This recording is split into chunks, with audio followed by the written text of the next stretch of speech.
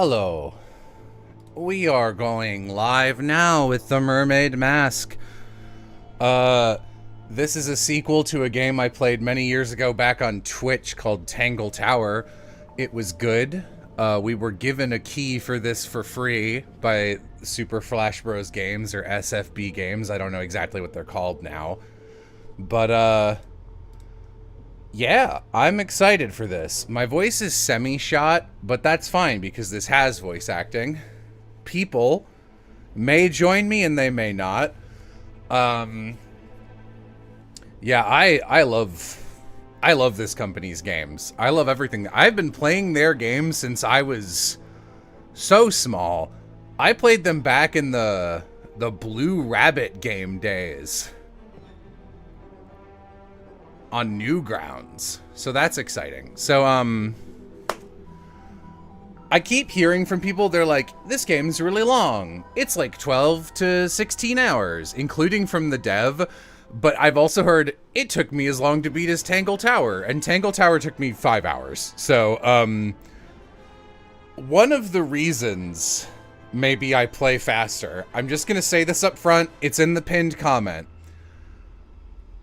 I know the voice acting in this game is gonna be good. Hello, someone. It's Piff. It's Piff. Hello, Piff. I know the voice acting in this game is gonna be good, because I've heard a little of it. And I bet the dialogue's gonna be really good. It would be awesome if this game stopped minimizing every time I move to a different window. I want to get this out of the way up front. I am gonna eventually start skipping the dialogue because I'm out reading it. This is apparently not a thing for everyone, but after hearing a character talk for about 5 minutes, I now have their voice in my head forever. And I'm usually able to hear how they intonate most lines. So I will, for the sake of speed, just start going. And I am going to start skipping. And like half the comments on the Tangle Tower playthrough are like, why does he skip the dialogue? It's like, because that's how I play every game. I was playing Final Fantasy Tactics, which has good writing and good voice acting. And Amy was like, stop skipping dialogue. And it's like, listen, if a character's going, if their dialogue is, no, it can't be, friend's name, and I know how they talk, when I see that appear on screen, I just know what it's going to sound like, because I've heard how the character talks, I know how I would direct them to say it, and I know how they intonate, so I can just hear the whole line in my head. If you would like to play this slowly and get every line of dialogue, you should buy it on Steam. Okay, let's go. That's enough. All that's to say, don't complain about that, because it's annoying. Oh, fair enough. You're quiet. Oh, sorry.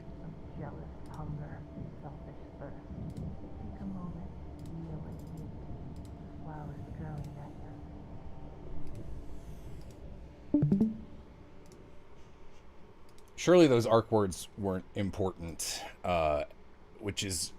It'll be fine that they minimized it. I didn't see it when I was turning this game on for Piff. Barstools. The wood is rotting, so I've strategically chosen not to sit on them. Also, this game has one of my favorite voice actors of all time. It's Edwin Tiong as, I believe, Detective Grimoire is his name. So we're going to be getting a lot of this. What do you think, Sally? Ah, thanks for clearing that up. Okay, let me turn this back up. It's what remains of the stone top. Looks like it's been although Sorry, man. I'm just trying to find a menu. It's... Nobody's cleaned the floor in a while. Nowhere is safe to click, dude. There's dialogue. I know the game's quiet. I'm fixing it. I'm fixing it right now. You heard me say I was fixing it. Like 80% of your dialogue was that. You guys need to pay more attention. You guys are the ones that ruined the Odyssey, where the guy did like the little like head nod and it was like a silent good scene. And then there was a voiceover going like, "This is why this all happened, and this is what I'm feeling." And they're like, "Oh, that's the thing. I can't get context if no one tells me directly 5 All right, times." let me just reopen the game then. If I had to unlock the settings, I'll just reopen it and start it with more. I'll just do the entire intro spiel again. What if I did that the whole time? What if they gave me a key and that's all I did? Short playthrough. Short playthrough. I don't know why you guys said this was 16 hours.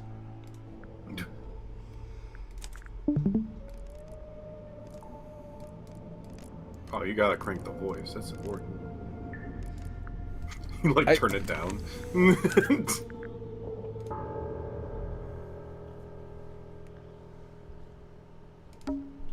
Lamps. They've stopped giving out light and taken up dust collecting. That's also what I plan to do when I retire. It's Sally. She's fast asleep. To be fair, it is 4 in the morning. I agreed to stay awake and see if anyone shows up. So far, nothing. It's some book Sally's been reading. What a freak. She insisted that we bring it with us, although I'm not sure why. Hex of the Helms. Man, I miss when book covers looked like this, dude. Oh, Something yeah. terrible. Will you face it? So you're gonna read something I didn't want to interrupt. Hex of the Helmsman. Okay. Kristen Kale Publishing, J.D. Weirman, Hex of the Helmsman. Something terrible awaits for you in the depths. Will you face it? He sees it in his dreams. He sees it when he closes his eyes. He cannot escape it. But what is it? Renowned helmsman Marcus Mordoom is a man with a singular purpose. He will not rest until he uncovers the truth of what's really hiding behind the waves. Hailing from a small fishing town named Silkworm on Sea, J.D. Worman moved to the big city to write his first novel. And it's that novel that's already carving him out a place in the annals of history, as Worman's mastery over the typewriter shines through in every beautifully crafted sentence. The only question I have is, how can he possibly follow this up? For T.W. Ibis, for imparting upon me what it is to love the art of writing. Chapter 1. Let's read this whole book. Lost at Sea. Marcus Mordoom tightened his grip on the wheel and started out across the bleak horizon. On this morning, the familiar frigid air of the South Sea carried something more than salt spray as it whipped around his weathered face. On this morning, the familiar howling voice of the wind seemed to be in duet with a much grander voice, a voice that spoke in language that Mordoom could not yet understand. Okay. Not yet. I wish I could read. I wish I could read. Looks like Sally's read through it a couple of times already. I wish I could read. I wonder what's so interesting about it. I wish I could. Understood. It's what remains of the stone, though I don't have it. It's the case file. The reason we're here. It was left for us right here on the bar. All right. Here's the case file, not the case. No, I'm just supposed to pick this up and leave, I assume. Murder victim, right. Captain Magnus Mortuga, 39. Location, Illusion Theater, Mortuga submarine. Mortuga had locked himself in the room. It was later forced open, and the body was discovered. Mortuga was found alone, laying on his back with a single cut across his throat. No bladed weapon of any kind was found in the room. The Illusion Theater is mostly empty, save for an ancient stone cauldron with a thick metal lid. The purpose of this cauldron is unknown. However, I am informed that it has, quote, never been unlocked before. It is now unlocked. It is now open. Signed, Captain Seafoam, captain of the Mortuga submarine. That's not a lot of. That's not a lot of information. God, this model looks beautiful, by the way. Like, I love the way they're doing stylized 3D models in this. Captain Seafoam. As far as I know, that's who hired us. And who left the case file here in the end. But where are they now? Where's anyone? Sally, what do you think? Great contribution. I thought I heard something outside. Hello? Sea raccoon, eat me. It's the sun. Sally, wake up. We have to go. Why? Because there's an eerie green light trying to lure us outside. Oh, that's a pretty good reason. I'll get up. I think it's time to go outside. To move around, use the map button in the bottom left. Sally, you remember how to walk, don't you? Theme of walk. The bubbles. Beam, beam, beam. Are you awake? I thought I was, but maybe not. Maybe this is my dream. It's not a dream. That's exactly what Dream Grimoire would say. The Stone Top True. Inn, the best inn in Silkworm on Sea, It's the only inn. and therefore the best.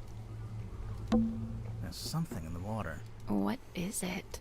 I don't know, but whatever it is the source of the green light. Green light. Green fire. Is that? A submarine. I think I can see someone standing on the deck. Maybe we should go take a look. Not yet. There might be clues. It's a billboard for a theater. Baroness Fortuna presents performing tonight. Oh, Yeah, we didn't come all this way to go to the theater. Also, the sign is several years old. another abandoned building. Mr. Grip's Emporium. What do you think they sell? Currently, nothing. There's an old lighthouse up on the rock. Can we go up to the top? Do you have permission from the lighthouse keeper? No. Then no. Is that? A submarine, I think. Maybe we should go to. No. Is A that? submarine? Maybe we should go to.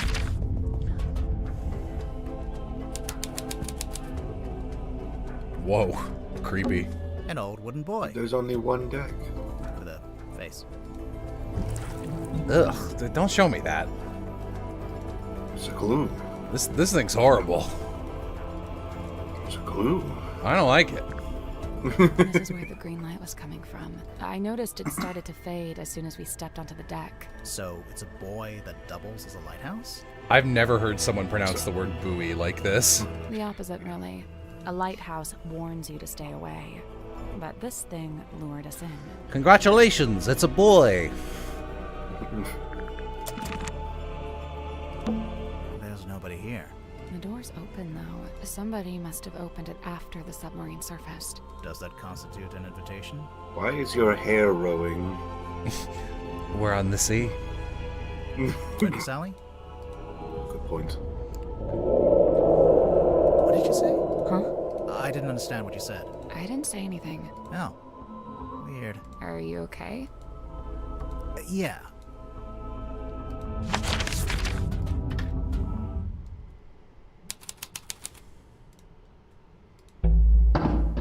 What's at the bottom of the ladder? I can't see.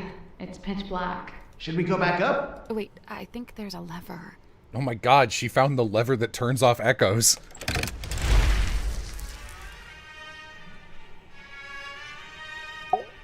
This is the weirdest submarine I've ever been on. It's the only submarine you've ever been on. And the first? And the first. I guess this is what lights up the room when you pull the switch. I wonder what they burned to make it pink. It's like an old-fashioned drawing room. I don't see any drawings. It's short for withdrawing. As in, you withdraw there after dinner. Actually, I didn't know that. I actually never knew that. Oh my god, I'm psychic. Whoa. What is that? It's a painting.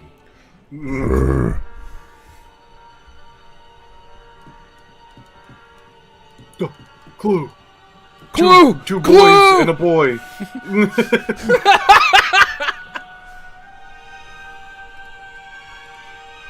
Write that down. I'll never forget it. I don't need to There's write an it down. old-fashioned speaker mounted on the wall. It's playing spooky music. It's the kind of music you'd hear at a fancy party for vampires. I hear it. But the vampires are all wearing masks, and there's one guy who's secretly not a vampire. And Sally. Hmm? A glass of wine. Ominously left half finished. Maybe the wine was corked. Ominously corked. I think this door leads into the control room. I want to go into the control room. Well, you can't. It's locked. It's locked. It's locked. It's taped up on the other side of the door. You don't need to come in here. The crime scene is one floor down at the very back of the submarine, Captain Seafoam. Thanks for the directions, I guess. Do you get the sense that the captain is hiding from us? Why would they do that?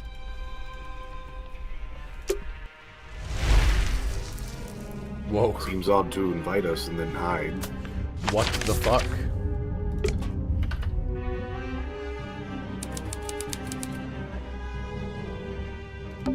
Playing cards. Looks like someone got dealt a bad hand. Oh, really? I have no idea. I just thought that would sound cool.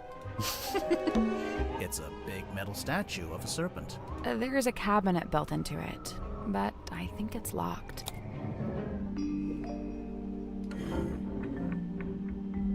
Can you figure it out? Right now, probably not. No. I assume it's just the amount of shapes. The angles, you mean? Like, so this Yeah. one's a three Points. sides. You know, Okay. that would be 4. 9 total for those, like 5 and 4. You had it 9.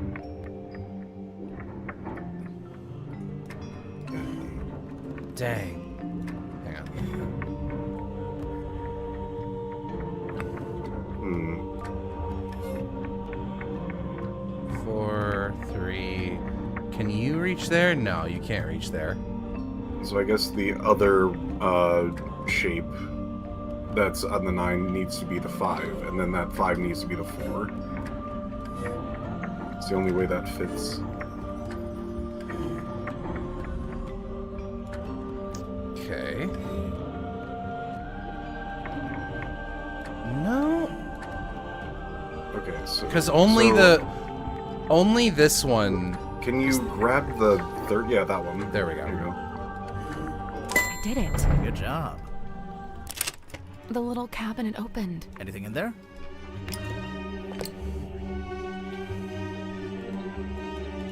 Shut.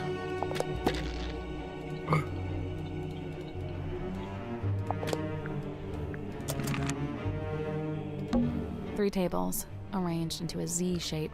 It's actually more like an S from this angle. Oh, maybe they were trying to write my name, but they ran out of tables. Aloha, did you... Oh, yeah, you forgot to put it at ultra low latency. Chat is really behind. Yeah, watching the game from the stream would have been impossible.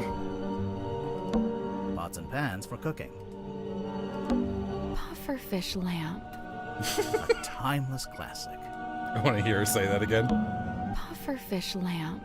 A timeless classic. Wow! A picture of a fish. Delightful.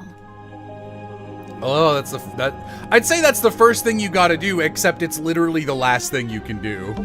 A wooden chandelier. Hey, it's a kitchen. We didn't have one of those last time. What? Nothing.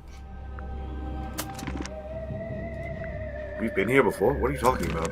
Maybe she's from Submarine Town. Hmm.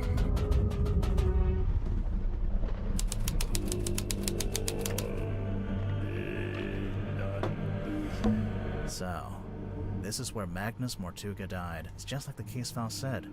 He landed on his back with a cauldron at his feet. He was killed by getting cut across the neck, right? Yeah, you can see that's where the blood came from. But there's no weapon, no knife or anything. Nothing. They're usually left here for fun. There's a little broken bottle on the floor. I'm guessing Mortuga dropped this when he died. The goop. Moon. We got sun. This is moon. It's moon, the sun. A trail of blood. Looks like it came from the wound in Mortuga's neck. It runs straight down the room towards the back of the submarine. No, it doesn't. Not immediately. It pulls out first, then changes its mind. This is the cauldron? Not quite what I was expecting.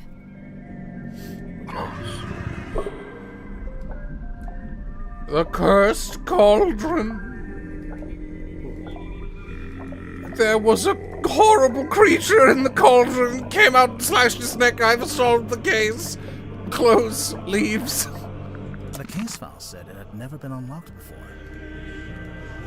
This place gives me the creeps. That's The where cauldron I came especially. from. I keep staring into it like I'm going to see something, but it really does seem to be empty. To quote from the case file, Mortuga had locked himself in the room. It was later forced open, and the body was discovered. So Mortuga was alone in a locked room. A very small locked room. There really isn't anywhere for a murderer to hide. I'm not so sure. I think there is a hiding place. Brain attack.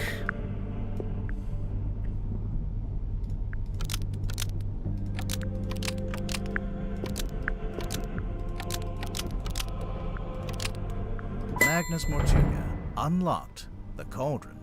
was killed by what was inside. I really don't think a person would fit in that cauldron. And didn't they say it had never been unlocked before? If that's true, there couldn't have been anyone in there. Right, I agree. I don't think it was a person. Then what? I don't know. But you have to wonder why it was kept locked in the first place. I'm guessing there was something pretty bad in there. Look, Mortuga died from a cut across his neck, not from some vague paranormal entity. Unless you're suggesting it was a vague paranormal entity with a knife? Did you get a good look at the inside of the cauldron? There was something I noticed. It's a cauldron. Blue. How do I? There we go. Scratch marks.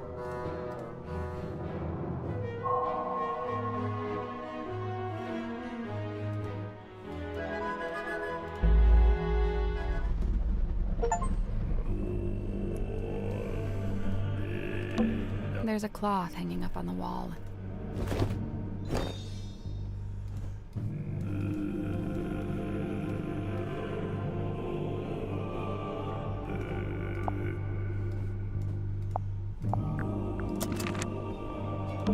The stool's been knocked over. Doesn't it look familiar to you?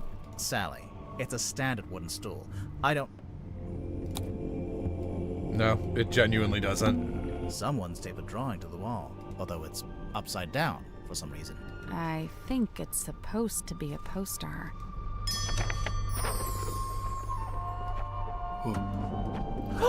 Oh! A baby! Oh.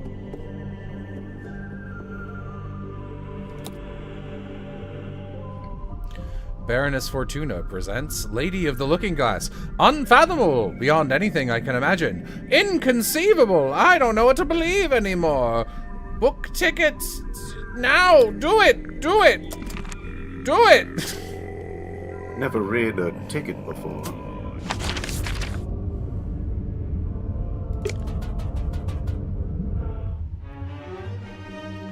Are we trapped in the submarine? We can't go outside right now. I mean, through social convention, I suppose.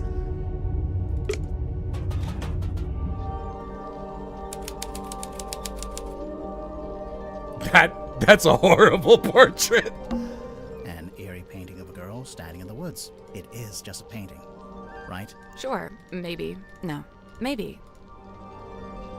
A walking stick, standing up by itself. I think it's part of an illusion. What illusion? Invisible man, maybe? I don't see it. The lamp fell over. She blinked. Wow, you really are a detective. It's a model submarine. I think it's a doll's house. Fish hanging from the ceiling. It's like we're underwater. We are underwater.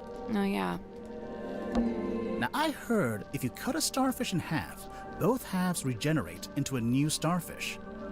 Yeah, I can do that too. Also, they have no brain and no blood. Yep, ditto. An eerie painting. It is. Sure, maybe. No. Maybe. I like the way that when you click her, the magnifying bulge, her eyes bulge out. Sure, maybe. No, maybe. Hey, look, Sally. It's a giant dice. Die. What did I do? That's funny. A page ripped out of a newspaper. Shine. Lady of the Looking Glass enchants audience. Theater reviews by James Dusk. The young illusionist who goes by Symmetry Silk Moth. This is bait. This is bait. This is fucking Jello bait. Because why not? Begins the show with her signature act. This is like if we found a character that was like a slime with mutton chops and a goofy old man voice. It's the slime! Who joined? Oh, Jello. It's me. Hey. Jello, yeah, I don't know if we want to interrupt the flow, but if you want to try something, could you end the stream on OBS to see if I can set it to low latency, like after we stop the stuff? Like, you want me to click stop streaming? On OBS. Is on fine. OBS. It will still be connected on... Yeah. All right. Okay, maybe, You needed to do that. I forget which one is the. I'm trying to get it to where I can access the YouTube side of things, but I never. It's on stream settings. Yeah, I can see it, but I can't. You'd have to end the YouTube stream, which ends it all. Okay, never mind. Okay. Yeah, I tried. Oh for 2, aloha! Alright. I do like the man that walked in here and said, hit that button, and then immediately yelled, don't hit that button. Yeah, I don't think any of that got on stream. But I was like, can you try hitting stop streaming on OBS? On OBS? On OBS. Okay. Hits it. Wait. What do you mean? You gave me one instruction. What happened? The young illusionist, who goes by Symmetry Silk Moth, because why not, begins the show with her signature act, in which she somehow holds parlance with her own reflection in a large antique mirror. The two Symmetries, who seem to move independent of one another, speak upon their morbid anxieties and intrusive thoughts, which, it transpires, form the themes of the show at large. Even though I have my theories about how the trick is achieved, to a less cynical eye, it would present a thoroughly convincing spectacle. The mysterious Miss Silk Moth rounds off her performance with a surprisingly comedic set piece in which she attempts to communicate with her departed Uncle Gregory, who appears as an apparition with a crystal ball. However, it doesn't go to plan, and her audience laughs as Symmetry is put on hold in her disastrous attempt to telephone the afterlife. Overall, the show is a triumph, a brush with mysticism that stays with you long after the final bow. Godric Grips' nautical and aeronautical precision. Does any of this matter? Just advertisements. The Silkworm Spectator. Okay, catch of the day. Caught a weird thing. Some kind of fucked up oarfish. 3 a.m., the witching hour, and the moon is out. Dearest Selena creaks into port, and its once cheerful frame now seems burdened, heavy. It has a secret. A moment passes. What's this? Something is hauled up onto the slime-slick rocks beneath the... I don't know why, but I keep like, reading something correctly, thinking I fucked it up, going back 2 words and losing my place. Slime-slick rocks beside the old silkworm harbor. A body. A creature. Its eyes are closed. No, wait! Look again. It has no eyes. A serpent of a sort, but it has arms. So, a dragon?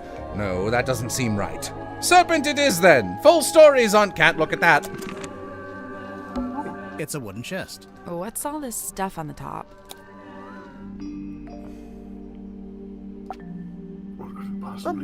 A baby. A baby. There's words underneath.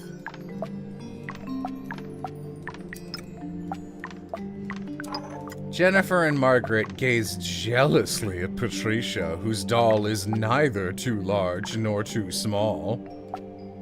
Okay. Alright.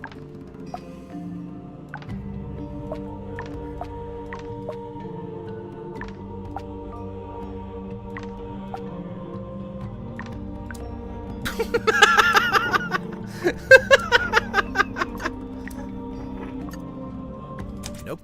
First things first, we need to make Right. Surely it's the key to knowing. Me when I gaze jealously. Okay, so how do we distinguish which one is Jennifer and Margaret?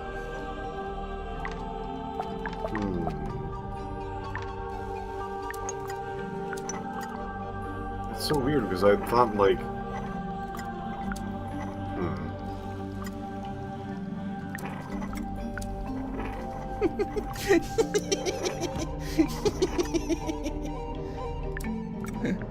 That's not it. So, and then the glass lenses. I would assume that the one that has a large one and the small one would have the big head. Like, this feels like it would be the right answer. Yeah, Chad, I'll ask for help. Maybe they need to look to the side. I don't believe I have the ability to do anything.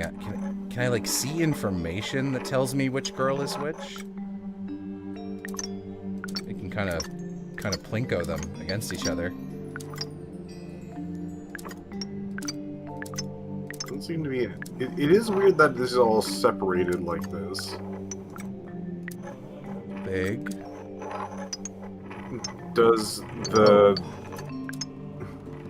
Sorry, I see there's like a visual glitch with this one. If you see, there's a little corner. You can see the corner clips into other stuff when it gets near it. Do all of them do that?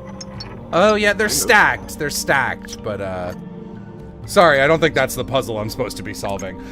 This one's red. That makes it big. This one's blue. And these are normal. So maybe this one's supposed to be big. This one's supposed to be small. And they're the lookers. Now, Two of them, and the other two use a kind of... Maybe they're supposed to be staring at the doll, so maybe weirdly swap the bottom and top one in the middle? I don't know. Alright, sorry. What are they saying? Two of the lenses use magnification to make things larger or smaller.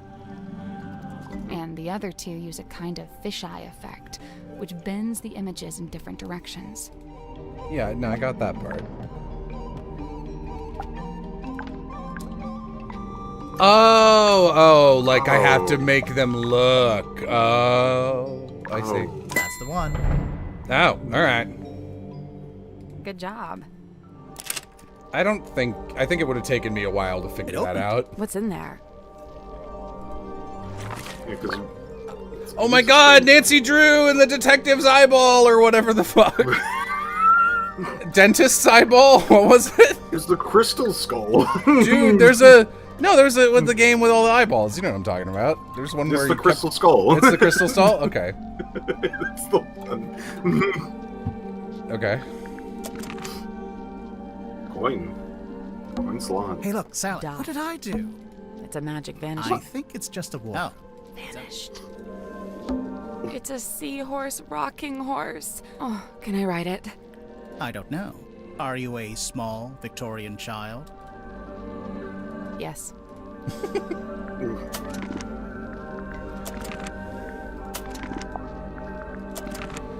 I can already tell we're gonna get a lot of multiple attempt things from chat being like, it's obviously this, and then like 60% of the people who are confident and rude are just fucking wrong. Yeah.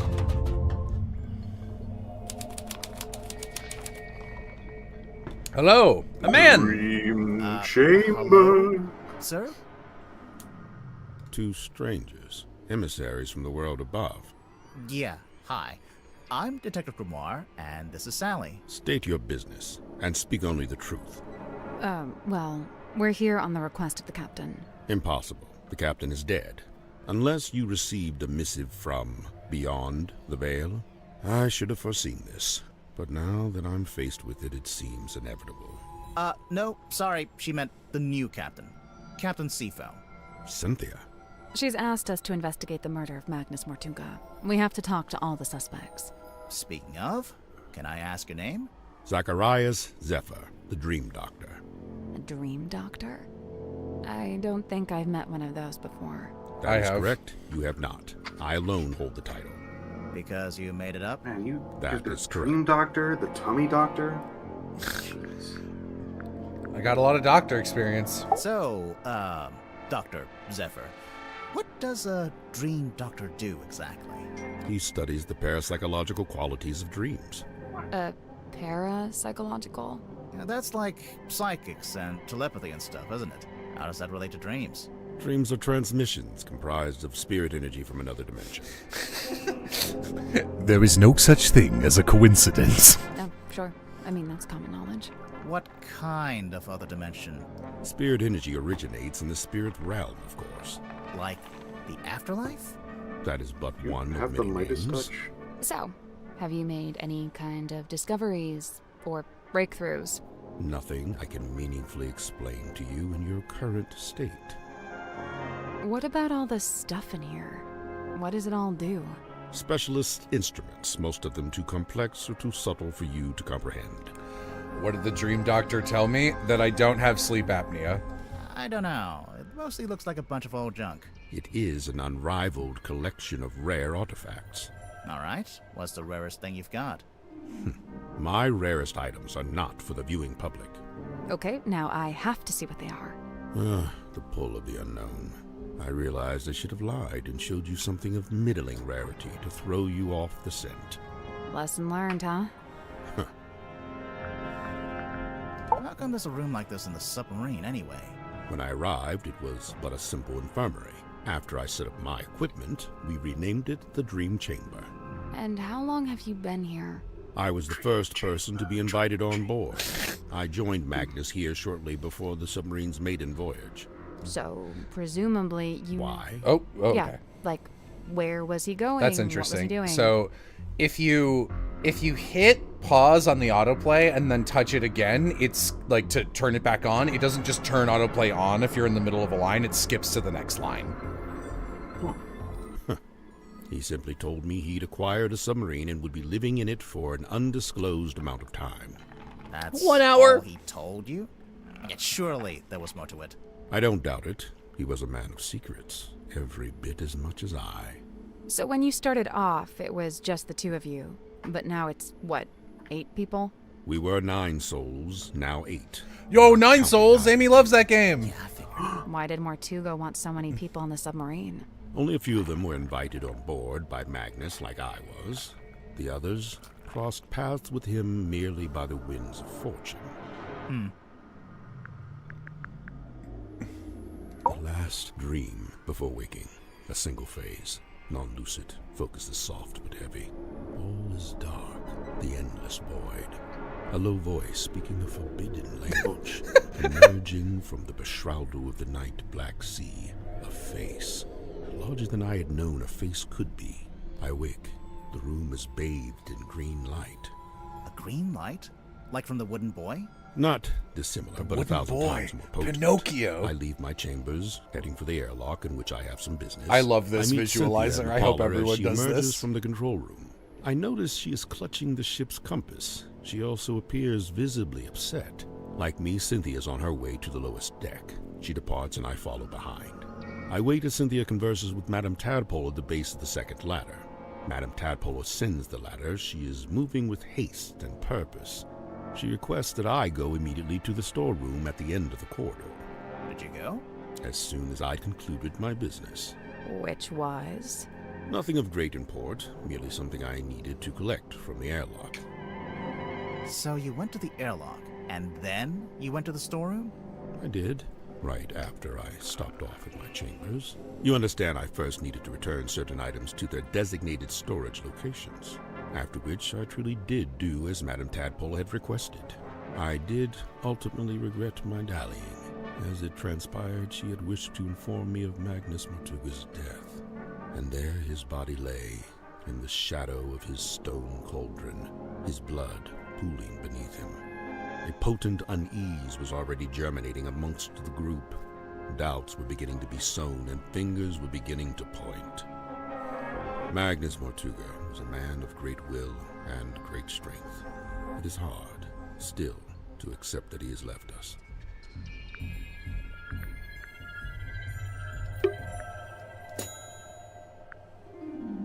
Oh, this is like a hint. Okay. I didn't know what it was. I don't... Do you know anything about this horrible wooden boy? How long has this been chained to the foredeck? Do you know? Since the conception of the submarine, as far as I know. The conception of its current incarnation, I should say. The wider history of the vessel reaches back a good deal further, of course. Alright, let's look at your chamber. A set of small glass bottles. Poison? Might just be perfume. I'll meet you in the middle at poisoned perfume. Thank you. Drag bottles and caps. Oh, okay. A crimson hue upon the label. Of aerated with effervescence. Does that mean it's stinky? Does it stink? I don't know what that means. Exhales a curious oh, okay. Okay, that one's stinky. You're stinky. So these two exhale a vapor. So it could be this one or this one. The crow also does a vapor. Drips fall with a hurried cadence. Would not say that's hurried. That's pretty fast. medium. This one's stuck. A glutinous viscosity. All right, well, this one's correct then. A conspicuous X upon the label. That's fucking funny. There's so many. That could be. That's so useless. Like 3. All right, well, it's not this one. Okay. A hue upon the crimson label. I assume actually it's the... wait, no. Could be this, technically. Aerated with effervescence. What does that mean?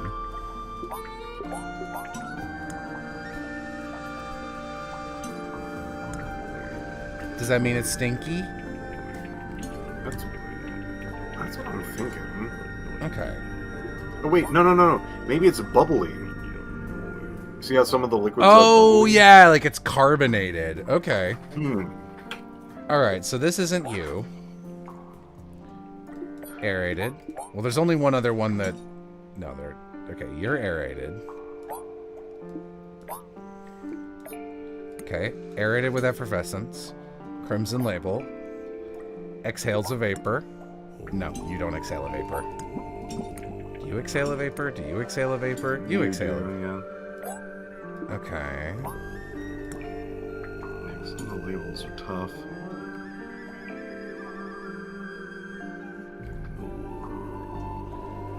You'll want to present everything if the hint says to talk to X.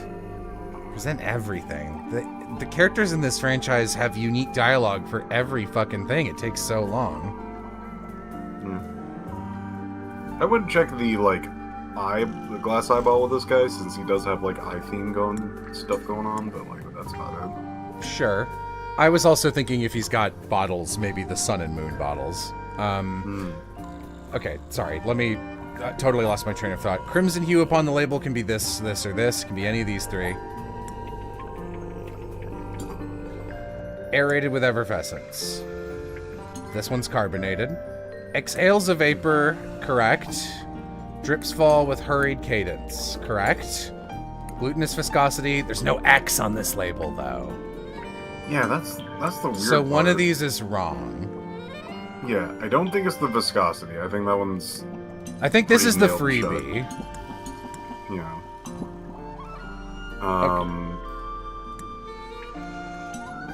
Okay. That So... one's bubbled with gas, so that's pretty, Yeah, these can switch, right? Sweet. Aerated, yes. Exhausted. This can also be here. What does the moon need? Well, the moon... Okay, the moon can only be here or here. No. Because this guy's locked in. We can ignore the purple one entirely. Okay. Then maybe switch the arrow and the eye? Right now? Maybe the moon and the eye at this point? Wait, no. No. This bird needs... and eye? No. Hang No, on. that could work. Hang on. You want me to switch the bird and the eye? Yeah. Right now. Yeah. Okay. That's about as far as I can. Red label. Sorry, I have to start from the beginning or my brain drops all of these. Okay. Okay, this one does have carbonation. Stinky. Fast fall. Glue X. Got it. Nice work. Is anything going to happen? The glass moved. Let's take a closer look at that book. This one's not really a book. Looks more like a magazine. Ooh, sad evil Santa.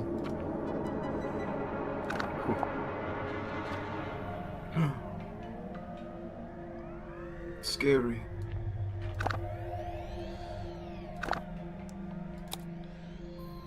Lillian's locket. Lillian Lucian was a witch of some infamy before her untimely end at the hands of a curse. Some say the locket protects from curses. Others suggest it absorbs them, imbibing their power. Silver Snake Skull. The disembodied... I already know what Jello would sound like. Well, well, well. How the turntables. Sorry. Did you know I had a silly little voice for this line? How could you have known, Piff? I'm going to leave a mean comment. Please don't. That's my one weakness. Silver snake skull, the disembodied skull of the mysterious silkworm serpent. I think that's probably the thing in the newspaper. No eye sockets. Use discretion. Several high-quality fakes are in circulation. Similar in material to gold. Able to touch ghosts. That's probably the hand he's wearing. Mermaid's tongue. Okay. Requires a special key to operate. Both the key and the tongue are rumored to be lost to sea. Name your price. Okay. Got a freak catalog for I freaks. think I can see a face in there. That's probably just pareidolia. Who? The human habit of seeing faces where there aren't. Okay, no, I just saw it too. That's probably the human habit. Okay, no, I just saw it A too. ghost rises before me. Divine Exolinguistics by Mary Morrell. It is Speaking, If You Are Listening, by Carl Cavendish. The Seven Secrets of Onirology? The Seven Secrets of Onirology by Edward Edmonton. Prophecy from Parapsychology, by Halcyon Hardwick. I love that everyone in this universe has alliterative names. The Magician of the Soul by Annabelle August. So much to click on. Hey man, do you recognize Dr. this? Zephyr, is this yours? I don't immediately recognize it. You sure? It really looks like something that had belonged to you. Of course, I do concede that I have many similar bottles here in my dream chamber, so it's wholly possible that it originated in my collection. Nice answer. Totally non-committal. You fucker. What G name do you think Grimoire has? Gregory. Gregory Grimoire. Bottled sunlight. It appears somebody's looking to protect themselves from vampires. There's no vampire on board, is there? Of course not. What about Mortuga? I'll admit, it was a rumor for a time.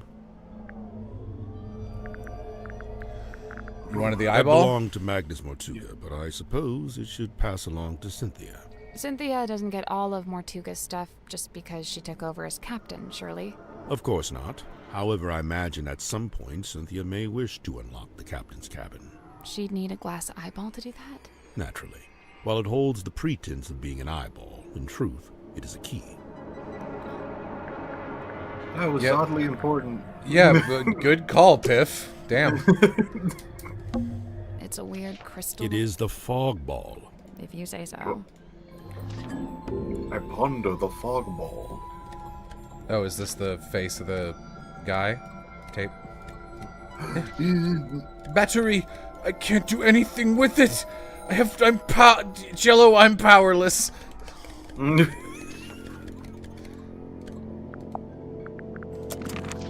Explain to me the fog ball! Where do you get this from? It is on loan from Miss Silkmoth. So it's for some kind of magic trick. I thought it was a crystal ball, like a fortune teller would use. Indeed, it is a divining orb of a sort.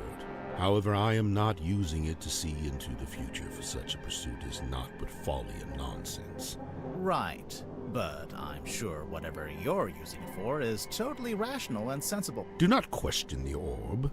I'm always telling him that. What is this, anyway? It is what it says it is, a quarterly journal of listings and inquiries. I noticed the prices are listed as ounces, and that's gold, I'm pretty sure. These numbers are merely a way to ascribe a universal value. Most transactions take the form of a trade, exchanging items of equivalent worth. Oh, wait, so are these things that people have and they want to sell? Or is it stuff people want to buy? Both. What about that last one? The mermaid's tongue. Likely the most contentious item ever to be listed in the journal. Desperately coveted by those who believe. and disdained by those who don't. Those who believe what? That such a thing could even exist.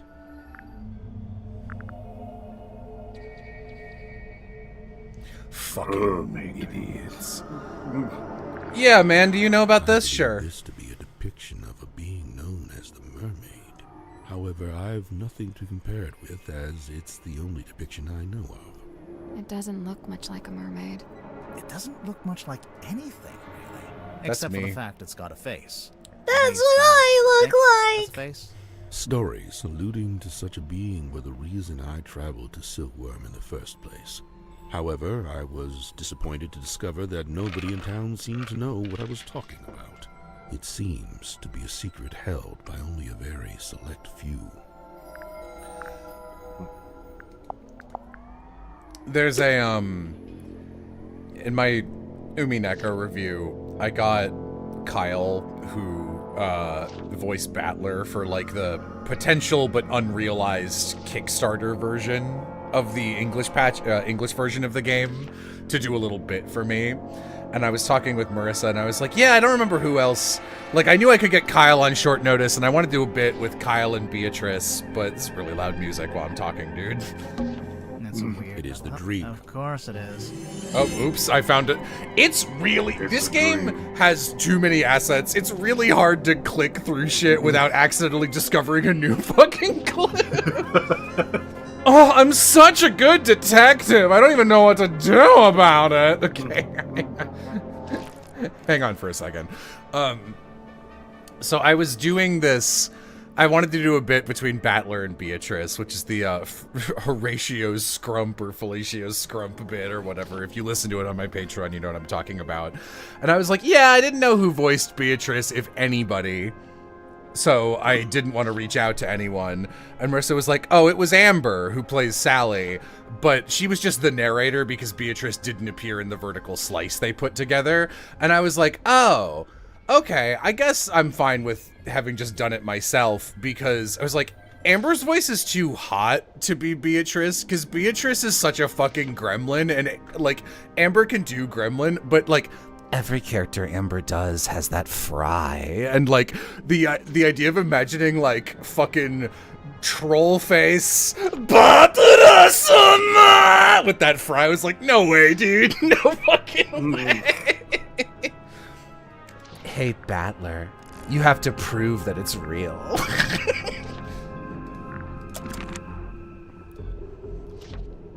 Prove I don't exist. All right, sorry. What the hell was that thing I was looking at? From the top gets filtered through the pink glass. It gives the whole room a really weird vibe. Clue of pink glass. It was the helmet thing. The dream. What's in the bowl, It Jello? dongles when I dingle it. Whoa. I love the textures on like the way everything's painted is really, really beautiful. Hey, man. Tell me about every item in your room, please. Blacked out. It Did is a this wicked kill him? sleeping mask. To induce REM sleep? Correct. What's REM sleep? That's the kind of sleep where you dream. The good sleep. So, what's the big funnel on top? It is an energy filter. So it filters the dreams as they come out of your head? The opposite. It filters the dreams on their way into your head? Correct. Oh yeah, dreams are transmissions from another dimension. I forgot. But what's the point of filtering them? What does it do? To study the transmission, it is first necessary to change the format of the energy signature. Oh, like when you change a WAV to an MP3. This is a syntax with which I am not familiar.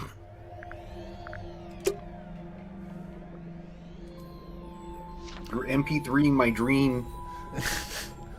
He MP3'd my dream journal! I did not! Mr. Electric, drag him to the recycle bin and have him deleted!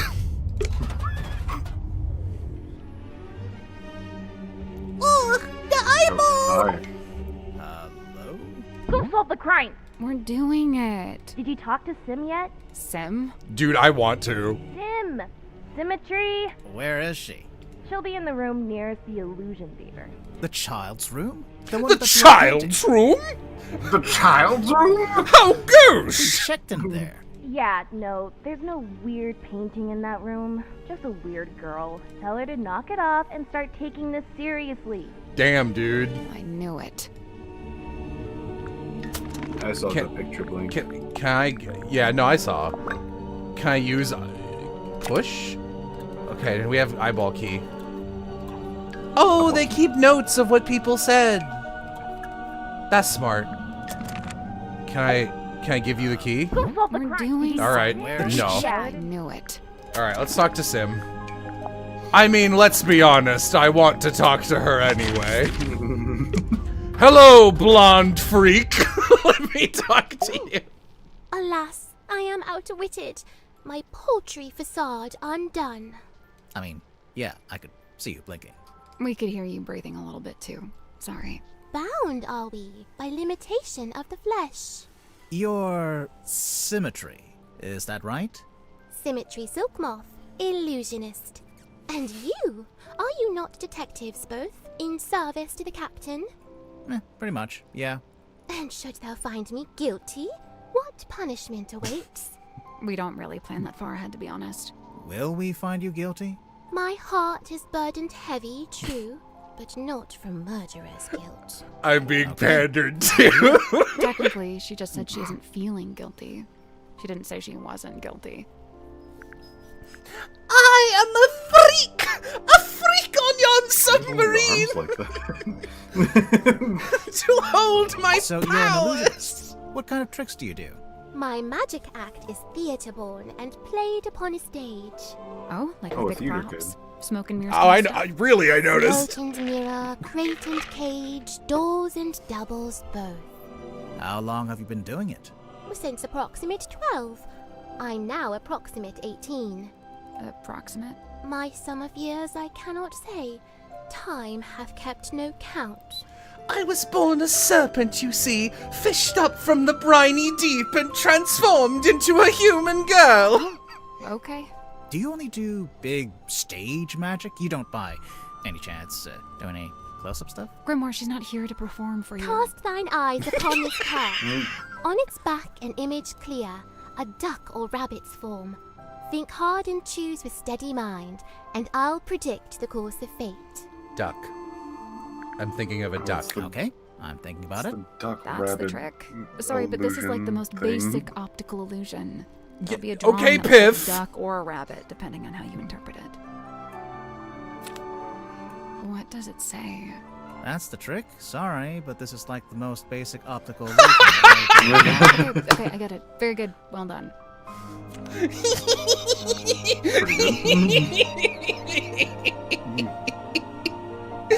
Oh, I love to love a character.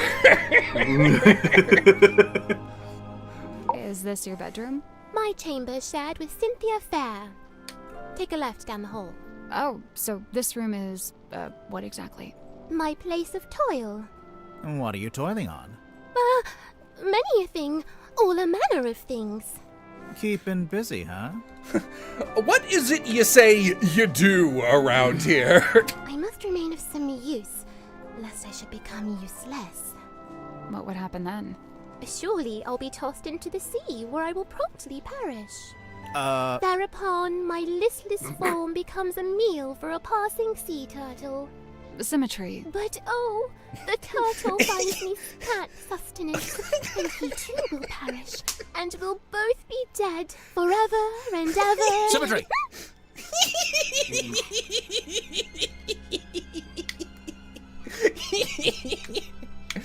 I clap like a sea lion.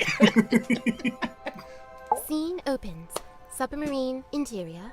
Oh my Symmetry god, I lies awaiting I me. love this I fucking didn't character. like this. She is restless, wrought with guilt. Guilt about what? A sudden movement of the submarine wakes Cynthia. Cynthia, noticing symmetry. Oh, you were already awake. What is wrong? The two young women briefly talk to one another. Not gonna give us that bit? Cynthia, Let us get kill up. the Oh, captain. I must go and inspect the control room. Exit Cynthia. Symmetry lays in bed a little longer. Symmetry, getting up. Oh, I must return to the Illusion Theater. I cannot bear it. Return? The Illusion Theater. The door is already open. Symmetry sees Captain Mortuga laying dead on the ground. She screams. She also sees a large face passing by the window. What? A face outside the submarine. Enter Dansum and Worman. Dansum. Oh, my dude, this is crazy. Worman says nothing. Enter Madame Tadpole. In her wake, Mr. Grip, Cynthia, and Mariana. And after a short while, Dr. Zephyr. Madame Tadpole taking charge. Oh, which one of you is the murderer? Tell me now so that ye may be punished appropriately. Flair, Jello, are you hoping she's the murderer so you get to see her more? My thoughts exactly, dude. I'm sure that's exactly what she said. Exit Cynthia and Symmetry. Cynthia, visibly nervous. Oh, but who will become captain now? Symmetry, pondering. Oh, do you think Mortuga wrote a will? Not a bad question. The two young women attempt to enter the captain's cabin, but the door is locked. They decide to visit the control room instead. Cynthia is now moving with urgency, and Symmetry is lagging behind. Cynthia emerges from the control room. She is holding several sheets of paper and the captain's logbook. Cynthia goes down the ladder. Symmetry follows behind. Outside Worman's bunk room, Symmetry noticing a piece of paper on the ground. Oh, surely this was dropped by Worman, as it is from his typewriter. I shall return it to whence it came. She places the paper back into the typewriter. Symmetry returns to her bedroom.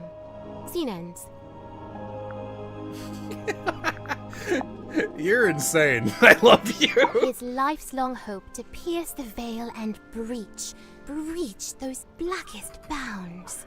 Solitary once, no more, for help is found in frightened form of fair and freckled face. She means herself. I'm following. A time is spent in the chamber dream and changed to Shut the fuck up! Then lo, a shock, dismissed, disburned, rejected, my lonesome purpose lost. Why'd he do that? Zacharias Zephyr, number 3, The Entangled Dream.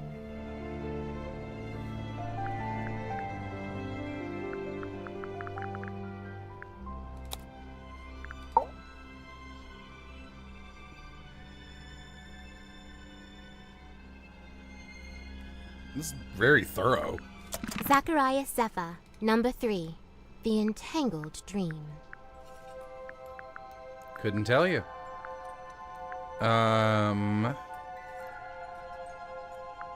Overambition? Am I allowed to His just life's cheese that? A And- time Why'd low. he do that? Zacharias Zephyr. Overambition? No. I beefed it. You're just gonna stay there. she beeps when you're done.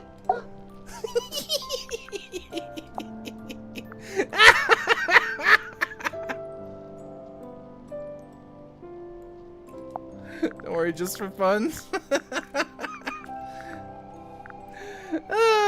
Stupid. Okay, sorry. Sim, look, it's you. Oh, long faded yesteryear. I'm shocked you knew that she was me. Yeah, I'm not sure you're old enough to say yesteryear in any context. From the review, it sounds like your old magic show is pretty good. I filled the house up every night. So why'd you give it up? There were other things I wished to learn.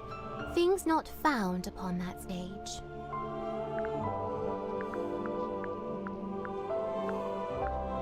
I find it hard to look away. Her flicker flame doth draw me in, and I am merest moth. What is it? Some kind of monster from the bottom of the ocean? No, not of the sea. She's of an even darker place. Detroit. Why Do you would know what someone these are? bring along a bottled form of sun? Sunlight's good for you. Vitamin D, I guess. What does it do? All kinds of stuff.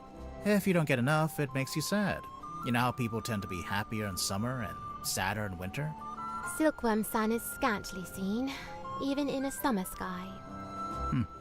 I swear, sometimes she just gets lucky with the alliteration. What is it? I do not know and dare not guess. Ah, come on. One little guess.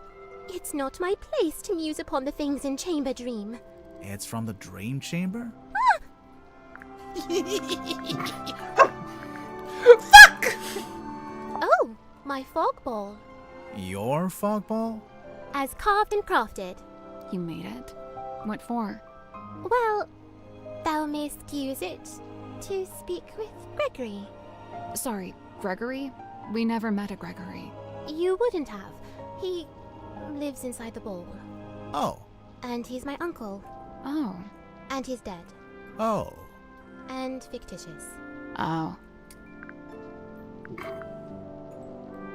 You drew this sim? I did. And you hung it up on the wall? In the Illusion Theater? I fully meant to take it down, but never had the chance. What is it exactly? Why was it upside down? Plans gone swift astray. Plans for a new magic act? Why'd you hang it upside down? Upside down? Yeah, I thought maybe it was part of some kind of trick or an illusion. I didn't hang it upside down. I hung it right side up. Really?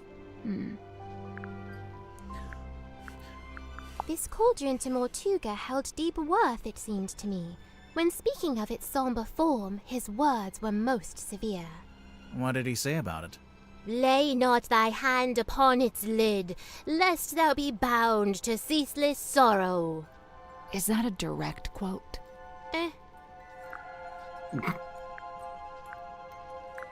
Care to explain what this is? Nay, Do you know what it is? I. I'm not sure if that was a pun or not. Where'd you find it? In the parlor, on the floor. So someone dropped it? So it would seem. You are suspicious and weird. You are very funny. Tell me about yourself. Are you getting enough to eat? Alas, by flesh and frame and bone and blood I set but little store. Yeah, that's what I thought. So what do you set store by? Oh, like, what are my interests? Yeah. Enwrapped, enthralled, of clothen dolls, of effigies, of twins, Okay, sure. of glass and gleam, of mirrored eyes, of phantoms falsely cast. Fine. Mirrors, okay. Oh! Of what, if aught, doth lay beyond this fleeting form of flesh? Huh. Symmetry Silk Moth, number 4, the unblinking eye.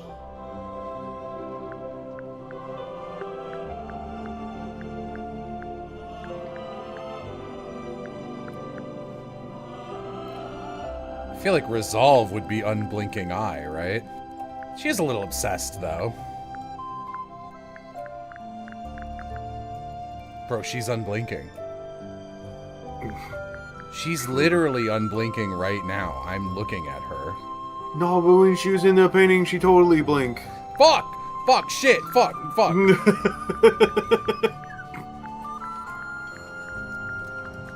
Can I back out? Symmetry Silk Moth, number 4. Obsession? Don't side-eye me. Alright, let's try and unlock Locked. this.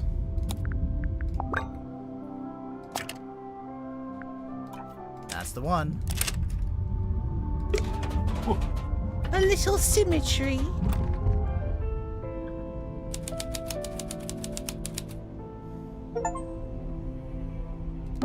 It's a treasure Sad. chest. Someone's peeking out from inside. Hello?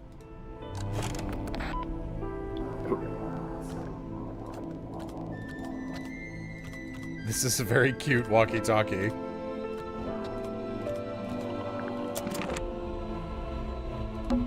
What's that on the wall? No idea. It's written in a language I don't recognize. What's that on the wall? No. It's written in a language. It's Mortuga's bookshelf. A lot of these aren't books. They're scrolls. Scroll shelf. It's a ship in a bottle. Really? What ship is it?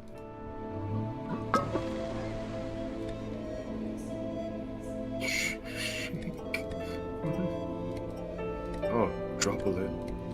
Oh. That might be the moon liquid.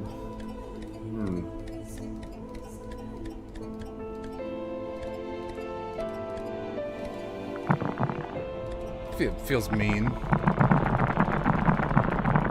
Why? Why is that an option?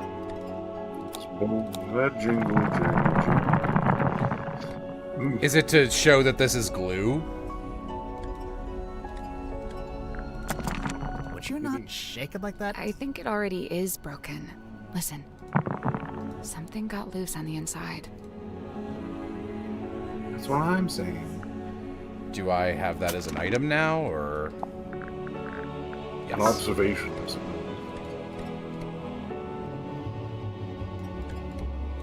We'll have to hit it with a hammer. Yeah. Is that a bell? I think so. Why is it hanging over the desk? Bell. Oh, picture. Man from egg. Sun gear, moon gear, okay. Boats, egg, trans person crawls into the ocean. You do know that there's the purple stuff is moon. I've seen the gear on the, I think the cauldron itself. A candle, on a skull, on a book. So was Mortuga a pirate, or what? I don't think he actually did any pirating. I'd say was pirate adjacent. It's a painting. It's beautiful. Probably haunted, but beautiful. Yay. Cool. Okay, this is probably the woman who's on the deck of the ship with him. This is probably an artist's signature, because we saw it on that other painting, too. Also engraved with her, just like the mermaid. Oh. And Mother finally let me have a map. Most of it, anyway. The important bits are all still there. Problem, I spent all night trying to decipher the actual coordinates. I couldn't do it. Magnus couldn't do it either, but he said we could pay someone to do it for us. So I put him in charge of that while I make preparations on the ship. I wanted to turn around and go back to Silkworm. Empty-handed? Never! So all the way here, he was sulky and moody, even more so than usual. I mean, he can be such a... even more so than usual, I mean. He can be such a baby sometimes. I didn't let it bother me because, as I had known it would, the moment we saw the green light, his curiosity got the better. Hauled it up. Took forever. It's super heavy and I didn't want any of it to get damaged. Once it's on the deck, Magnus put his arms around it to turn the things. He can just about reach, but I told him not to do it like that. Might not be safe since we don't know exactly what will happen. So I said we could do it together, one each. That worked just fine, but... Okay. So, who is it? Grimoire? Let's make sure to ask everyone about this. Everyone. Yeah, I'm curious to see what kind of responses we get. Okay. Mortuga's desk. Anything. Just dust. Nice window. It looks directly out the back of the ship. The ship? Yeah, you know, the submarine. What's that saying? Something like that. Ships aren't real, though. It's Mortuga's A book. lot of these aren't books. Scroll shelf. It's an old book. Minus the bird.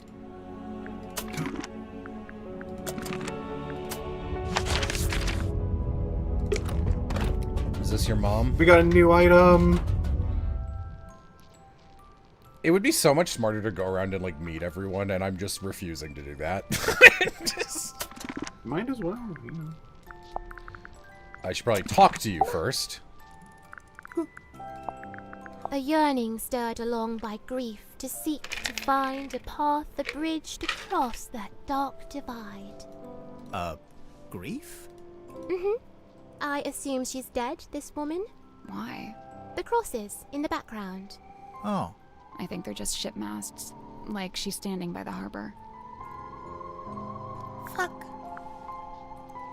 Do you know anything about Mortuga's model ship? Yet another weight upon his ever-troubled mind. Although, given that it's sealed in glass, I imagine it's now very hard to fix. What are you talking about?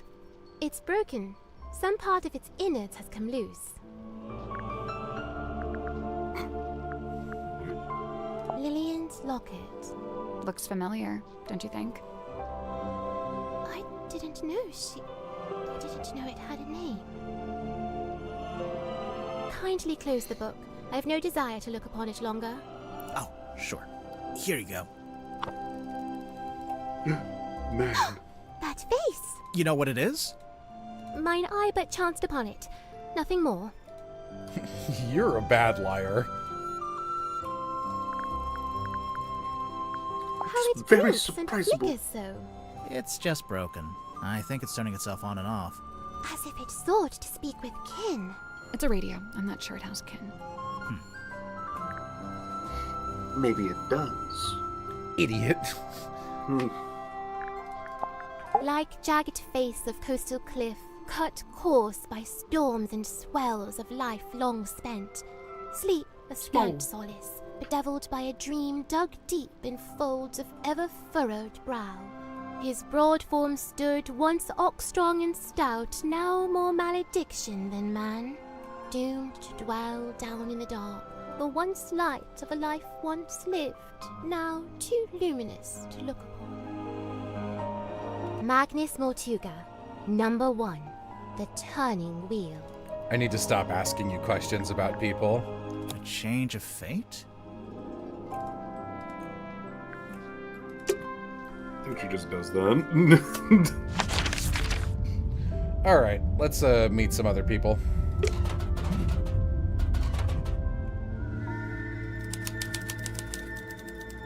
Boom. Hey, gamers. Sir, if you have a minute, I'm Detective Grimoire, and this is Sal. 2 detectives, 1 short, 1 tall. Tried and true. Hey, I'm really not that much shorter than But which of you is the funny one? I'd say it goes back and forth. You still haven't told us who you are. The name's Werman. J.D. Werman. He's an author. Author, journalist, let's see, what else? Famous, successful, some kind of genius, even. Oh, sure, that's why I got myself trapped in the murder submarine. I know who you are, Mr. Worman. I've read your book. Oh, joy, your fans. Of all the places. I never said I liked the book. Maybe I hated it. There's no way you hated it. The arcs are too tight. Each chapter leads to the next, beginning, middle, end, and bang, not a line wasted. Damn, he's right. Hello, saxophone. I can't not fuck him. So, you've read it, Sally, but Grimoire hasn't? Nope. What's it about? I'd really rather not reduce it to a single sentence. It's about a guy named Oh my Marcus God. Mordoom looking for something called the Devil of the Deep. And does he find it? I just think it'd be better if you took the time. Yeah, kind of. It gets a little abstract towards the end. So what, it's just Marcus Mordoom on a ship, and that's it? We're talking about several themes carefully laid on top of each other. It's also a love story. Marcus is in love with a woman named Belicia. She's his captain. Hey guys, it's Jello. Shut up! I don't see her on the cover. Really, all the nuance is lost if we just... No, she's there. Kinda. Like I said, it gets abstract. I'll take your word for it. If you'd like to read it, I have a spare copy you can... Nah, that's okay. No time.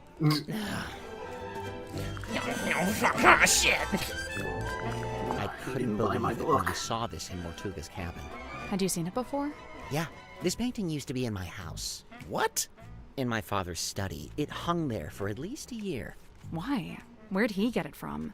I believe he bought it from the town's governor, a man named Fellow. So how'd Mortuga end up with it? I couldn't say. Couldn't be a trade. Wouldn't happen. Weren't the Fellows the name of the family in the last game? Have you ever seen this painting before? Before the submarine, I mean. Yeah, it used to hang in the Stone Top Inn for a little while, at least. Really? Seems like it would scare away all the customers.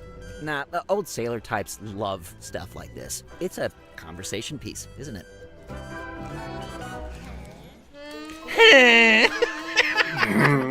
The soundtracks in these games are really good.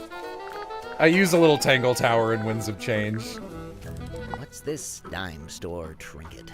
It's called a fog ball. Is it now? And it was in Zephyr's lab. It could be a priceless curiosity. Oh, yeah? A priceless curiosity that takes AA batteries. Yeah. All right. You think freaking ghosts have enough energy to communicate with us? Idiot. Like something from myth.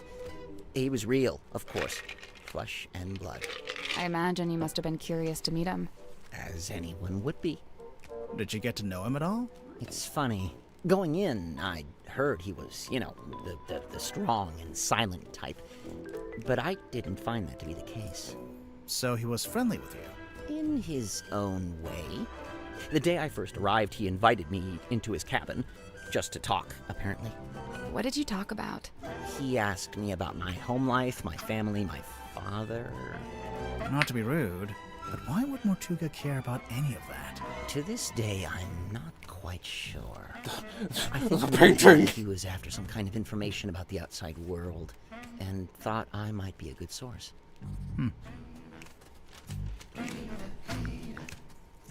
I don't understand what his deal is, but I already have a headache, so I'm just not gonna worry about it. What did he say he was? A dream doctor? Great. Good for him. He's researching spirit energy, I think. Lovely. More power to him. And he was the first person to join Mortuga's submarine, because they knew each other from before. Wonderful. I don't... Wait, really? Huh. Zephyr's not from Silkworm, though, is he? I don't think so. Interesting. Well, thanks a lot. Now I have yet another thing to think about. Have fun. I love this song. Sim tells me she's halfway through reading Helmsman. Is she enjoying it? No idea. She was just asking what research I'd done into hexes and curses, and was rather disappointed when I told her I just made it up. I guess Sim's into that kind of stuff. I thought she was supposed to be an illusionist. Oh yeah, she was asking about that too. What do you mean? She wanted to know what I liked about her old magic show, the one she had in the theater. You saw her old show. Yeah, it was pretty good. And from what I gather, she's been developing a new act and wanted some feedback, to get some direction. I know what it's like to make a follow-up to something people liked. It can be daunting.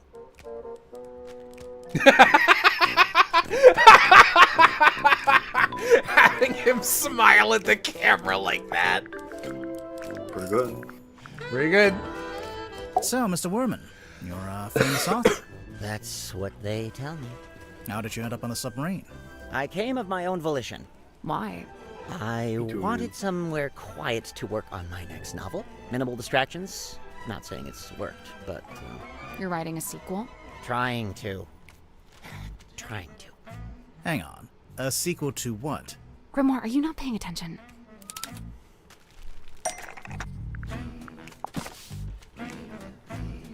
Ah, there she is. Benefactor and burden both. Sally, how did you know to bring the book with you? Because Mr. Hey Warren guys, isn't looked it nice the to area. play a game with It good says so right writing? here.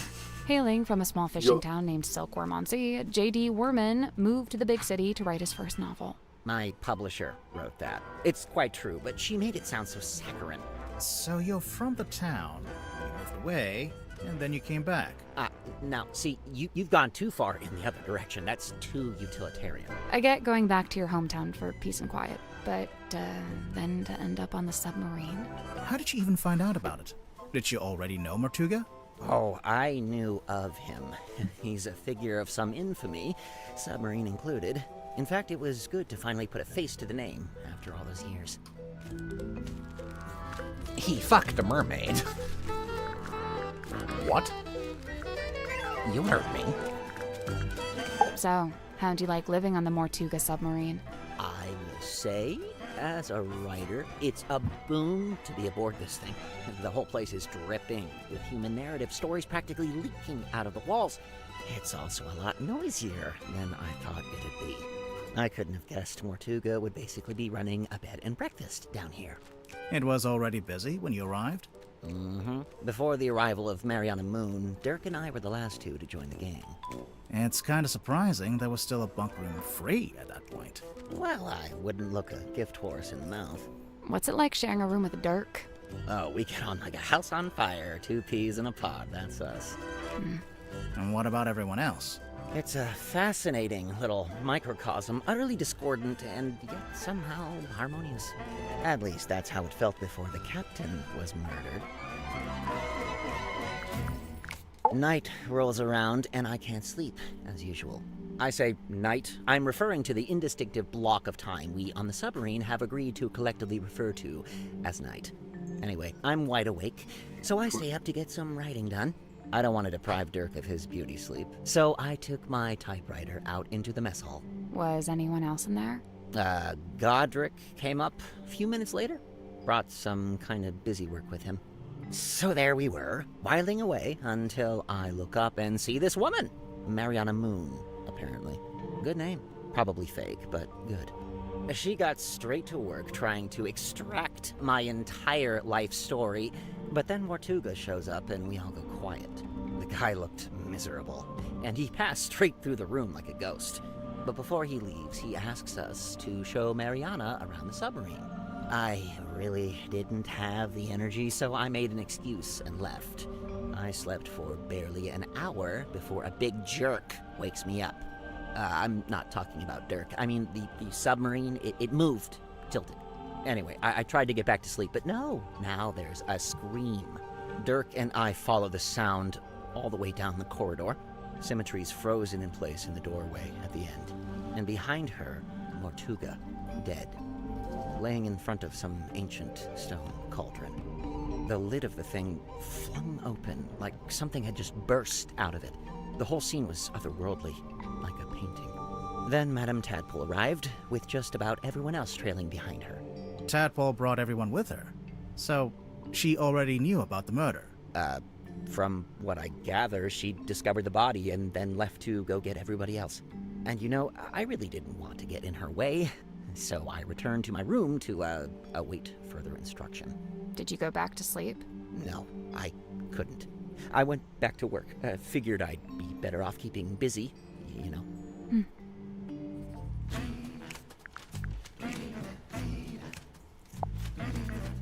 It's a strong image. The ancient cauldron opened for the very first time. It can't be the very first time. Someone must have opened it before. Semantics. So, what do you think was inside? Does it matter? I'm pretty sure it does. It might explain how or why Mortuga died. True. The murder weapon, maybe? Like a knife? Sure, why not? It would explain the scratches on the inside, after all. I guess. Now this is a throwback. I cut my teeth writing local interest stories like this. You wrote this? The review of Sim's old magic show? I did. But it says theater review by James Dusk. Oh, wait. And she finally works out what the JD stands for in JD Werman. Sorry, your name is James Dusk? And you changed it?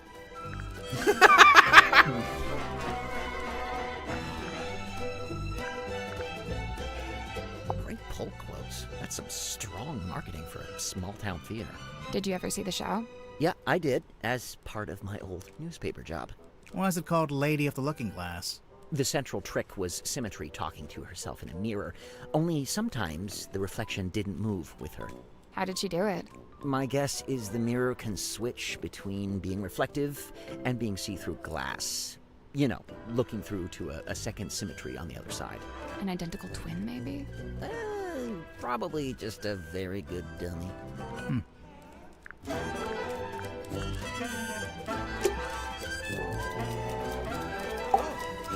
Hey, what's up? How's it going?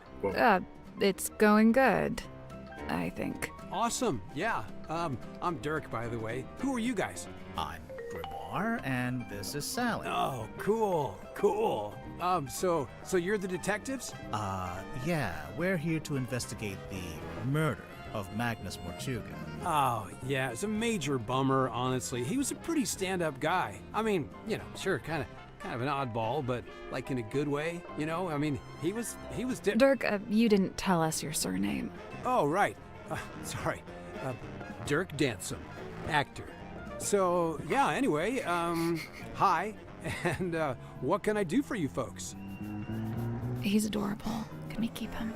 No, you'd forget to feed him. I would, yeah. The composer of these games is fucking inspired, honestly. Like, the little sound bites of like the whistling and the crowd reactions are so funny. Dirk, you're an actor. What kind? Oh, well, so for ages, I just did commercials. And then about a year ago, I finally got cast in a movie. Nice. Anything I've seen? Well, it's called Hex of the Helmsman. I played the helmsman. Marcus More Doom? Oh, you've seen it? No, but I read the book. Oh man, the book is gnarly. I mean, I'm not usually one for reading, but I actually finished it. Yeah, the whole thing. Congrats. The author's a stand-up dude, too. J.D. Worman. You know him? Well, yeah, he's sitting right over there. You should go talk to him. Super friendly, loves meeting new people. I bet. Was your movie a success, Dirk? Yeah, man, it's making megabucks. Are you going to make a sequel? Well, you know, they want to move on that ASAP, but, you know, we're not ready to start filming yet. And what? You're taking your vacation on a submarine while you wait? No, I'm just tagging along here with Worman. Yeah, he wanted to take a trip out here, and I figure, yeah, you know, the more the merrier. What do you make of the Mortuga submarine? Man, this place is wild. It's like something out of a weird old book. Nobody back home is gonna believe any of it. How do you like living here? Honestly, mixed bag. You know, so I love meeting all the weirdos that ended up down here. You know, all kinds of people I'd normally never rub shoulders with, you know. Man, this is... so loud. I've mentioned this before. I'll wait for this thought. Man, is it dark. I mean, there's no sun, no day, no night. You barely even feel the time passing. Listen, if you're not careful, it'll get you. No, for real. You seem to be holding out. Ha, well, thanks. You know, so far so good. How long has it been? Worman and I arrived a couple of weeks ago. We're the most recent arrivals, aside from Mariana. It's lucky they still had this room free. You ended up with pretty nice living quarters. I guess. I never really thought about it. Dirk, you're basically just a passenger, am I right? You don't have a job here on the submarine? Well, you know, I set myself personal goals. Like what? Like, well, I was trying to find out everyone's birthday. I got Cynthia's, Grip's, Tadpole's. Oh man, that one took some doing. Yeah, she does not like to share personal info, let me tell you. Mortuga, though, brick wall. He would not give me the goods.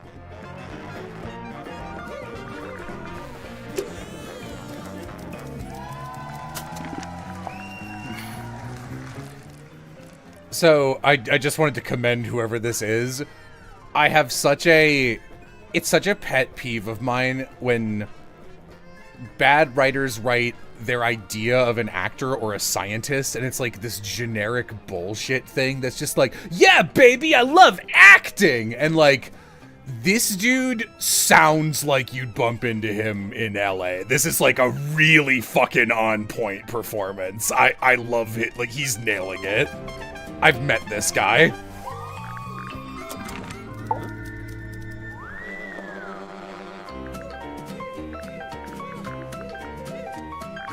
I got woken up when the submarine did a weird kind of movement, like a sudden tilt. It woke Worman up too. So yeah, we were both sitting there, awake, not sure what's going on. At some point, I got curious what time it was, so I looked at my watch. But you know, as I was looking at it, it freaked out. Or the hands moving all over, you know, like they were trying to point in all directions at once, if that makes any sense. Anyway, I didn't have any more time to think about it since then we heard this scream. Yeah, Worman and I left our room, went through the mess hall and towards the storeroom at the end.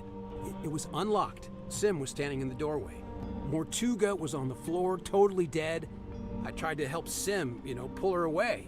Worman, though, he just stood there, staring. Like, didn't look away once. So I think this might be the Sim doll. Like, this might not actually be symmetry if she didn't move herself. It was like he was trying to commit it to memory or something. Although, I don't think he noticed the person outside. Sorry, what? Outside the submarine. Yeah, I saw someone swim down past the window. I couldn't tell who it was, though. Okay. What did you do next? I wasn't sure what to do, to be honest. Luckily, Tadpole showed up a short while later, and she kind of took charge. Grip and Cynthia showed up next, then Mariana, then Zephyr. Tadpole wanted to know what had happened, but nobody had any answers for her. It was bad vibes all around. Sim and Cynthia left first, then Worman, then me and Mariana. We left around the same time. So, yeah, I went back to my room. Worman was there already. He'd gone straight back to work. And, that's all I got. Can I stop talking now? No. Worman's my good buddy. Yeah, he's like the cranky older brother I never had. How did you become friends? Oh, it was mandated by the film studio. What? Well, I played the lead in the movie version of Worman's book, so the studio figured we needed to be friends. And now he's writing his next book, a sequel. Yeah, dude, Hex of the Helmsman 2, The Revenge Unleashed, or whatever. I don't think he actually has a title for it yet, or a story outline, or actually anything. I kind of feel bad for him, honestly. It's a lot of pressure, you know? Dirk, your work and Worman's work, they're kind of intertwined, aren't they? How do you mean? You can't make your next movie until Worman's written his next book. Oh, sure. I mean, that's true, I guess. Interesting. What do you know about Sim? Well, she left the theater she used to work at to come onto the submarine, you know? Then for a while, she worked with Dr. Zephyr in his lab. But not anymore. Nope, she's working on something by herself now, in that room that looks like an old-timey kid's bedroom. Do you know what it is she's working on? Not exactly, but get this. One time I looked into that room, and there were 2 of them. What? 2 symmetry silk moths.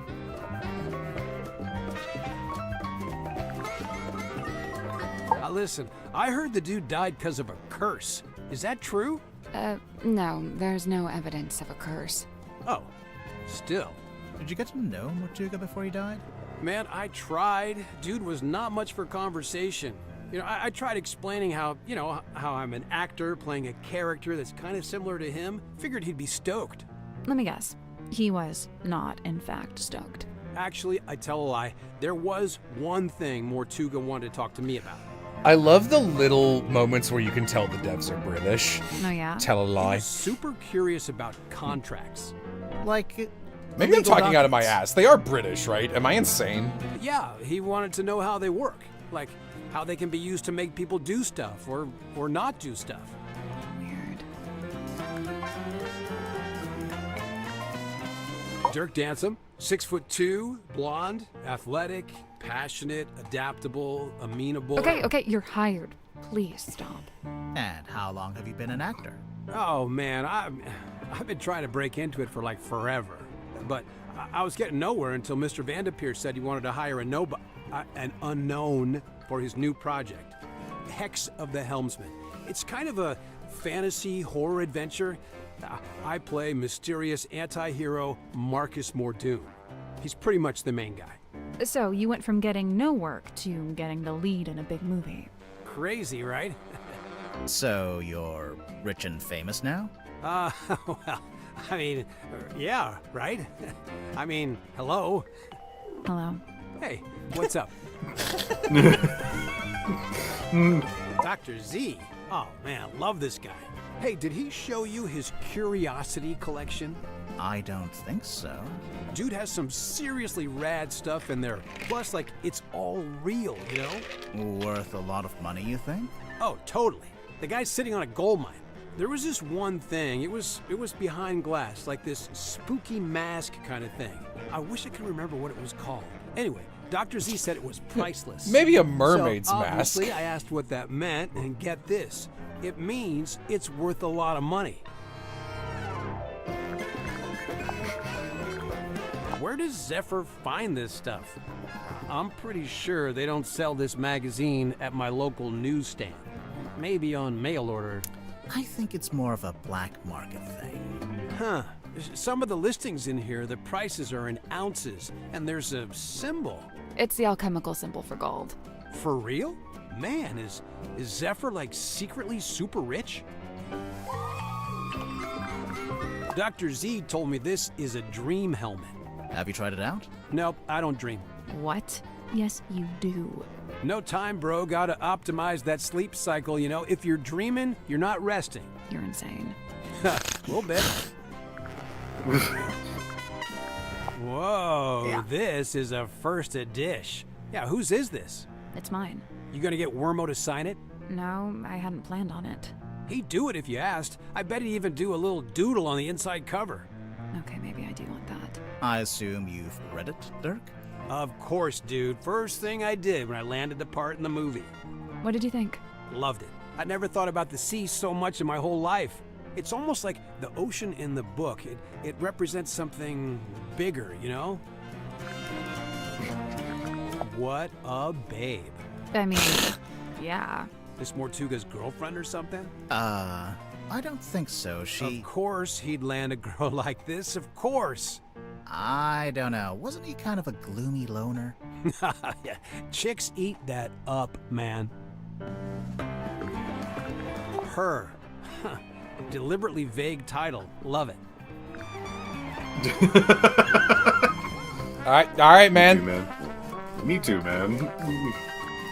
Huh. Who's that little Grim Reaper guy in the drawing? I'm not sure.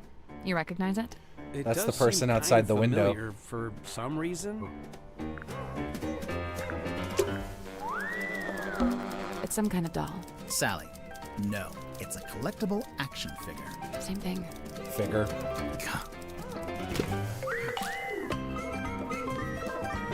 That's crazy.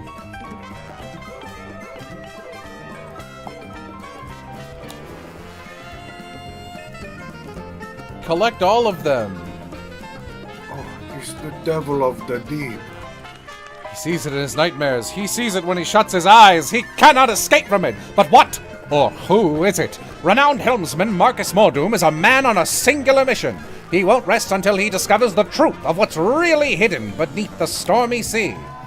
Baymax Sea Captain.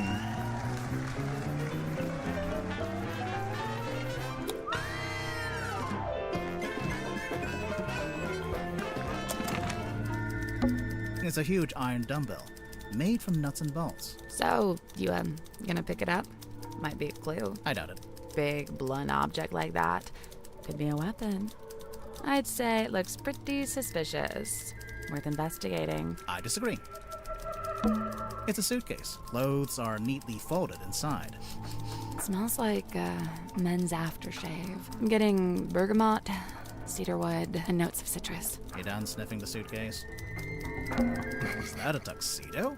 You never know when you might have to go to a fancy party. What's this in the Like front a phone. pocket? It's a cell phone. That's locked. What do you mean it's locked? How can a phone be locked?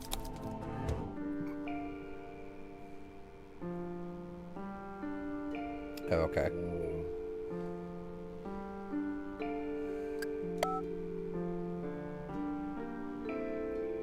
Oh, God. All right.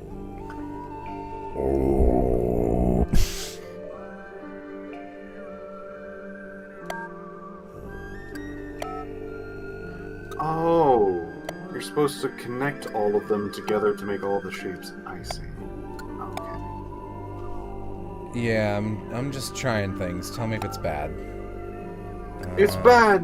No! Don't do it. No. It cannot be. You're supposed to match them, not reflect them. I don't think that's true. I think you are supposed to reflect it. Well, maybe. Mm. I don't know.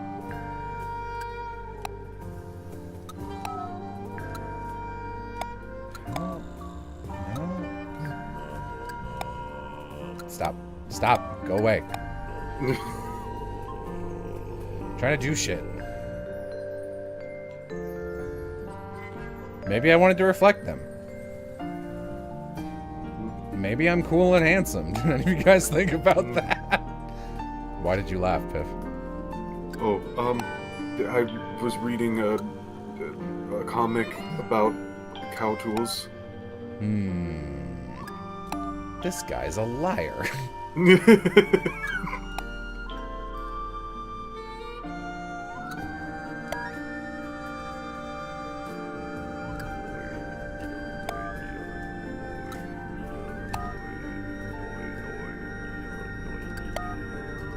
Okay.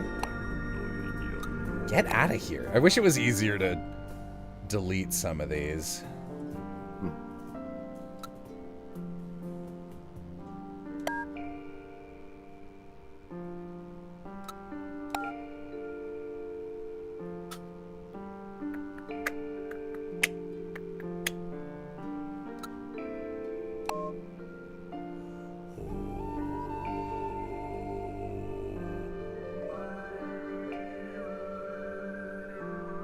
Oh, is there not? No, here it is. Okay.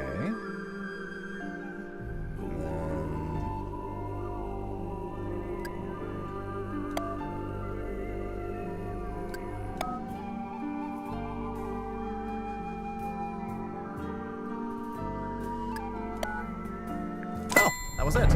Nice work. It's unlocked. So now we can look at it? Bro, I'm gonna. What the fuck am I look? What is this squat phone? It's a DS. Whoa.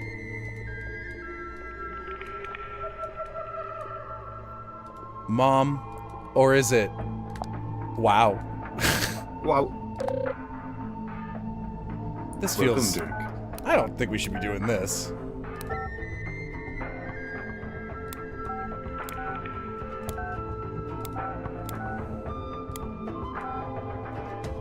Okay, 2 calls to his lawyer.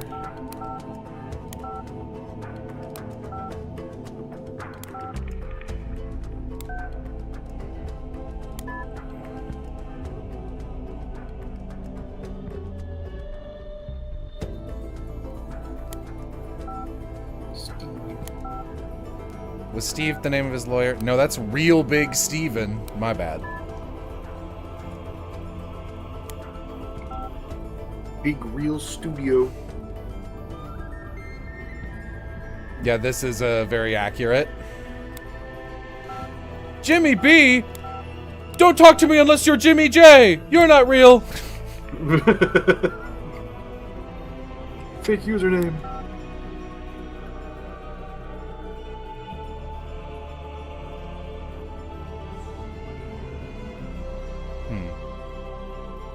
That could be, what was her name? Marianne? Mariana? Said it was probably a fake name. The Trench? Yeah, that was the, we haven't met her yet, but that was another character. Never talked to a Trench before. Van de Peer. Which one was Van de Peer? I've heard that name before in conversation, but I can't remember where.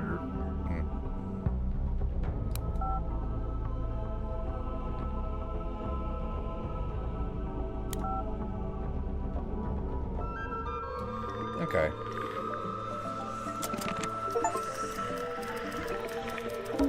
It's a teacup. I've been on this submarine for ages and nobody's offered me a cup of tea. You don't even like tea. Still. There's food lying around. Do they want rats? That's how you get rats. Archer. Sally, it's a submarine. Either there are already rats, or there are no rats.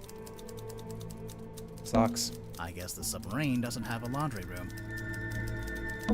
There's a sink here with its own little mirror. Looks like someone's been using it to shave. It's a bunk room. It's pretty nice, honestly. I'd kill to have a bedroom this big. And what'd you kill? Oh, I just picked someone for my list. One good thing about living in a submarine, every window has an ocean view.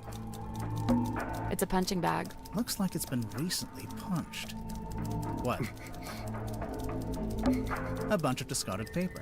There's something typed on it. Yeah, but I can barely make sense of it. Kinda looks like an attempt at the first chapter of a story. A bunch of discarded. Kinda looks like an attempt. It's Worman's typewriter. There we go. Typewriter. Oh, these are messy. Oh, Christ, yeah. Gesture of unity from Governor Faustus Fellow. Get out of here, fellows! To Mayor Damien Dusk. This is what's written on the back, I suppose. Dusks and the fellow. God, these. It's just like, I'm working on that right now, thanks. FD in the There's typewriter. something strange about this typewriter. True. Did you notice the weird mechanism on the back? No, notice the keys first, but I'll look at the mechanism. Oh god, alright. Rotate the 3 inner dials and the 3 outer rings into the correct arrangement. Huh. Okay.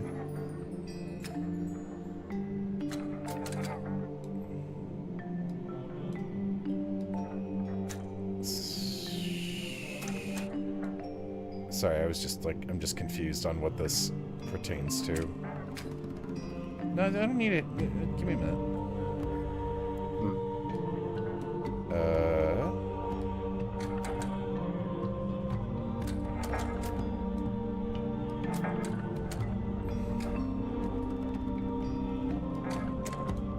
Oh. Okay. I don't think I get it yet. Want me to just throw the biz at you? Oh. Yeah, I don't really know what my objective is. So, it is a pattern that is being rotated by 45 degrees each time. You want to get the middle pattern as what you are trying to get at the end. Yeah, I don't understand what you mean. Like, what are these? I cannot see your mouse. Oh. What are the two icons on the left and right meant to be? Icons on the left and right. What are you confused about? Not the bottom of the screen, the five things. So those things. So that's the pattern that's rotating. So, if you look at the first pattern and then rotate it 45 degrees, you get the second pattern. The second pattern, if you rotate another 45 degrees, that's what you're trying to get as your end result. Okay. So you want the, like, circle thing at the top, the little, like, non-symbol at the, like, 10 o'clock, 10 and a half position, I don't know. But you want to get all of those shapes and positions into the correct is.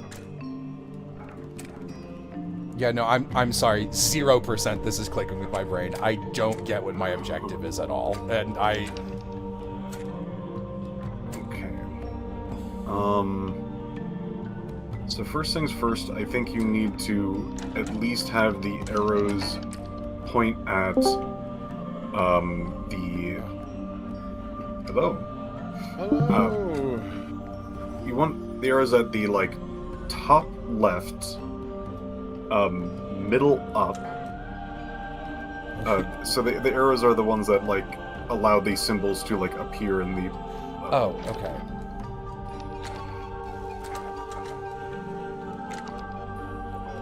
Match the pattern, just profoundly unhelpful. Yeah. Okay, so from what I can tell, the blue one on the left, or green, or it's hard to tell for color. Anyway, you want the arrow to be pointed at the top left, which you have, and then you want the symbol, the sticks, I guess. You want the one that has no symbol pointed also all the way up there. There you go. That's where you want that to be. Let's see the other ones. Oh, okay. Okay, I'm trying to make this and fill in the blank of this. Okay. Like, so I'm gonna be so real. I was seeing this as like a Tumblr lock where you had to align all of these, and I was like, then what the fuck are these? Like, I just didn't understand the objective of this even a little bit. I think you got it at this point, I think. Yeah, let me try and figure out.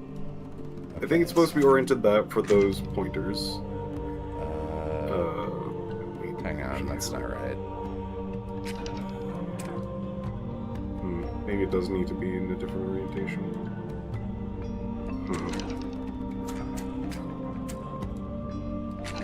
Can anyone... Oh, alright, I get it. I think. Yeah, that's tricky. Yeah. No, I see. I just, like... God, that took me... Jello's too smart overthinks the simple puzzle. Listen, if you show me a lock with these things, I'm gonna assume each of these is an independent step I have to hit. I didn't get this at all. Okay. Hi, Will, by the way. Hi. Get it! You caught me mid-swallowing Texas toast. Yeah, no, it's not an easy puzzle either, because there's like so many little finicky components to get. Okay. Yeah, no, this is a nightmare. This cannot... All right, let's eliminate what we know. We know we need the dongle here. That doesn't mean this is the one that does it, though, because this can also be the dongle. Yes. Oh, I see now. Okay. Yeah, no, it's not crazy intuitive. I'm not that stupid for taking this long to clock what was going on. But at least you have the correct direction, and we can figure it out from there. No, I think this does have to be this. The other two don't work.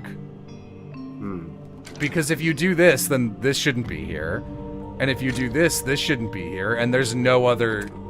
Unless there's like a crazy trick I'm missing, I don't think...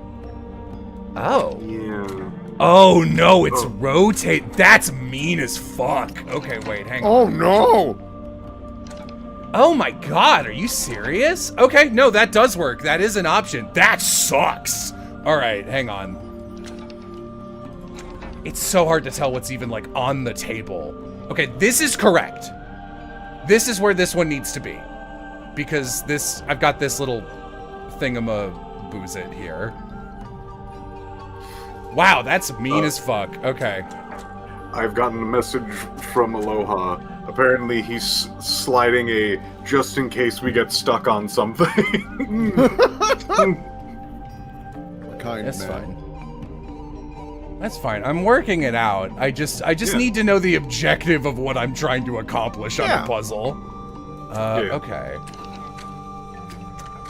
The visualizer for this one is hard to work with, is what I'm going to say. Yeah. Okay. It's hard to, like, go, alright, how do I, like, pin down these things? Because some of the things are weirdly, like... Okay. So, yeah, I'm trying to get the, so this guy needs to be here. That one can't move anymore. I think. I'm pretty sure. You do need the stick and the circle at those points, yes. And this is the only configuration that'll do this. I think the trick is that these are oriented weird, and I figured out that first trick.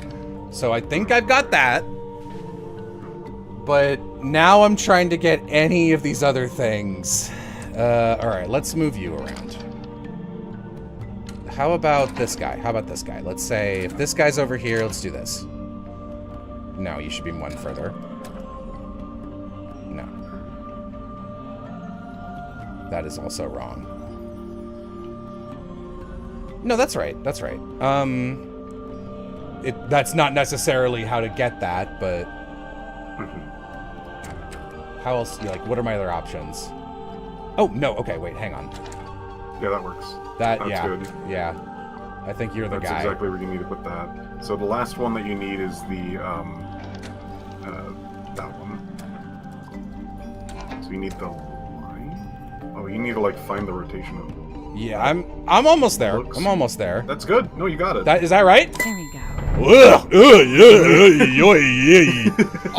I'm embarrassed to say I just figured out what the objective was. No, no, that one's not, that's a bit of a Crow Country mushroom puzzle. It's not that bad, but that one, the toughest thing about this is moving shit around. It shows you all of the rings. If I could, like, hide the rings while I moved them to be like, okay, this one's in the right spot, this one's over here, I'm ignoring that right now. It's just distracting. There's like 4 separate things you're working with. It's...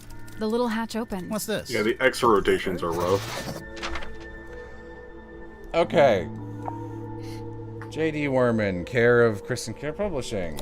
He's right there. Finishing your model, congratulations are in order. As I've been informed, it is turning a tidy profit for you. However, as a fellow writer and resident of Silkworm on the Spee, I'm sorely disappointed in your lack of integrity regarding the socio-historical foundations of your story. As it stands, your narrative is only scratching the surface of the deeper mythos surrounding the cursed helmsman, Magnus Mortuga. No, that's weird. I know you want to go deeper, so I am here to help. Inked on the back of this letter are coordinates detailing how, where, and when to find the Mortuga submarine, the materials and whatever. Okay.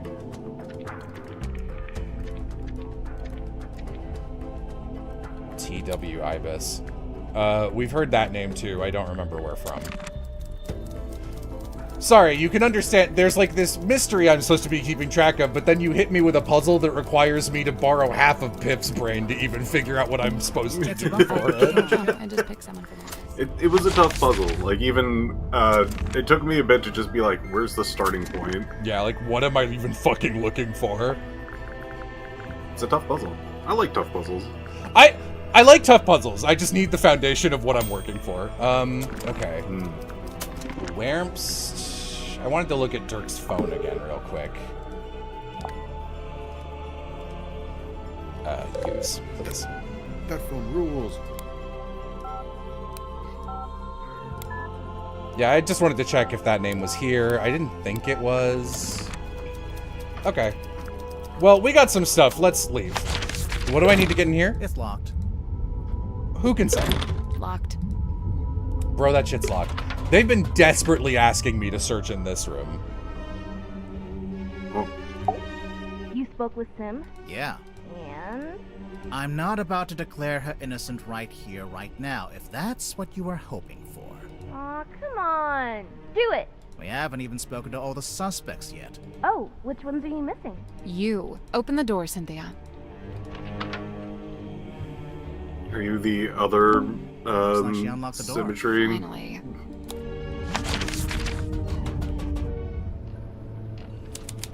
That would be an impressive costume. They don't have the same build or look at all.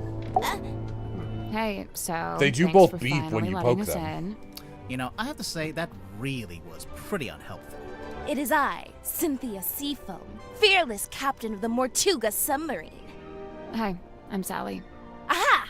Then you must be Detective Grimoire. Correct? Yes? The world's greatest detective, here on my submarine.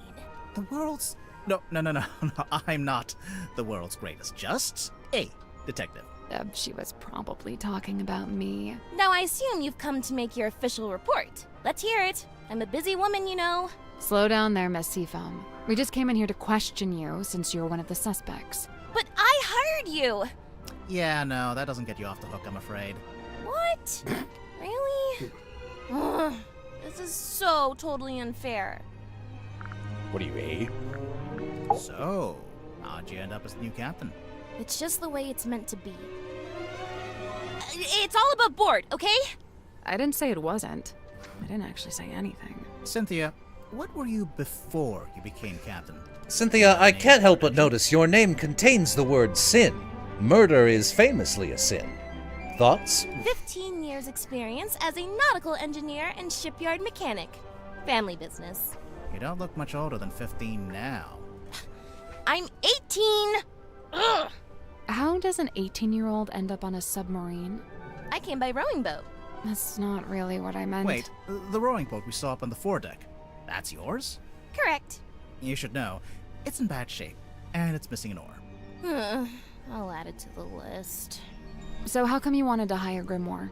Because there's a murderer in our ranks, and they must be rooted out. So what do you want us to do exactly? 1. You will investigate and ascertain the identity of the killer. 2. You will return here and report your findings to me. 3. You go home. 3. You pay us. 4. We go home.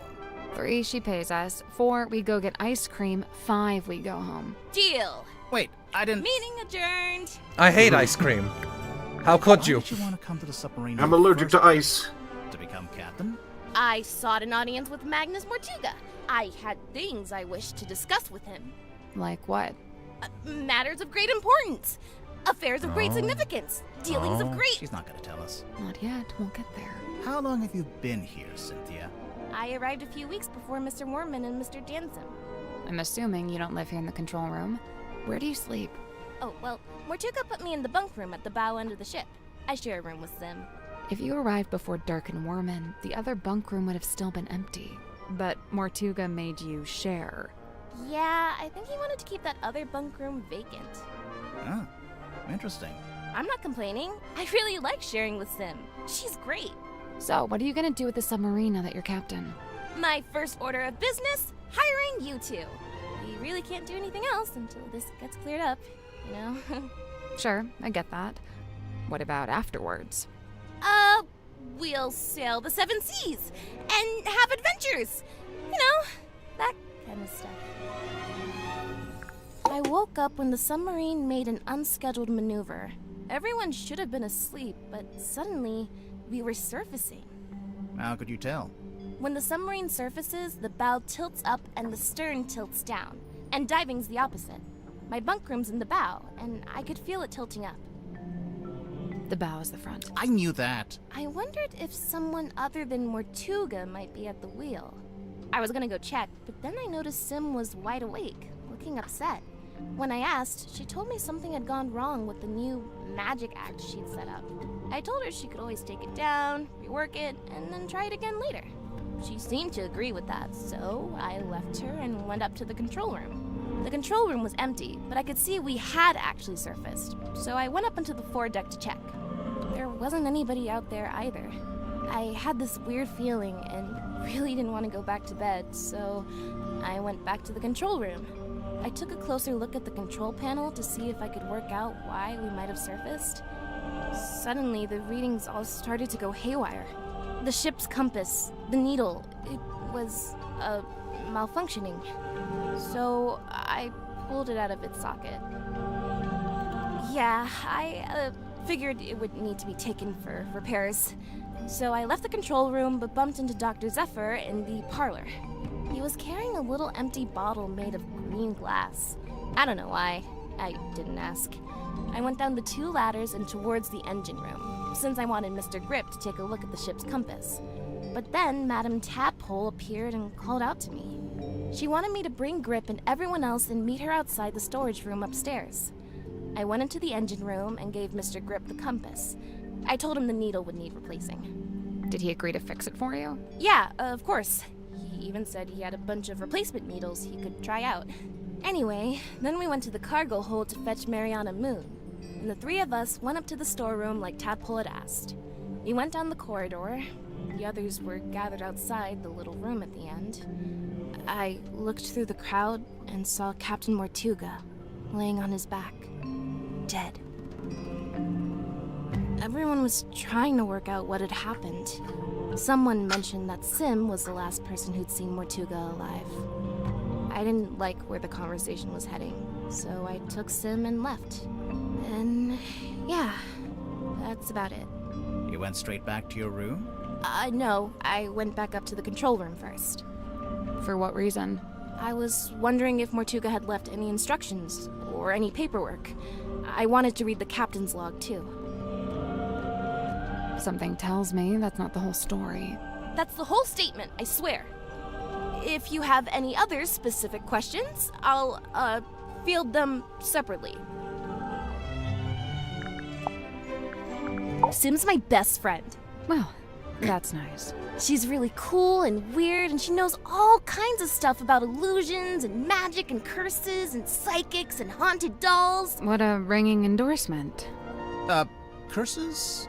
Oh yeah, Sim's obsessed. She's convinced that she's cursed. Or even that she is a curse. That's why she wears that locket. I don't know. This sounds like kind of an unhealthy predisposition. Oh yeah, totally. I'm actually pretty worried about her. Especially since, you know. No? So it's looking like Sim was the last person to see Mortuga alive. They were both in that storeroom the evening he died. The illusion Theme of My Friend Died! Da, da, da, da, da, da, da. When did you first meet Mortuga? When he let me into the Bro, submarine. he's got a giant fingerprint on his arm. Just That's the killer! Silkworm. I thought maybe you'd have run into him before that. My parents did. I know that much. Remind me. The harbor master and the shipyard mechanic. Ah, that tracks. So Mortuga lived an active life back then. He wasn't like, recluse? I don't think he's ever been outgoing, but from what I gather, he was very loyal to the few friends he did have. In fact, I'm pretty sure he was trying to reconnect with someone he once knew from the town. Who was it? Did he say? No, I never found out. Probably JD's dad. You said you're 18? Where are your parents? My stepfather's still in Silkworm. He's too stubborn to leave, even though the town's pretty much dead. Whereabouts? The shipyard beneath the lighthouse. That's where I live, too. Sounds like it might have been an interesting place to grow up. It used to be. Nowadays, it's basically just a big pile of rust. What about your mother? I'm sorry. It's okay. So, Cynthia, why did you want to become captain of a submarine? Not a submarine. This submarine. That's Like I why said, I killed him. It's just Wait. the way it's meant to be. I figured it out. Mr. Borman? I usually just try to stay out of his way. He's kind of grouchy. Did you know him before the submarine? No. He did grow up in Silkworm, but he lived uptown in a big fancy house. And I, didn't. Born with a silver spoon in his mouth, huh? Come to think of it, I don't actually think Worman was born in Silkworm. And, I think he might have mentioned something about disclaiming his inheritance. I guess he wanted to make his own money. Which, by all accounts, is exactly what he did after he left town and wrote that book. So why would he need to come back? He just really wanted to meet him, I guess. Meet who? Who else? Captain Mortuga. Dirk's okay, I guess. I've not got a lot in common with him. He grew up in a big sunny city. I grew up in a little gray fishing town where it literally never stops raining. I guess he's pretty wealthy now, too. From his movie. I don't know. I heard he didn't get paid that much at all. Really? Something about his contract, his agent. I'll get my violin out. I'm sure he's doing just fine. Let's change the subject. I prefer to not speak ill of my crew behind their backs. I think Cynthia just remembered she's supposed to be the captain. I'm probably gonna have to draw up some rules on keeping pets. It's not that I want to ban them, but, you know, maybe a rule about not keeping them secret. And, what's this got to do with Zephyr? Oh, I'm pretty sure he's keeping an animal in there, in his dream chamber. But you've not actually seen it. No, I heard him talking to it, though. A few times. What kind of pet do you think it is? It could be anything. Dr. Zephyr's into Could be some talking into the pretty weird radio. stuff. And he's got, like, black market connections. Sim was telling me about it. Black market? Oh, wait. She told me not to tell anyone else. Forget I said that. Sure thing. I can see you writing it down. Oh, me? The investigator? What? I remember one time I went into Mortuga's cabin and he was standing in front of this painting. And he had his hand held up to it, like he was touching it. Maybe it got knocked and he was straightening it. No, he wasn't touching the frame. He was touching the painting itself. Okay, well, he is within his right to do that. I don't know. Might be worth a second look. What a fucking freak. I did notice the moon was oddly in the I wonder foreground. if Sim would let us take a closer look at that locket of hers. Can't hurt to ask. Let's go look at that. What? Give me a minute. Gonna look at some stuff. All right, fucking fine.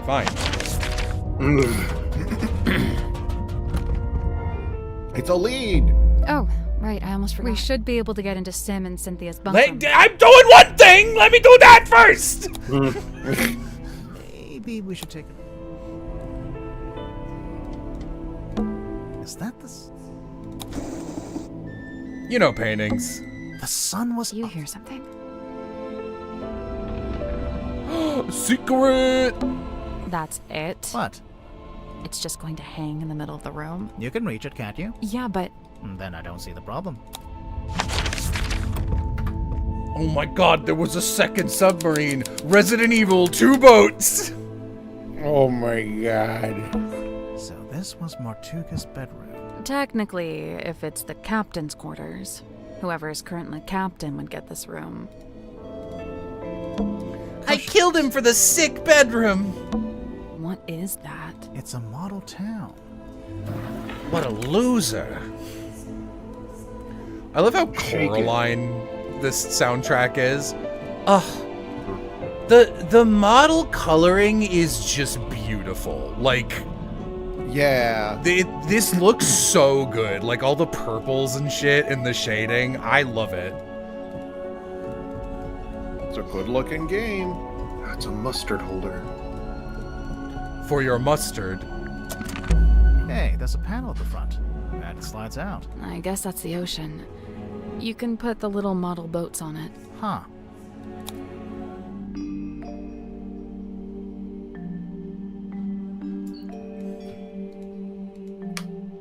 Okay. Two. Okay, is it how far it is from the first space?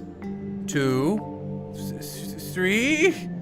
Yeah, Wait. that actually might be it. So there's 2 1, to 3, and then 2, you rotate. 1, 2, 3. But then how? Rotate the boat. I can't. Oh. You can rotate. Oh, I can. You can tap boat to rotate that. Where am I supposed to see that instruction? How could I have known? Don't you laugh at me, mister. Funny draw. Oh, if you tap the boats, they rotate. What? Okay, so this is the only boat that's on a diagonal or orthogonal space that can make it there because there's no ones. So this has, we can work backwards. This has to be the end. So 1, 2, 3, 4, 5. 5. All right, how do we get to you? Has to be this one, I'm pretty sure. Yeah, there's nothing else attached. 2. That is 2. How do we get to you? You. 1, 2, 3, 4.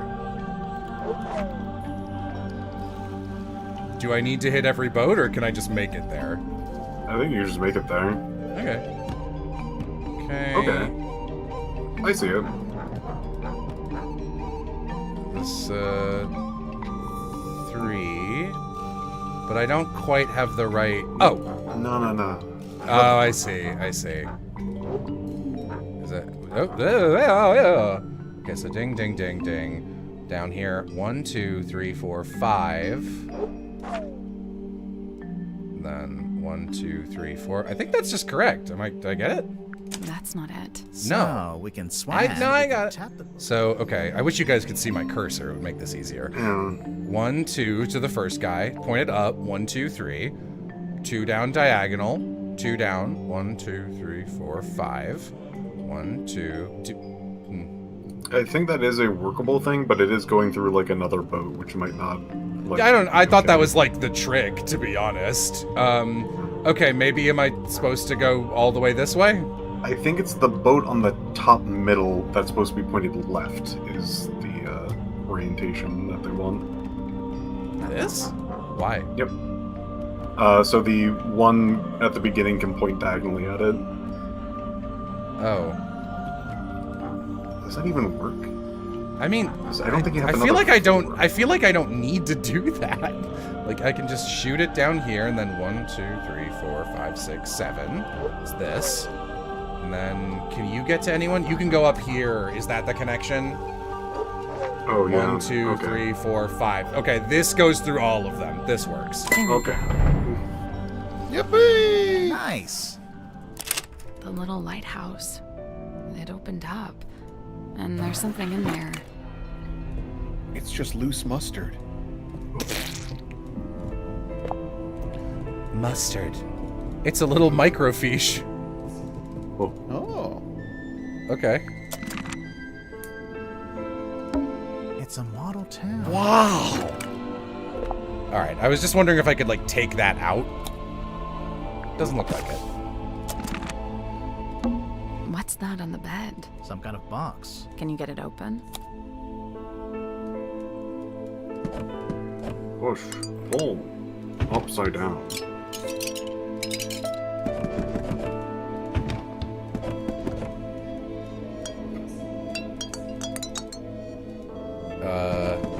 Maybe I need to get a code somewhere else. Maybe I need to get a code from somewhere else before I interact with this. Yeah. This might have the mask in it. There's no way to open it. Seems that way. Yeah, there's no hints with that one either. Yeah. Okay. It also sounds broken.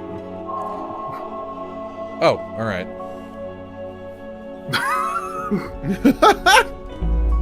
That's pretty good. Yeah, all right, fair enough. A wine bottle. The wine is long gone. Candles. They're caked in dust. Here we are, burning. It's a barrel. A barrel of fun. No. A barrel of laughs. No. It's a barrel of seriousness. There's an old curtain hanging up. Wanna take a look behind it? Most of the room is made of wood. This door is made of thick metal. Caution. Pressure seal. I mean, that's a good thing, right? Yeah, the submarine must be pressurized on the inside to offset the external water pressure. And what would happen if it had the wrong pressure? The door would burst open? Well, I imagine the glass would break at least. I can see an old wooden deck. It looks a bit like a pirate ship. Yeah, I bet. I can see an old... Yeah, I bet. The door is For from... once, I'm glad to hear it. An empty box. That's a clue. I mean, honestly, I'd like to meet more people before into the ocean, the sea. Okay. Yeah. All right, I guess let's go talk to my girl again. Hello, freak. Really twisting your arm. Oh, I guess we'll talk to her. How do I ask you about that? This? Lillian's locket. Looks familiar, don't you think? I didn't know it had a name. Kindly close the book. I have no desire to. Oh, sure. Here you go. You know what it is? Mine eye but chanced upon it. Okay. Maybe can I just talk to you? Oh, it's right here. Sim, could we take a closer look at your locket? No. I suppose so. Please be careful. I'm going to bite it like a cookie. I'm going This to... does not taste like a cookie. You really think we should open it? I don't know. It's up to you. LL in the coffee. Licky licky, Pokemon.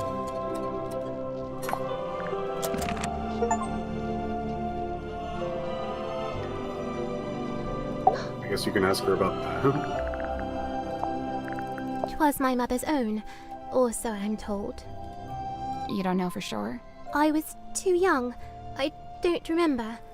I dearly hope to ask her and know the truth at last. Do you think you ever will?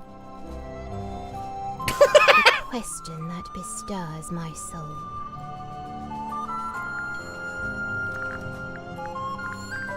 The fate awaiting guilty hearts once they are condemned. What? You get turned into a weird little wooden goblin head? Nay, bound in chains upon the deck and pulled along beside the ship. Oh, jeez. She's not serious. I don't think. What's this? How should I know? It was hung up on the wall in the Illusion Theater. So? So, we thought maybe you were the stargazing girl. I am Symmetry Silkmoth. Yeah, I know. I'm not contesting that. Never mind. Dusky box of dark allure. I cannot turn mine eyes. What lies within? We're still trying to work that out. Any guesses? Surely some solemn secret, dark and dreadful. Oh, it better be after all this. Did you put that page? I can't imagine lugging this around everywhere. You said you put a page Norman in his likes writing on it, typewriter. I guess. And supposedly, that's the whole reason he's here? To write his next book? I think it's just as likely to be the exact opposite. That he's here because he doesn't want to write that book, but is here to hide from it. Okay. You know about cell phones? Fair Cynthia, O truest friend, my steadfast fealties won. You're both from Silkworm, and you're the same age. Do you know her from before? Though kindred bred neath sullen skies, now we met out with this sunken silver shell. You really never ran into each other in the town? She is bloomed from deepest silken soil, whilst I, mere wandering weed by a wild wind blown. Ah, of course. You make a friend, and then she ends up as the new captain. Must have been, you know, a nice, unexpected bonus. 'Twas no sudden thing. Full well she plotted thus her course of fate. To helm this vessel next by rightful claim, for she in law and title holds its name. Is that so? Cynthia Seafoam, number 6, the Leaden Crown. A heavy burden? Girl always be looking at me. Why she do that? Stop that. Your big ol' eyes. Let's go meet Tadpole, I hope. Oh. Yep. Hey, it's me, Madam Tadpole. Yep, that's my name. First question, go. Are you a mermaid, or what's This the is deal? what I imagine Hilda sounds like. Great question. Half mermaid. The top half, obviously. From the waist up, all mermaid. And as you can see, I have the legs of an ordinary human woman. An ordinary human woman? Who happens to be an Olympic-level swimmer. Second question, go. Is this? Oh my god, I'm blanking on her name. Fuck. That's so embarrassing. Did I direct this girl? Is this the girl who plays, the fucking witch in Potionomics? Stop. Potionomics Masterwork Cast. I should know this off the top of my head, but I'm a stupid idiot. Tara Langella, is that her? Doesn't look like it. Oh, she also played Medea? I didn't know that. Sorry, what, Piff? That's a drawing, Jello. That's not what she looks like. So, Madam Tadpole, you're a professional swimmer? Or a Is it Tara? Okay, it is her. I'm mermaid? not crazy. I'm not a professional anything, not anymore. I'm done with all that. Do you have gills? Nope, it's a tattoo. Sorry to disappoint. It's cool. Why'd you get it? I've always been real good at holding my breath underwater, like scary good. The other kids used to call me Fish Girl. Ah, kids can be mean. She's really good. She was a really, really good actress to work with. I'd say they were right. How come you're here on the submarine? Okay, so I like to go Yeah, down she's Hades too, in the Medea, sea also. Deep. I actually didn't know that until just now. No. I don't use any of that stuff. Anyway, so one time I went too deep. I wasn't going to come back up. I was pretty much done for. Somehow Magnus found me, pulled me into his submarine, and brought me back. I owe him my life. Wait, so are you from Silkworm? Were you living in the town? Nope, I'm from far away. Then how come you were diving into this bit of ocean? Oh, well, yeah, I was visiting the town. For work. What kind of work? Performance art. Kinda. Like I said, I'm done with all that. So, Mortuga saved you from drowning, and you just decided to stay? It's where I belong. The ocean. I had my fill of living on land. I've got no interest in going back. Could listen to this woman read the dictionary. Looks like you've made yourself pretty comfortable down here. Magnus offered me one of the bunk rooms, but I turned him down. And yeah, over time, I turned the airlock into a To be nice clear, I little think this is a home great for voice myself. claim for Hilda. She'd need to be a little more of a loser in the performance. Correct. Where did you get all this stuff? The mirrors, the bottles. Shipwrecks, shipping containers, you name it. If it falls into the ocean, I consider it fair game. You go swimming out in the actual ocean? Of course. Isn't it cold? And what about the water pressure? What about him? That's for other people to worry about. So, how do you get out into the sea? Or do you just go from up on deck? Tadpole cut Mortuga's throat with those lashes. That's funny. See that hole in the middle of the room? Leads down into a big old water tank with a door that leads outside. I go out into the ocean every single day. Jeez, I'm impressed. Like I said, this is where I belong. How long have you been living here? I stopped worrying about times and dates. It doesn't mean much down here. But I know I arrived after Sim and before Dirk. Do you get on with the other suspects? Oh, sure. It's a nice group. I was closest with Magnus, though. He was one of a kind. I remember the sub did a weird kind of tilt. Don't know what it was, but anyway, it woke me up. So yeah, I'm trying to go back to sleep, but I can't because now there's all these footsteps outside my room. I get up and check outside. Nothing. Footsteps? So I check the bilge. Was anyone in there? No, but something's dripping into the water. I get a closer look, and it's blood coming through the drain that connects to the room above. So I head up there to check. The door's locked. I open it up. You unlocked it? How? By turning the wheel. So, okay, I guess it's not really locked. More like shut. Could anyone turn that wheel? Probably not. It takes some upper body strength. I go inside, and that's when I find him. Dead. Killed, looks like. I get angry. I'm out for revenge. I gotta find the guy who did it. So I run to the mess hall. Nobody. Climb up to the parlor. Nobody. Then I notice the hatch up to the foredeck was left open. Someone's making an escape, I think. Cowardly. I go up on deck. Nobody. I look across to the aft deck.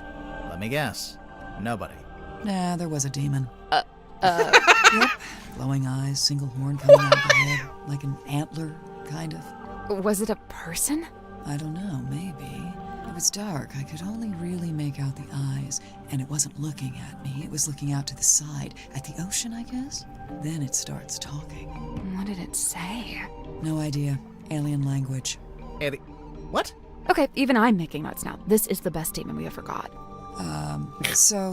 Oh yeah, there was this big green light. Not sure where it was coming from, though. It can't be anything good, I think that's the dream helmet. Stop to it.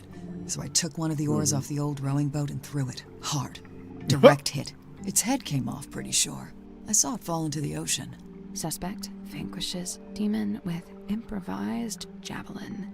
After that, the green glow went away, so now it's too dark to see anything. I want to be sure, so I jump off the side and swim over to the aft deck. But nope, nothing. Then I dive down past the back of the sub to take a look around.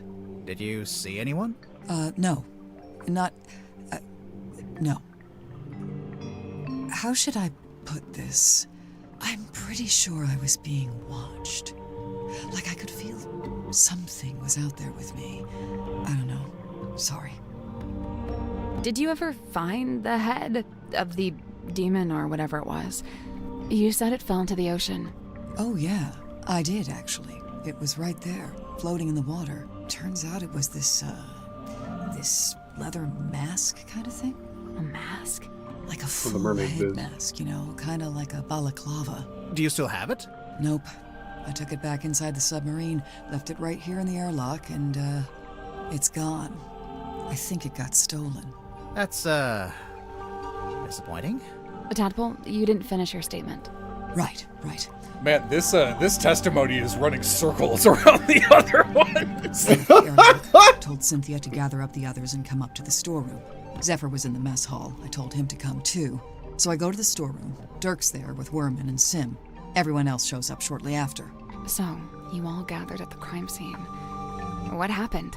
Nobody wanted to admit to murder, so it was a bit of a stalemate. Most of the others made excuses and scurried off. Zephyr, Grip, and I stayed behind. I guess we were the ones who knew Magnus best. That's it. Story's over. Get out of here. No, wait.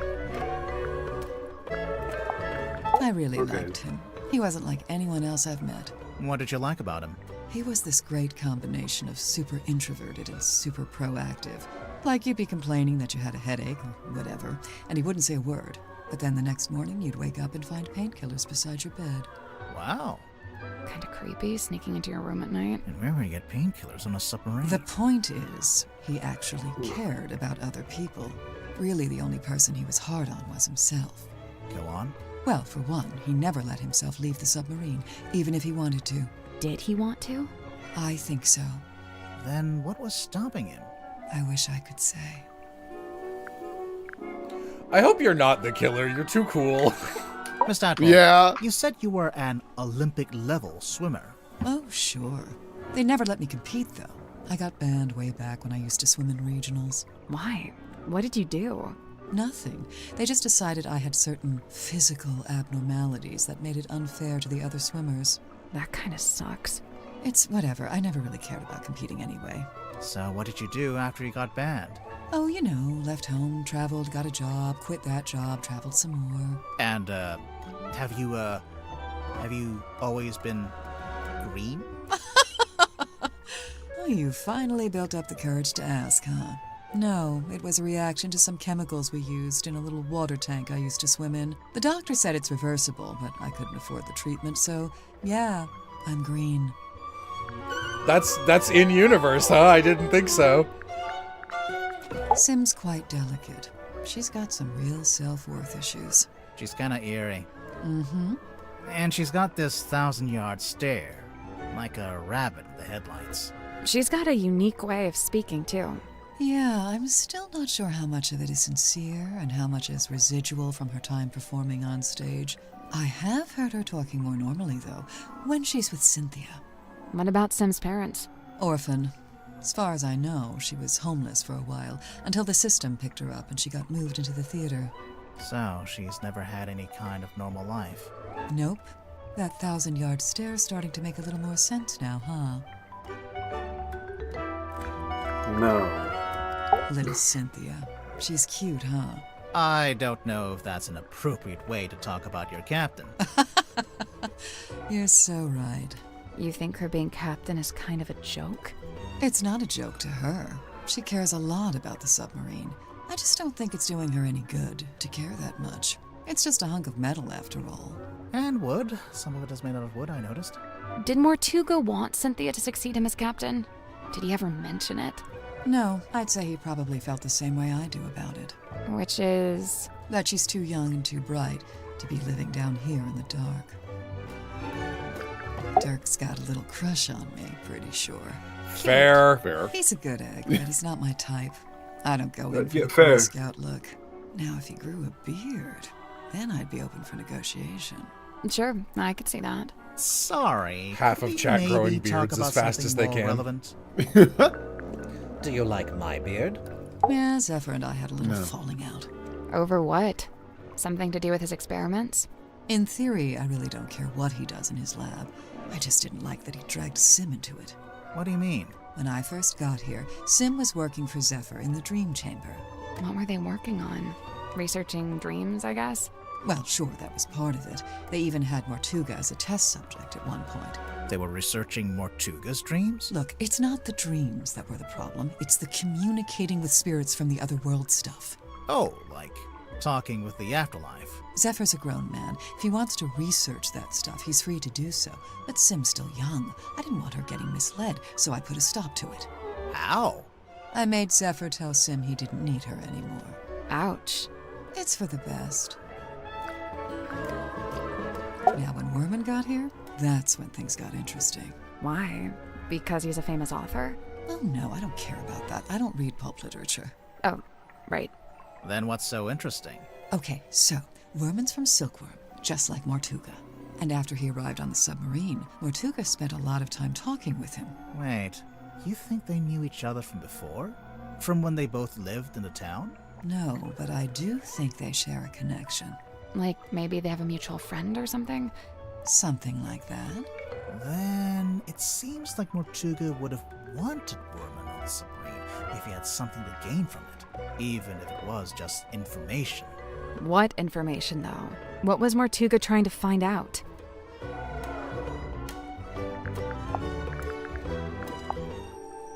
What? I feel like I know what this is. The thing in the painting. You've seen it? Not seen it. More like felt it. I'm pretty sure it's out there. Maybe even right now. Should we be worried about this? That's up to you. You know, I think this painting is the answer. To what? Everything. Magnus Mortuga, what he was doing, what he was thinking, even maybe how and why he died. I swear, there's always a painting with a secret in it.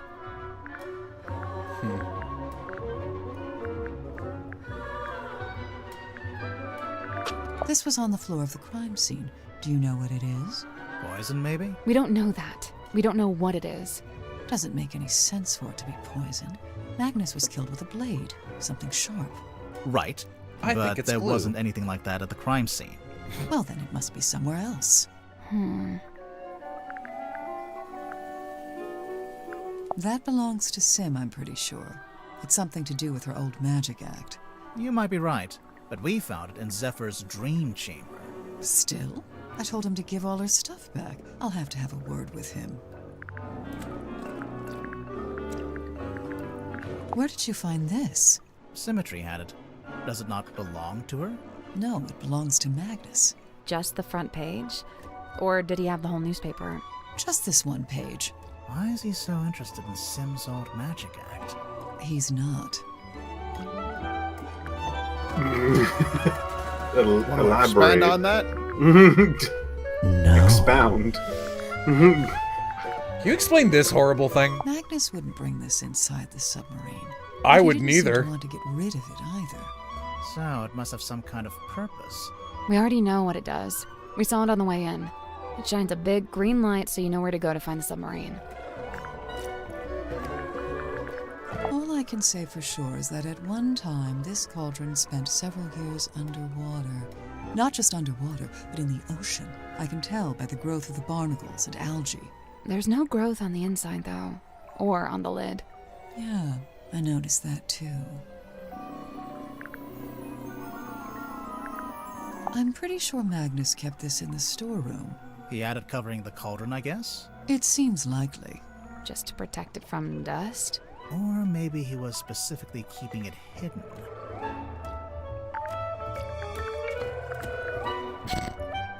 Oh, this thing weighs a ton. Reckon you could pick it up? You're pretty strong, right? I could maybe get my arms around it, just about. What about Mortuga? Probably, but he had real big arms, like me. But for anyone else, it'd be a two-person job. Yeah, I think so.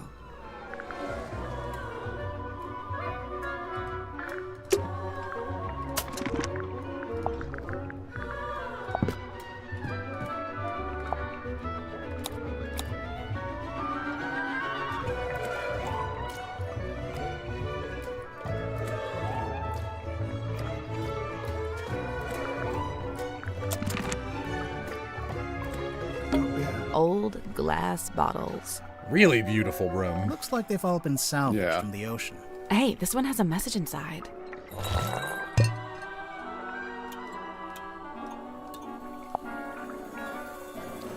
Curse in the cauldron! A small room within the bowels of the ship. His lifeless body lies in the shadow of an ancient stone cauldron. The cauldron's heavy iron lid has never been unlocked. It has never been opened. For all his strength, he ultimately proved powerless against the lure of the unknown. On this morning, the cauldron has been unlocked. On this morning, it is wide open.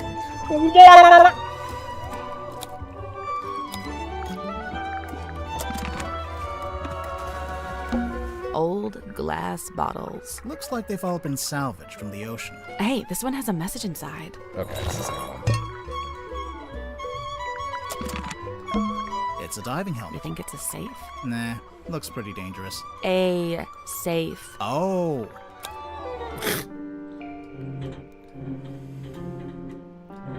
Alright, what are we doing? Tadpole just looks over. Yeah, I guess you could try to break into my shit. Sure.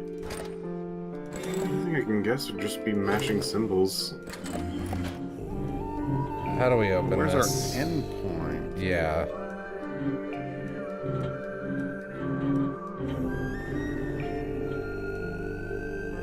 Yeah, I don't know what my goal is. that's Help? not it. So 9 dials placed around the diving, and each one can be set to one of 4. Okay. yeah, it's basically just match the symbol. Oh, alright. So it could be one of many, but there's going to be choke points where there's only one correct answer.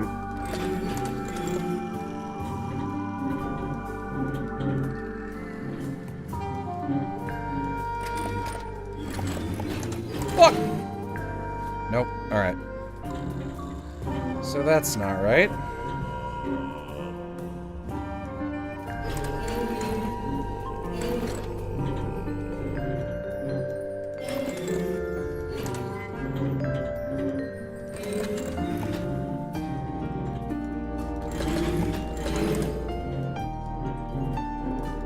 Oh, that was already correct. Hooray! Nope. Nope, one more. Yeah. That's the one. Good. Hooray! What's inside? That looks like 2 L's. Oh, the 2L. Bro, everything's Damn. got shit inside it. The 2L was in the locket, I think? Yeah. I don't think it had a number.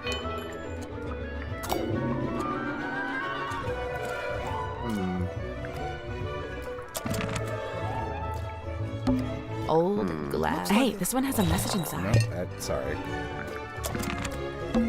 We already solved it. I'm so fucking cool.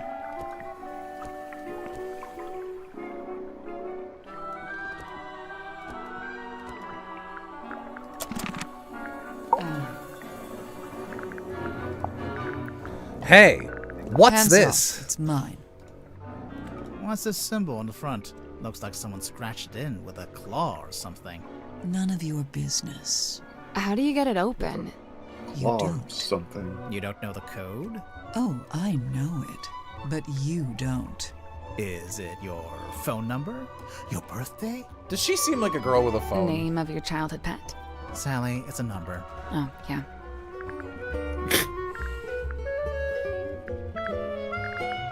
Where did you get this bottle from? I found it in the ocean, like everything else in here. When? Recently? Yeah, this morning. Was it near the submarine? Of course, I never go too far out. Are you gonna open it up? No way, it's a message in a bottle. If I opened it, it'd just be a message and a bottle. Not nearly as interesting. I can kind of understand that, I guess. I'm surprised Sim let you see it. She's normally pretty guarded about it. Do you know why she wears it all the time? It's some kind of family heirloom, I think. What might you have something to say about? You know, I think I'd make a pretty good action figure. Maybe a I bath agree. toy with little legs that kick when you wind me up. I'd buy it. I really don't know why Werman brought that bulky old thing with him. That's no way to talk about Dark. Maybe the typewriter's got some kind of sentimental value. It must do. Otherwise, he'd upgrade to something more modern.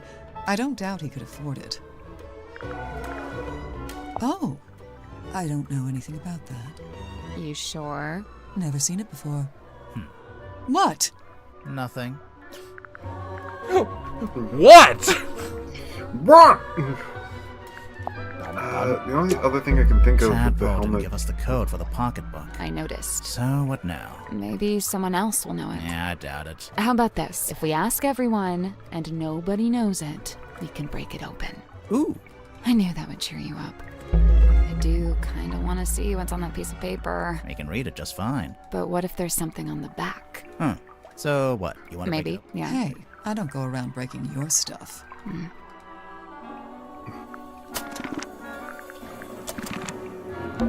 Sally, how do you feel about swimming? Nope, not happening.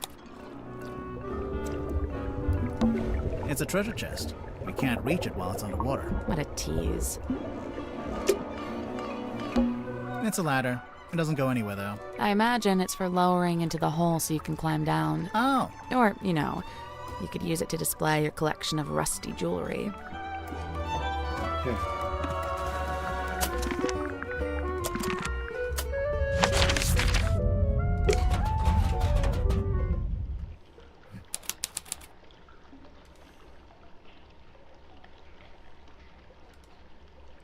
Dark. It's almost pitch black in here. I'm guessing you didn't bring a flashlight. You don't have a phone? Well, that's not right. I don't know. I thought I could turn it on and it would glow. Yeah. I see what you're saying. You have a cell phone. That's true. I wanted to check if any of them had light up action. Yeah. Well, that's not right. It's got a tiny beep on it. I don't know. We can use Dirk's cell phone. Do you think he'll mind? Probably not. Yay. Is this gonna be scary? You're not pointing it at anything. Well, where should I point it? Light switch maybe. Point it here. Here? You're not pointing it at anything. Well, where should I point it? No, not there. Like this? You're doing it wrong. Point it over here. Over here? A switch. See? I knew Dumb it. luck. It looks like some kind of dial. Can you match the fucking symbols? Oh god, there's a Resident Evil bullshit right here where you gotta rotate the orb with the orbs in it. Yeah. Rotate the outer 2 metal dials. Oh god. Oh, there's a lot going on here. Yeah. Alright. Now how could I possibly cover up? Is there an angle I could do? You could do 4 maybe? Ooh. Oh, here we go. Okay, I'm glad I found that as fast as I did. Yikes. I wonder if you could... No, you can't do that with both of them. Oh, you can? Shit. Okay. Let's see. Other way, maybe?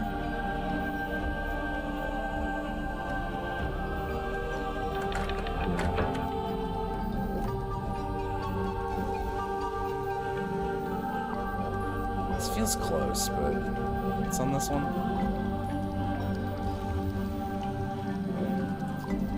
Oh! No, not quite. No. Dang. Too many white dots. Bummer! Alright. Let's try switching. Maybe you're supposed to be the, Maybe you're supposed to be this one.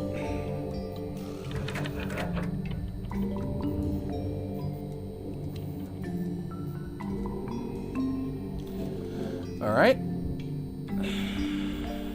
No, you have the same dot problem. Am I looking at this from the wrong angle?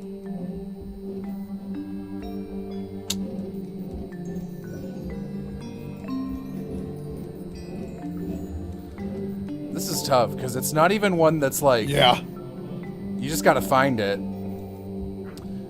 Oh. Oh. Is that it? That's it, right? Yeah. Yeah! Got it. Nice work. Man, that's not the kind of thing you want to engage in when there's an emergency on your submarine and there is a time-sensitive button you need to press. What's this? ID card. Feels heavier than a normal keycard. Oh my god.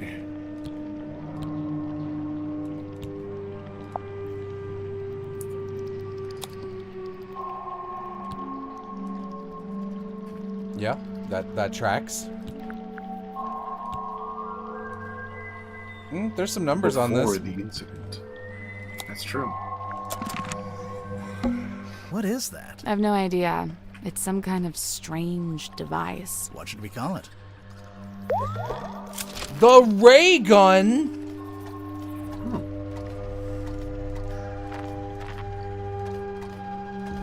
Girl, do you know about the ray gun? A glass bottle. It's just trash. And don't be so quick to dismiss it. One man's trash is another man's... No, it's just trash. Yeah, this room smells like rust and dirty seawater. I kind of like it. I knew you were going to say that. You always like the worst smells. The light is coming through an open drain in the ceiling. A drain in the floor of the room above, you mean? Literally the same thing. You know what, Sally? Lock in. Yeah, this room smells like... I knew you always like... Fuck you. Hey, I found your bingle. Would you be mad? Would you be mad if I asked you about this bingle?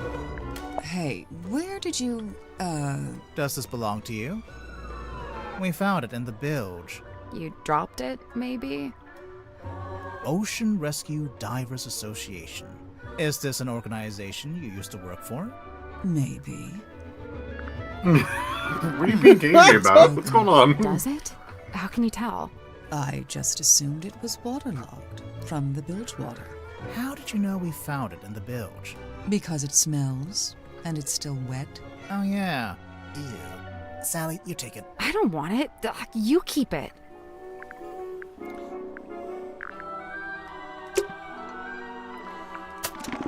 All right, let's go meet the other two.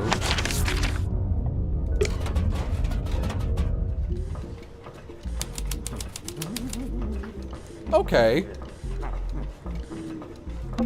Hello? I think there's someone in that basket. Is this a hot air balloon in a submarine? With cargo men. Hey, man. Customers, come in, and welcome to Mr. Grip's Emporium. God, you can't... It's unethical to fuse Piff and Aram like this. Wait, what? I guess he's Mr. Grip. What's that? You'd like a succinct yet exhaustive rundown of our operational philosophy? I don't think I said that. Here at Mr. Grips, we plot the unplottable, chart the unchartable, and measure the unmeasurable.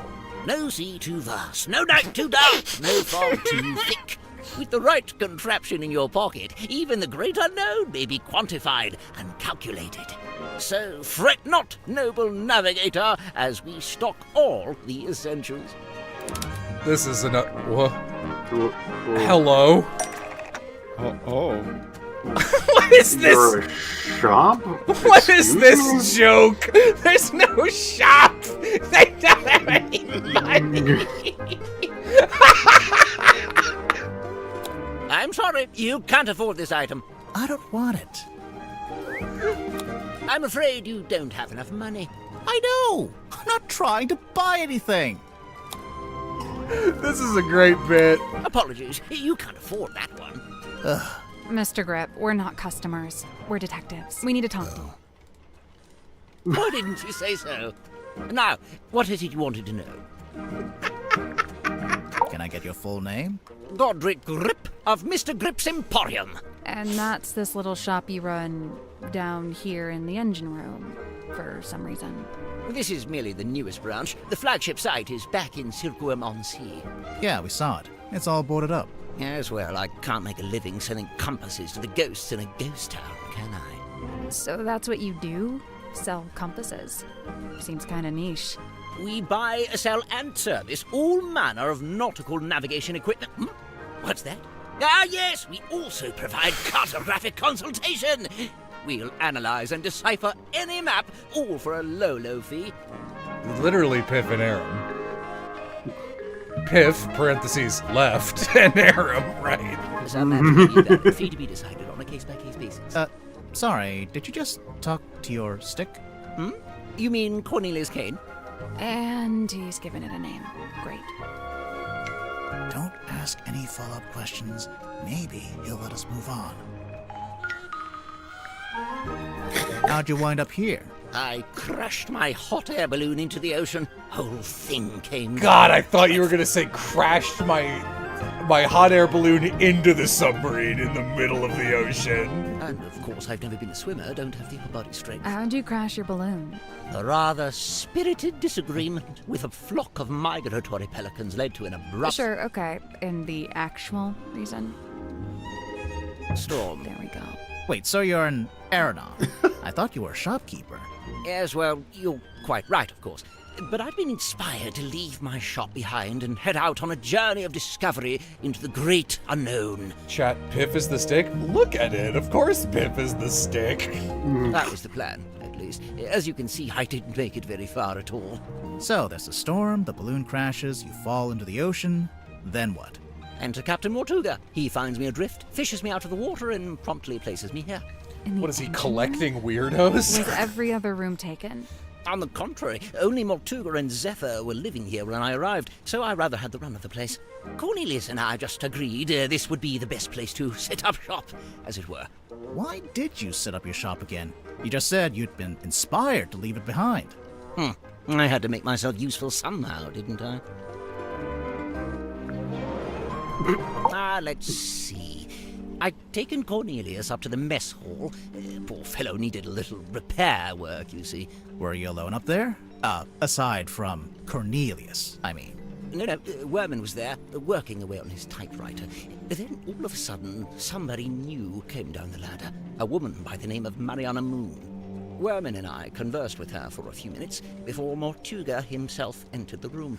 He passed through towards the child's room and the storeroom, but before he left, he asked us to provide Mariana with a tour of the submarine. Worman feigned a sudden fatigue and slithered off back to his room, leaving me as the solitary tour guide. You do kinda look like a tour guide, to be honest. Yes, well, I won't bore you with a blow-by-blow. I'm sure Mariana will cover that in her statement. Suffice it to say, we ended up in the bilge at the very back of the submarine. And there we were, standing in the dark, when all of a sudden, a voice echoed down from above. Mortuga's voice? No, a young woman's, possibly two different women. The voices were followed by the sound of a blade, and finally a dull thud, like something hitting the ground. Sounds like a murder to me. What did Mariana make of all this? Well, apparently satisfied by our impromptu eavesdropping session, she made her farewells and left. You didn't go with her? No, I stayed a little longer. Did you hear any other weird noises? I did. First, the sound of the storeroom door wrenching open and then closing again. Secondly, some kind of short, heavy scrape, mechanical. And finally, a dull thud, like something hitting the ground. Sorry, again? How many murders were there? I didn't really know what to do with myself after that, but an unexpected lurch of the submarine caused me to very nearly topple over into the bilge water. So I decided to take my leave and return to the safety of my engine room. You didn't want to go upstairs and see what was going on? I certainly thought about it. Ultimately, I think it came down to cowardice on my part. You didn't want to run into the murderer. So, let's see. I was sat there, feeling rather pathetic, when Cynthia appeared in my doorway. What did she want? Well, she had a compass she wanted me to fix. I agreed to take a look at it for her, but that wasn't the end of it. She then told me she'd been asked to bring me upstairs, along with everyone else. And so, after fetching Mariana from next door, the three of us went up to the storeroom. I saw Mortuga's body laying on the floor, saw the cut across his neck. The cowardice I'd felt before compounded. The tadpole spoke to the room. She wanted a confession, or even just an explanation. It goes without saying that nobody was willing to offer one. Really, that's the end of it. After that, several things happened very quickly. Cynthia became captain, decided to bring in a detective. You two arrived, and here we are.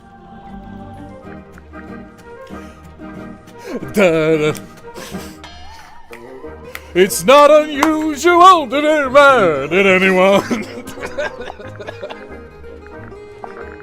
Do you know what this does? Doesn't appear to do anything, does it? Perhaps it's broken.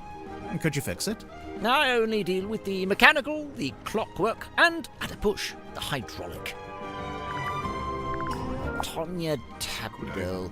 Ah, there you go. Sorry. Oh, I don't know. She probably did it to reduce drag, you know, like an aerodynamics thing. Hydrodynamics, I guess, if that's a thing. He'll just have an entire conversation by himself, huh? Undeniably forlorn, isn't it? What do you think, haunted? It's probably haunted, right? If it was haunted, then it was only because Mortuga himself was its ghost. He seemed drawn to it, entranced, always held within its orbit, unable to drift away.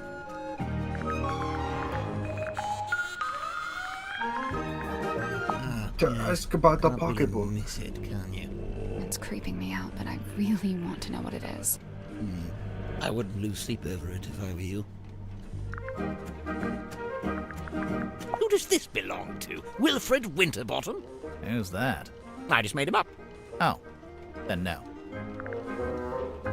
Did you open it? Not yet. We don't know how. Have you tried pushing the diamond thingy? That was the first thing we tried. Perhaps you need a key. Personally, I think we just need a crowbar. Could this be Cynthia's attempt to get our submarine up to code and finally install a radio? Why doesn't the ship have a radio? 1, Mortuga didn't like to use technology if he could avoid it. And 2, he didn't like to communicate with the outside world if he could avoid it. I'm not sure I agree with that second one. There's no way all these people showed up on the submarine if Mortuga wasn't contacting the outside world. You know, there may be something to that. This is from a ship's sail? I think so. Did you sell sails in your shop? No, ship parts like that fell within the remit of the Drummond shipyard, a few doors down. We think Mortuga might have dropped this when he was killed. You can think that all you like. Personally, I think it came from somewhere else. If it wasn't dropped by Mortuga, perhaps it was dropped by the culprit? Might have been neither. You're suggesting this bottle made its own way into the crime scene? Maybe. I don't know what else I would show him yet. I don't get a lot about this guy. He lived and worked in the inn opposite my emporium. I'd see him when I offered my custom at the inn, and in return, he'd come by my shop. As a sailor, Mortuga shared in my interest of nautical navigation. He even hired me for a job once. Did he tell you he was planning to go live on a submarine? I don't think he told anybody.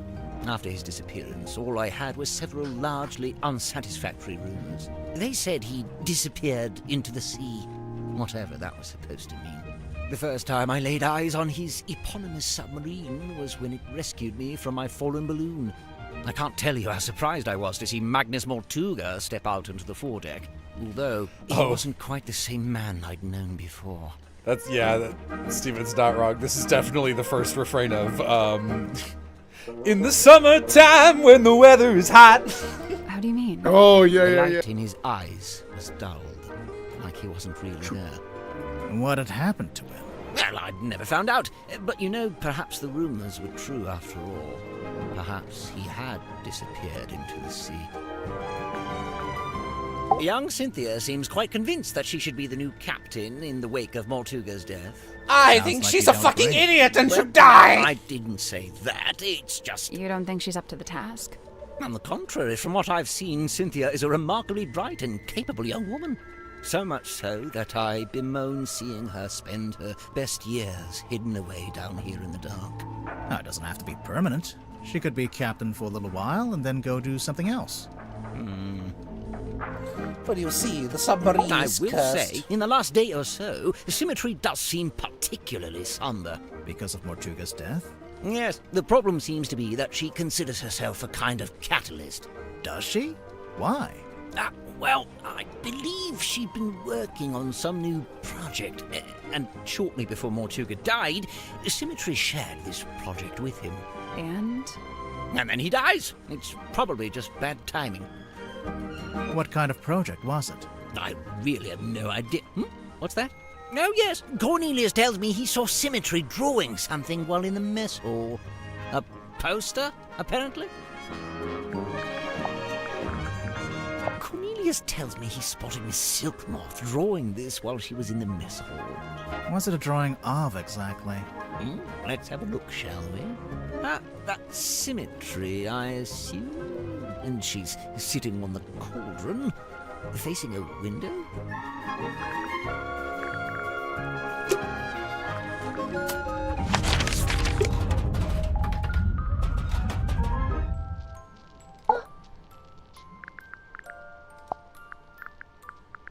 An effigy of Dansome Dirk? Or doth it bear the form of former fallen captain? technically, neither.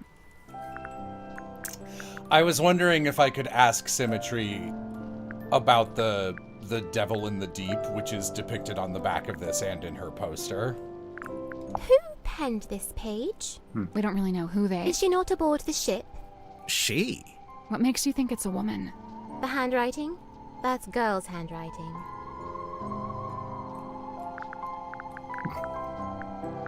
Do you know how Zephyr's dream helmet works? His secrets are his own to keep. Okay, but just for the record, you do know his secrets. I am bound to share them not. I'm so fucking delighted by this A character. book adorned by bloody stain? Might be. Might not. It might not be a book. No, no. I meant the blood stain. A gun! It's not a gun. What is it? We don't really know.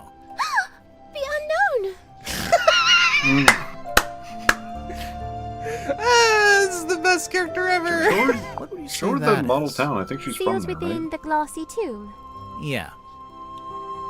A mistake? A regret?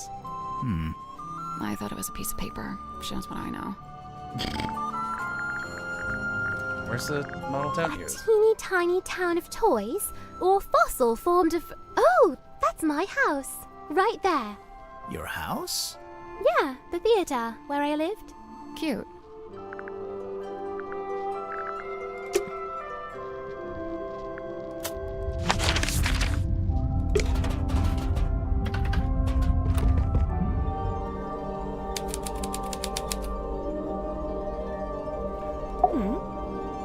Weary travelers. Take a seat by the fire, shake out your boots. You look like if Adrian fused with one of her own characters. We're not weary travelers. Then why do you both look so haggard and trail-worn? Ouch. There goes my self-esteem for the rest of the day. We're detectives. I'm Grimoire, and this is Sally. We're here investigating the murder of Magnus Mortuga, your previous captain. My captain? Never. My captain is the moonlight as it shimmers across the lake. My captain is the wind as it whispers through the valley. Who is this woman? No idea. I kind of like her, though. My name is Moon. Mariana Moon. Aha. And what do you do?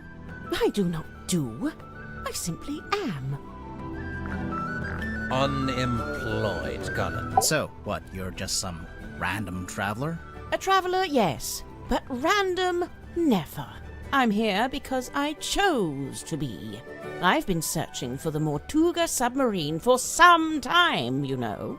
How come? How come? This thing is the motherlode. The motherlode of what? Of whispered half-truth, of murky rumor, of stories unspoken. Small thing, I really appreciate the direction to match the visuals, where it's like, okay, put the pipe in your mouth for this line. Very nice. No, like urban myths and stuff. Right. Urban myths and stuff. So you're a historian? Historian, storyteller, rambler, ambler, fireside gambler. How long have you been here? Well, let's see. I arrived a few hours before the captain was murdered. Oh, dang. Really? Quite the story, isn't it? But Did you know there's a knife hidden in my pipe? Interesting. Would that be such a crime? No. Murder's a crime, I'm pretty sure. A merciless wind rattles the rotting wood of the old silkworm harbor. The shadow of a vessel lurking low in the night-black water. A mysterious stranger steps onto her foredeck. Cloaked in darkness, she slips inside the submarine. Who is she? What is her dark purpose? It's you. We get it. A mysterious stranger, I said. She descends into an ornate parlor, empty, save for a lone figure standing by the fire. So, not empty. He turns, his face still half hidden in flickering shadow. It is Captain Magnus Mortuga. What was he like? Nice guy. Stoic, but polite. Kind. He tells me to wait in the control room and then disappears off towards the back of the ship. After a little while, he comes back. But now, he's a slightly different man. What do you mean? The light is gone from his eyes. He seems sad, angry. He avoids my gaze as he crosses the room to take hold of the wheel. He tells me to head down the ladder towards the mess hall. Doing so, I encounter two gentlemen named Mr. Worman and Mr. Grip. Neither of them look like sailors, so I know they can't be crew. I assume they must be guests like me. And true enough, it transpires that Mr. Worman is a writer and Mr. Grip is, some kind of watch repairman. Captain Mortuga reappears, descending the ladder. He asks the two men to show me around the submarine and introduce me to the others. Then he disappears through the rear corridor. It's the last time I see him alive. Mr. Worman apologizes, explains he's too tired, and leaves through the opposite corridor. Mr. Grip, unable to come up with such an excuse, agrees to show me around. Now, I wrote this down in my diary, so I may as well let you read it. Imagine my excitement to finally get a good look around the Mortuga submarine. I was even given a tour by one of Mortuga's Oh, were you the subordinates, opening narrator? Mr. Took me too long to clock that. We began by visiting a bizarre laboratory known as the Dream Chamber. An early disappointment. The captain's cabin was locked. Mr. Grip explained how We climbed down into the living quarters, where a pair of bunk rooms sat at the end of a corridor. An early disappointment. The captain's cabin was locked. We climbed down and first smelled of crane dust and unwatered souse. A young woman was laying in her bed, poring over an old document. She hastily hid the document away and introduced herself as Miss Cynthia Seafoam. A name to remember, dear. The second bunk room smelled of aftershave and desperation. The two men within, Mr. James Worman. Next on the tour, a room inhabited, by the looks of things, by a young child, who is also the room at the very end of the hallway, was sealed with a heavy bulkhead door. Perhaps you'll agree with me, dear reader, when I suggest the peculiarity of a simple storeroom. Mr. Grip took me down to the cargo hold. Smells of damp wood and tar. Next door, the engine room, burnished bronze and tea-stained parchment. I learned that it's something of a nest for Mr. Grip. Outside, I encountered a Dr. Zacharias Zephyr, the aforementioned keeper of the Dream Chamber. Surprised to see us, he nearly dropped the empty glass bottle he was carrying. Clearly wishing to remove himself from the situation, the good doctor. We continued on into the next room, which I was amused to see. I smelled her before I saw her. The unmistakable mix of salt, seaweed. Tadpole and I caught up, while Mr. Grip skulked in the doorway, clearly hoping this would mark the end of the tour, but it did not, dear Pete. Right, so, yes, I can see. Mr. Grip insists it's just the bilge. I tell him he couldn't have sold it to me better. We enter the bilge, but Mr. Grip, who is clearly tiring of my company by this point, opens the vent in the ceiling to let in a little light. Moments later, a voice is heard, echoing down from above. Whose voice? A young woman, and then an older woman. I can't remember exactly what was said, but I remember thinking it sounded a little like poetry. What happened next? The sound of a scream, and then a dull thud. Oh. Yeah, that sounds like a murder. But which murder? Anyway, by this point, I've used up all my patience. So I decide to take my leave. I thank Mr. Grip for the tour and return to my new lodgings in the cargo hold. I have to put up my tent twice, as on the first attempt, a sudden movement of the submarine undoes my progress. After some time, Mr. Grip and the young Miss Seafoam appear in my doorway. It seems they've come to fetch me for some kind of official submarine business. We head back towards the mess hall. Mr. Grip spots Dr. Zephyr emerging from the airlock. He has a glass bottle in one hand and what looks like an old leather bag in the other. I update him with what little information I have and attempt to catch up with the others. Laying on the floor is the body of Captain Magnus Mortuga. Amongst the living, mutterings are breaking out. Murder and mutiny, cauldrons and curses. But with Zephyr finally in attendance, Tadpole calls for order, demanding justice for her slain captain. But nobody really seems to know what to say. The next morning, it's announced that Miss Seafoam has taken over as captain. And, well, here we are. Interesting. Yeah. I first met Tadpole when she was on the road, travelling with a group of performers. She had longer hair back then, of course. Did you see her perform? I got to see a rehearsal, but that was it. After that, I joined their camp for the night. Tadpole and I shared some stories, you know. I told her how I'd just been on a research trip to a town on the coast called Silkworm-on-Sea. She told me how their group went around performing in local theatres and town halls and whatnot. I mentioned that Silkworm actually had a little theatre that might be a good fit. How come you didn't stay with them longer? Their leader was a real bad apple. I was rather keen to be shot of him. I saw Dirk wandering the halls this morning, like he was looking for something. I asked him what it was he'd lost, but he said he couldn't really describe it, but it looked a bit like a gun.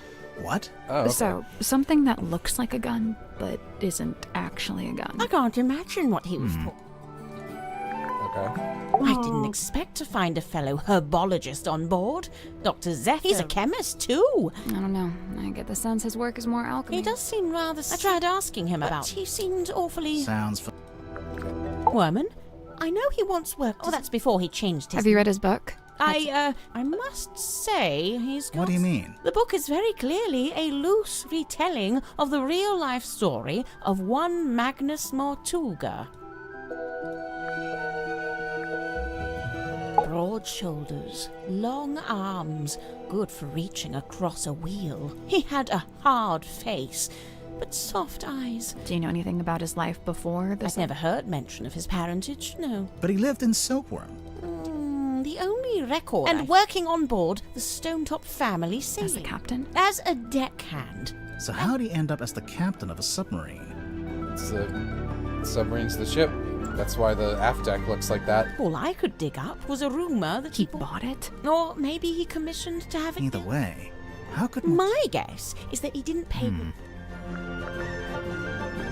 So, Mariana. I will say, for someone with Someone's such getting a novel impatient. outfit, She talks too this slow, and innocent now woman- I have so many profiles and pieces of evidence that I need to speed it up a little. Quiet? True. You disagree? I thought his whole thing was to be deliberately obnoxious. He wasn't like that with you? Not at all. Whilst showing me around the submarine, he was mostly subdued. Maybe you make him nervous. Maybe you make him nervous. Maybe he's mad that you're smoking something that looks like his friend. Cynthia Seafoam, the daughter of Harbour Master, and the step-daughter of Donovan... That's a pretty solid... By all accounts. But I believe they raised Cynthia to be a mechanic. Still, sounds like Cynthia actually does have the expertise to be... Who said she doesn't? So, Mariana. No fixed address. That's But you came to Silkworm looking for the Mortuga submarine. I go wherever I please. I don't want to be rude, but do you ever have to do work to get money? From time to time. I've taken up work as a tour guide, a historian, a performing storyteller. But how did you wind up getting onto the submarine? Well, if it's such a secret... And then the submarine came up to the Well, there we are. Okay. Alright. Tanya Ta. I see what you did there. I didn't do anything. She's not talking to you. This here, that's the Stonetop emblem. Thank you. Oh yeah, we saw it on the sign outside the Stonetop Inn. Do you remember, Sally? No, but I was basically still asleep at that point. What are those letters above it? Initials SS. Stonetop C? Secret stone? Selena Stonetop. The owner of the painting? The painter herself. Ah, now we're getting to it. The reason all of us are here, really. How so? The Silver Snake, the Mortuga submarine. Did you ever stop and wonder, why here? Why this particular part of the coast? It all stems from a single truth. There's something hiding in the water. Something big. Now, it wasn't my intent to cause you any lasting unease. Look, we three, we're merely tourists here, passers-by. Take my advice. Keep your distance from all this, so you can still walk away at the end. We're detectives, so that's going to be a problem. Whoa, sister. Do you recognize any of the... I believe this is supposed to be Silkworm's governor, a man named Faustus Fellow. Interesting. He was a wealthy landowner who bought the town in order to bring it under his control. He bought the whole town? Why? I couldn't say.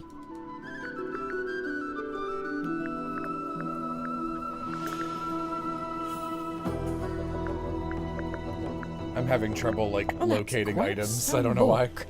Did you take it from a werewolf, perhaps?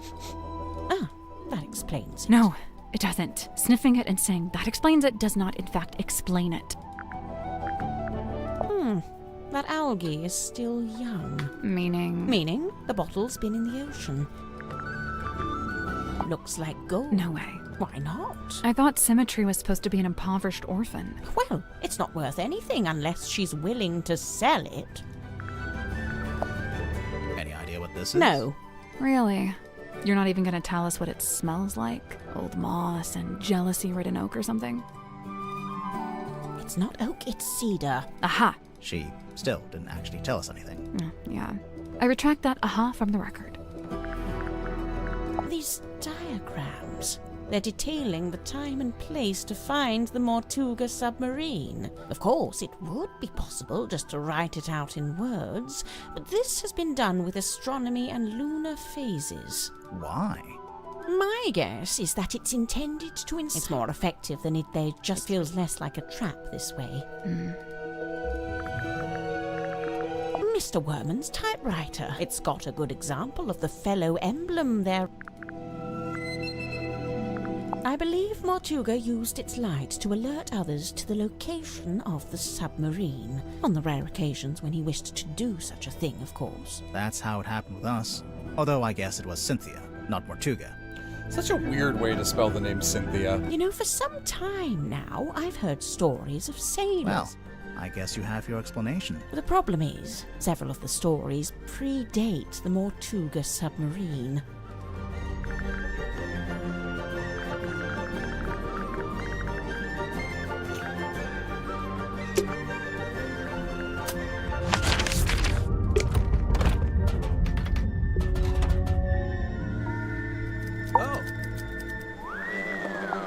Oh. You know what this is, Dirk? Laser gun? A laser gun. Well, whatever it is, I think it's broken. Wait, really? I mean, oh, what a shame. That's a weird reaction. What's that? I don't trust you at all, Dirk. You've never seen it before? Nope. Is it Mortuga's? Good guess. Yeah, it has his vibes for sure. Oh, let me guess. It's locked and you can't work out how to open it. Right again. Ha! Classic. Okay, but for real, you gotta let me know when... Okay. You might know what the code is for the book. You're so yeah, I mean, smart. I was told explicitly to ask people about it. It belongs to Madame Oh, Ted. a combination. Yep, got it. How did you know the Easy. It was her birthday. Huh. Oh, he did say he was going around asking everyone for their birthday, and that she was hesitant. That's funny.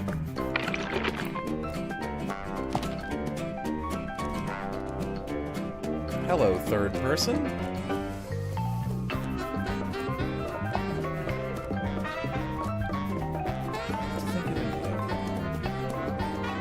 Tanya, professional swimmer. You're so loud.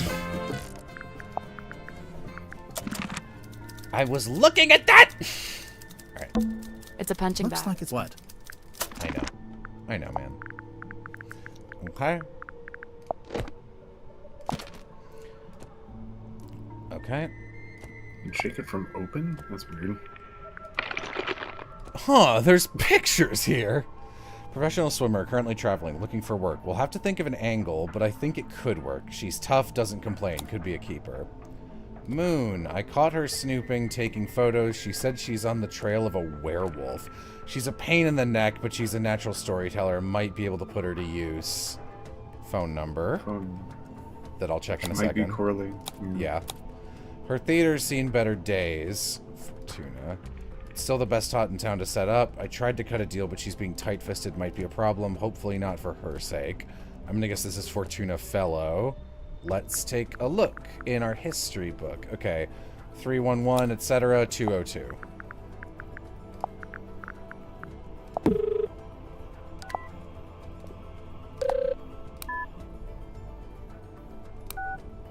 Okay. 202. Lawyer Woodrow. Okay. So this lawyer is our, that's the pipe woman, right? Was that the same phone number? I'm pretty sure. It was the same phone number. Look at that again.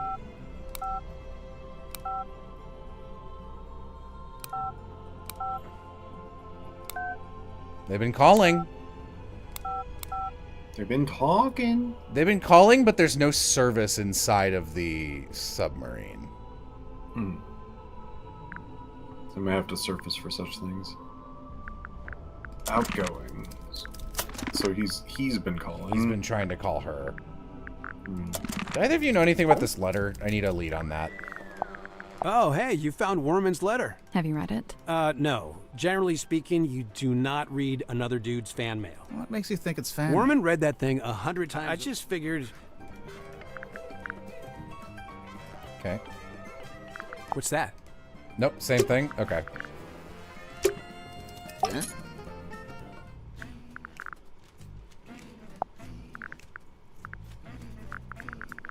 Be back grabbing food. What's that? I think so. See? Nope, not Why a book. not? Listen, books don't rattle. I guess I can't show people the inside of it. That belongs to Dirk, I think. Yeah, why? It's very weird that he pretended not to recognize it. We found it in the bilge. Well, that explains this smell. What is it? I assumed it was a movie prop. You know, a sci-fi thing. Magnet gun. Has Dirk ever done a movie like that? Not to my knowledge. But then... No idea. Yeah, I sure asked him, and he was pretty cagey about it.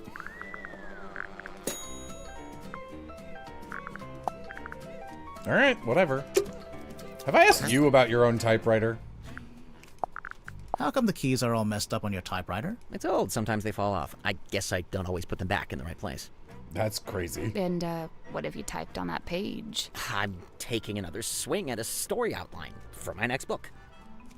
I can't make it out. It's some kind of weird grid. Cross-writing. Look it up. People used to do it all the time. What about these brass panels on the back? This one's my father's emblem, Mayor Dusk. That's why it looks like a D. And this is the governor's emblem. Okay. Alright, now that that's open, maybe I can talk to What's-Her-Nuts about it.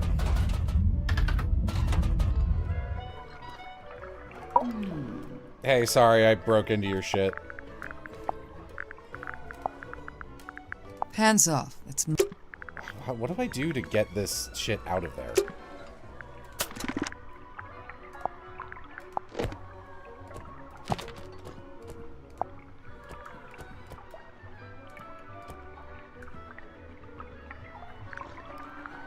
Two, 55.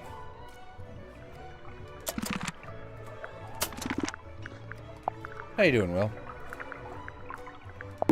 I'm doing all right. I'm just kind of vibing.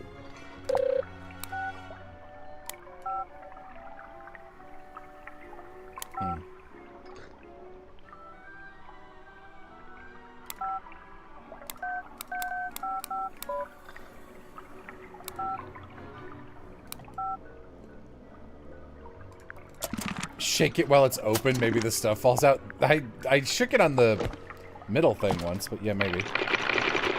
Nah, it's dice. Oh well. Guess I'll come back to it.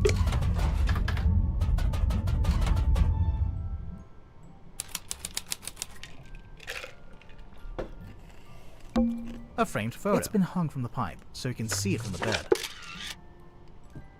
Pretty.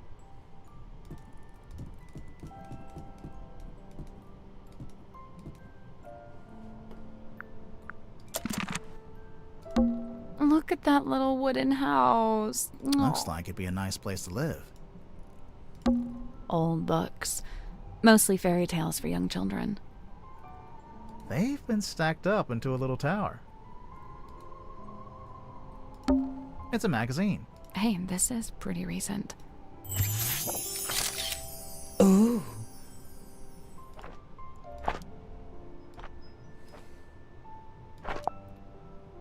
Cinematique. Julie Gianel on acting and authenticity. Sits down with the star of Vincent Devan Piers. Okay, that's the director who Dirk is emailing back and forth with. Okay, this is the leading lady in his movie. Since we last saw you, you've won Best Actress twice and released an eponymous folk rock album. How do you find the time? I always say I have the same 24 hours in the day that everyone else, so what attracted you to Hex and the Helmsman? I've always loved the mystery and romance of the sea, and the script was a beautifully dark love story, but most of all, I just like working with Vincent. There's a feeling of security there, since he produces, too. At this point in your career, you're clearly in high demand. We heard a rumor that the majority of the budget for this movie went on your salary. Frowning. I very much doubt that's true. But yes, these days I'm the one holding the cards when approached in a contract. I'm a bit of a shrewd negotiator, to be honest. Haha. The film is an adaptation of the novel, written by so-and-so. I've been meaning to read it. Let's talk sequels. Well, you just mentioned the novel. There's only one for now. But we heard you and Dirk both signed multi-picture deals. Yeah, we did. I know Vincent is as keen to make as many of these as he can. So you'll keep playing Bullisha Bone Top? Sure, unless the writers kill her off. Haha. Dirk, how did you get in shape for the role? Well, the production paid for a personal trainer, and I'm not allowed to eat bread. Hex of the Helmsman is out this week. That's not very much on the interview for him. No, you can barely recognize Dirk.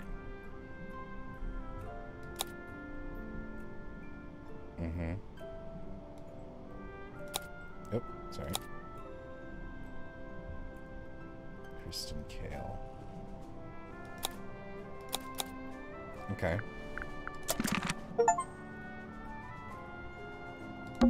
A few drawings.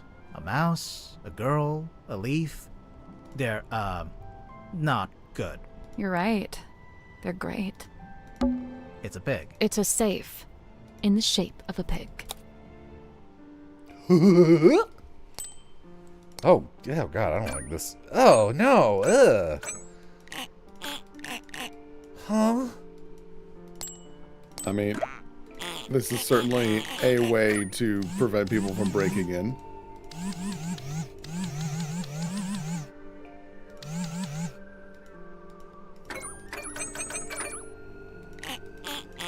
I can't pretend I have any idea how to open That's them. not it. There's a bunch of stuff we can fiddle with on the front of the safe. And on the back, there's some kind of display. Oh, okay, sorry. I tried to drag it to 3D rotate because that's how most stuff works. These ones aren't buttons. It's just some kind of display. These ones aren't buttons. It's just...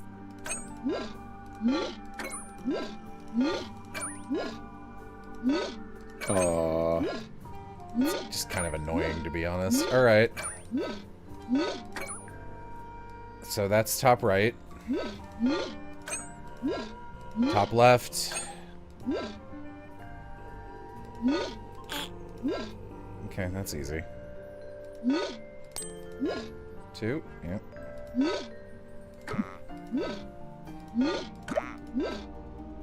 Okay.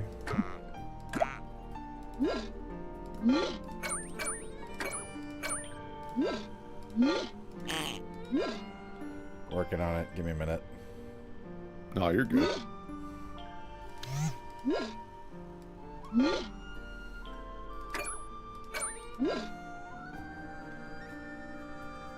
Pretty close. Is 3 the highest the numbers go? Does this go to 4? That goes to 4. Okay.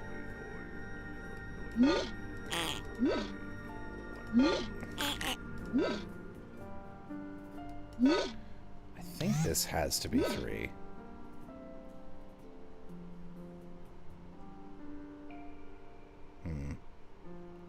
Oh, this equals 2. I These didn't even ones aren't notice buttons. that. It's My just- bad. Okay, then this has to be 1. There's nothing else that can be. Yeah. All right. Well, it's nice to have a foundation to work off of. Nope. I don't like this. Okay. So this has to be 4. That's correct. That's correct. No. Swap that? How does that work? No.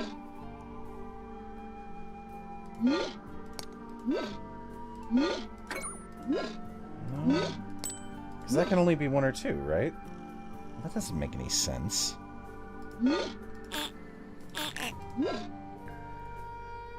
Can this top one be 4? Yes, it can. Okay, there we go. Didn't realize the top one could be 4. That should be right. Yes. Oh, that was it. Nice work. Okay, glad. Horrible item. What's inside?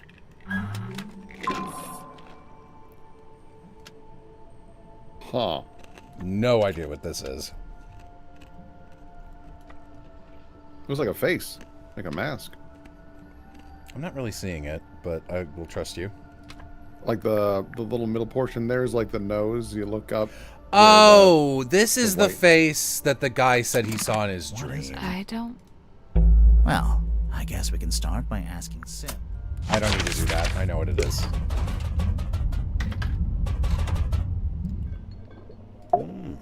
Hey, freak. The face from the ether. It must be. What's that? Tell me, where did you find this? It was locked in a safe. Was it now? Would you mind if I took it off your hands? It's not ours to give. No, no, of course, of course. All right.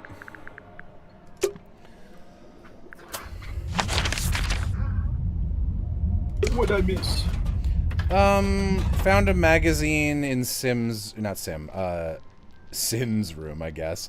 Cynthia's room that, has an interview with Dirk. So we're showing, and then we found this in a horrible safe. Who? I don't know. I've never seen her with my eyes. I've only ever heard her voice. When? At night, when half asleep. Half asleep or asleep? What did she say? I wish I knew. Oh, how I wish I knew. If you've never seen her, how'd you recognize her from the photo? I cannot say. May I ask where you found it? Actually, it was in your bedroom. Oh, this is what Cynthia was hiding under her mattress? No, we found it in a safe.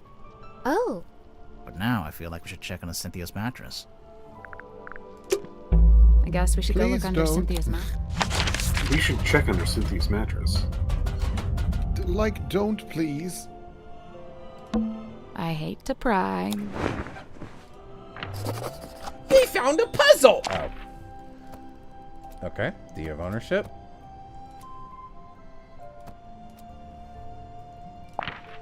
This document, originally handwritten by Solomon Stonetop. That's probably the SS. The painting signature, or someone in that family. May be presented as proof to one's ownership of the property in Silkworm on the Sea, known as the Stonetop Inn. The following individual is now known as the inn's certified proprietor and landowner. Not you. Not you. Magnus owned it for a while. I'm gonna guess his wife disappeared into the sea and he got all sad and went into to look for her fucking mermaid ghost, and that's why he's in there. Don Drummond.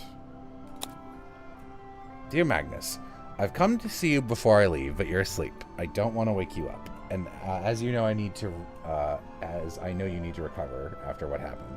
The mark she left on your shoulder hasn't faded. I think it might be permanent. Luckily, I think it looks quite heroic. I'm leaving my cabin key with you as well, so I can always keep my eye on you. Haha. But no, you won't actually need to use it. Nobody will. I'm having the Dearest Selena decommissioned. I'm guessing that's the old name of the submarine. It's over at the Drummond shipyard, and they're going to take it apart. I told Don he could strip it for parts, so I guess that's Cynthia's dad owns or stepdad owns the bar. As for our cargo, the bell and the buoy are in my room. Oh. Bell will be here in my room, and I've returned the mermaid's tongue to its resting place. Please try not to dwell on it. Magnus, I have to leave Silkworm tonight. I'm giving you the inn. It's in your name now. Hopefully I'll see you again. Felicia. Okay.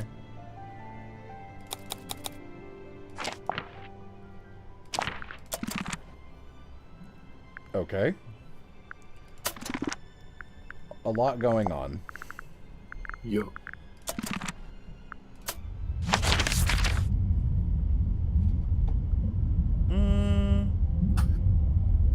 I'm gonna go to this room because I didn't actually investigate this room.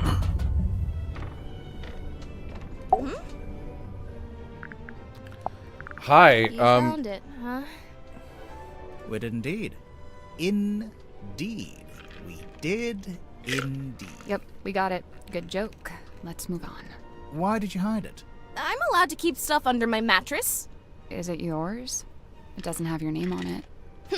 No, it doesn't. That's exactly why I brought it with me, actually. Go on. No. How you should be when you talk to cops. Do you... Oh, tell me about this. This article's kind of unfair to Dirk. It barely mentions him. Probably because it was written before the movie came out, so he wasn't famous yet. Oh yeah, true. The movie was a hit, right? So Dirk's famous now?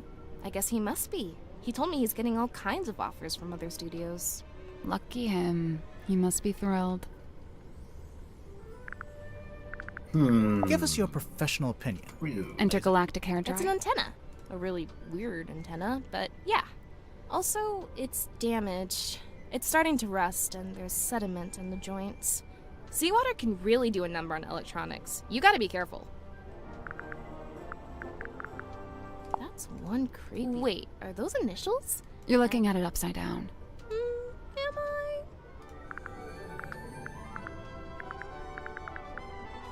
I? Oh.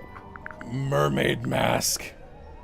Or Marina Moon. Yeah, so this is hers. Okay. Wow, there they are. That's my mom, standing in the harbor, and that's my dad, standing under the lighthouse. Cute. Hey, the lighthouse opens up, and there's a film reel in there. That is not accurate. We did not have a giant film reel in our attic. Yep, you live in the lighthouse. Okay. There he is, with explain his little this. mascot. What does he do? Get a new one. Well, you know, bit of this, bit of that. A big green light shines out of his eyes sometimes. Yeah, we saw it. It lured us onto the submarine. That's the idea. How does it work? Do you activate it from in here? Nope, it just kind of happens. Wooden buoy is confirmed to be magical. Cynthia, this radio looks... Aw, you really think so? Why did she take that as a compliment? Does it belong to you? Of course, I brought it with me. That's how I first contacted the submarine from the outside. You used the radio to contact Mortuga, and you asked him to let you into the submarine? I thought he didn't Wait, have a radio. so there's a receiver in the control room? No. Well, kinda. So, you know what? Never mind. Good detectiving. Sim let you see her lock. Do you know what's inside? No, and I didn't ask. Wait, you didn't open it, did you? Yeah. Was it okay? There wasn't anything bad in there? It's fine. Okay, fine. Good.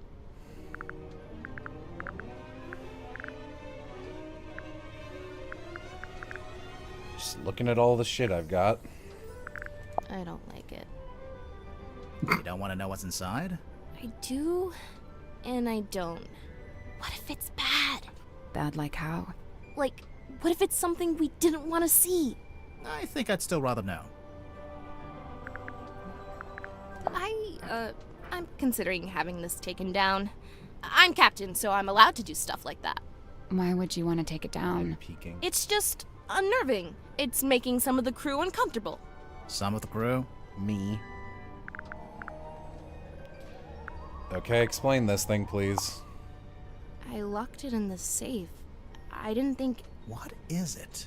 The night of the murder, when I was in the control room by myself, It was right around the time the ship's compass was freaking out. You used the underwater imaging system? I don't know why. I couldn't resist. But then this came out. I wish I hadn't done it. I put it in the safe so I wouldn't have to think about it. I can understand that. Really? Yeah. No. Sometimes you gotta Bang. compartmentalize. One thing at a time, you know? That's true. The stamp. That's Governor Fellow. I didn't know you could own Well, it. he acted like he did.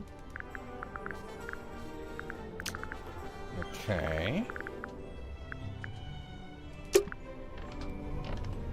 I guess there's people I could ask you about. Mariana Moon?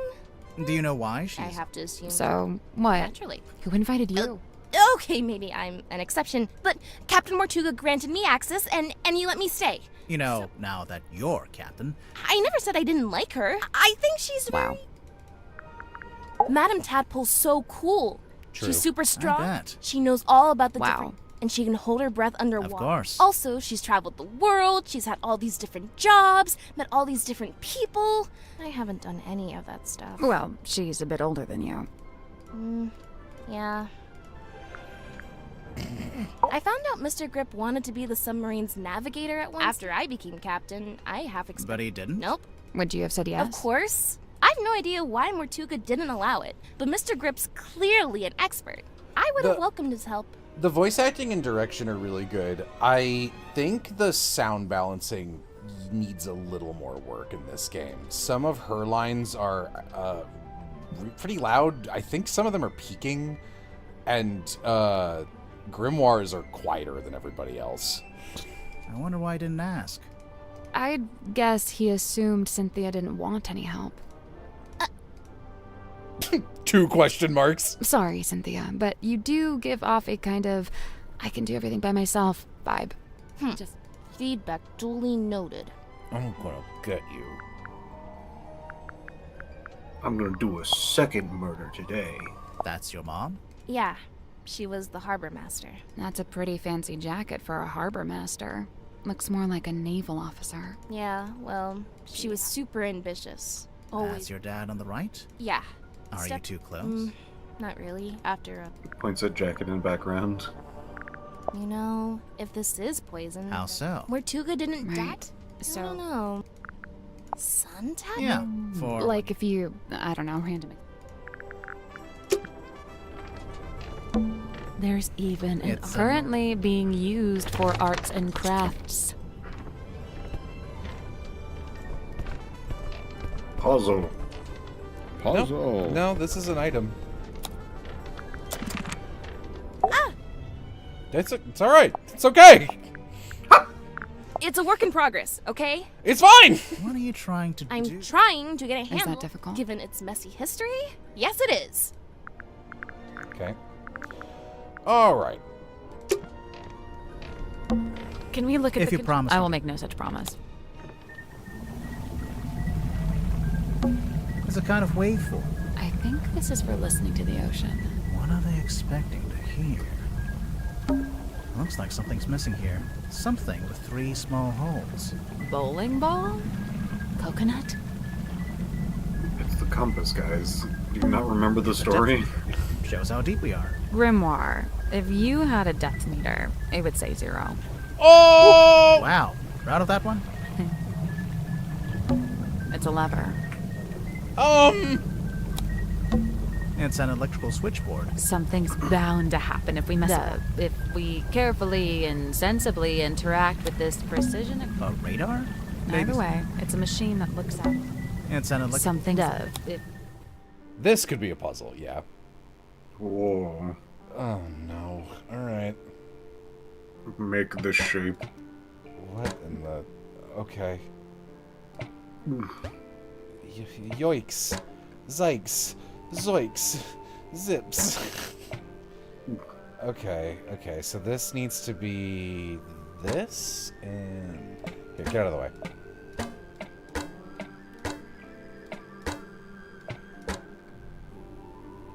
I think that's correct. Wait. Okay, these can just click through each other, it doesn't matter. Okay, and you need to also be out of the way, please. Like, careful. Trying to get maybe left, like this. Yeah, I think that works fine. Is that right? No, I need one more on the yellow. Yellow bottom. That was right. I'm impressed. Something unlocked. The hatch opened. It's a ring-bound book. Okay, they were looking for this. Whoa, those numbers are fucked. Nice. That ambience is really annoying. I was looking. It's a ring-bound book. Time to look. Open. Read. Okay, whoa, those are some things. Captain Mortuga found dead. Details unknown. Crew is tumultuous. Captain Seaphone assumes command. Oh, that's where it starts. Okay. James Dusk arrives on submarine and okay, so it goes backwards in time. Let me go all the way. Let's start here. Heading north. Final preparations before we take this submarine out for the first time. Zacharias Zephyr sets up his equipment in the infirmary. That's the doctor. Godric Grip rescued from hot air balloon. Zephyr invites a girl named Silk Moth. Zephyr invited her onto the thing. Okay. Madame Tadpole was found in the ocean. A girl named Cynthia Seafoam contacted the submarine by radio. James Dusk and Dirk.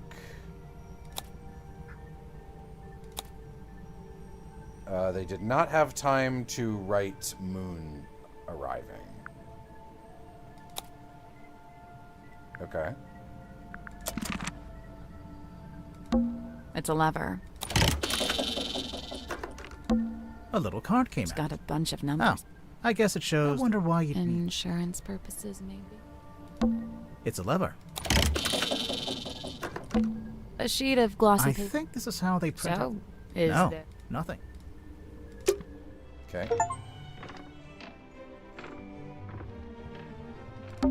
Oh, Don't. I won't. That was not convincing.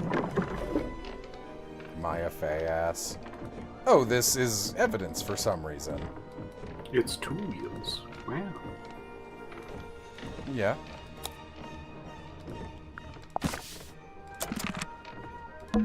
Don't touch that, please. It is a garment of great historical significance and must be preserved. You're so loud. You're so much louder than the other two. What if we just look at it from a distance? So Amber's actually balanced the same. Like, they're both the same volume. It's just that this character's pretty quiet. And this character is projecting! And it's like, whoa, whoa, Fine. man. I did not expect this to be evidence. Yes.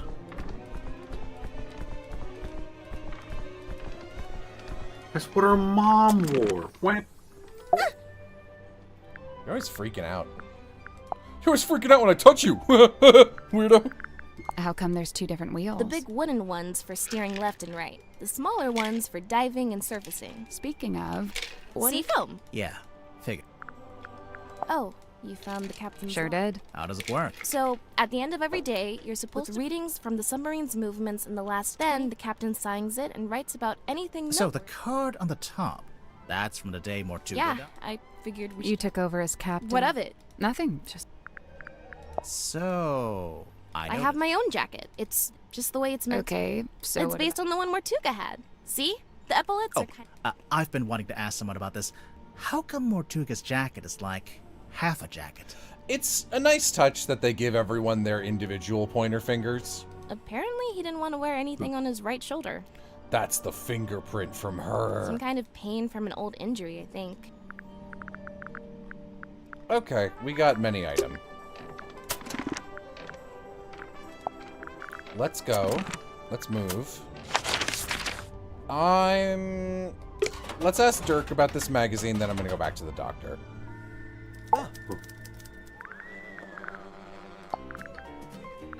I got to steer a big wheel. Mine didn't have that red metal bit, though. Also, mine was up on the aft deck, not, indoors in a control room. Idiot. He knows what an aft deck is. I'm glad Cynthia took my What advice? She was looking super tense, so That is one. I'd be surprised if expired. Yeah, things like this. Oh, no, there's no date. Huh. I guess it runs in perpetuity. What about if you ripped it in half? Ha! You know what? I found that doesn't actually do jack. No, I know. It works in the movies, but in real life, voiding a contract is a more complex procedure. Well, that's no fun. Looking good, Julie. I assume this is yours, Dirk. Yeah, I let the kids hello. borrow it since there weren't a lot of other magazines on board. I noticed on the back there's an advert for your movie. Yep, that's me on the left, all dolled up as Marcus Mordoom, the titular helmsman. Right, you're the title character, but there's only one name at the top. Oh, you noticed. Julie was already a big name, so, she got her name on the poster. Seems unfair. Oh, well, I'm sure when they make the sequel, Dirk's name will be front and center. Right. Now, you're featured in the interview, though. Right at the end. And they spelled your name wrong. Are we done looking at the magazine? Sorry, man. I didn't want to do you like that. We good? Do you have anything to say about Moon? Mariana? Man, she's really living That's out. if you believe what she says. Hey, it's funny you say that. I did. Well, she's supposed to be all like old-timey and stuff, right? But she was really curious about my cell phone. Curious how? Well, she was asking what make it was, what model number, like really specific stuff. Huh.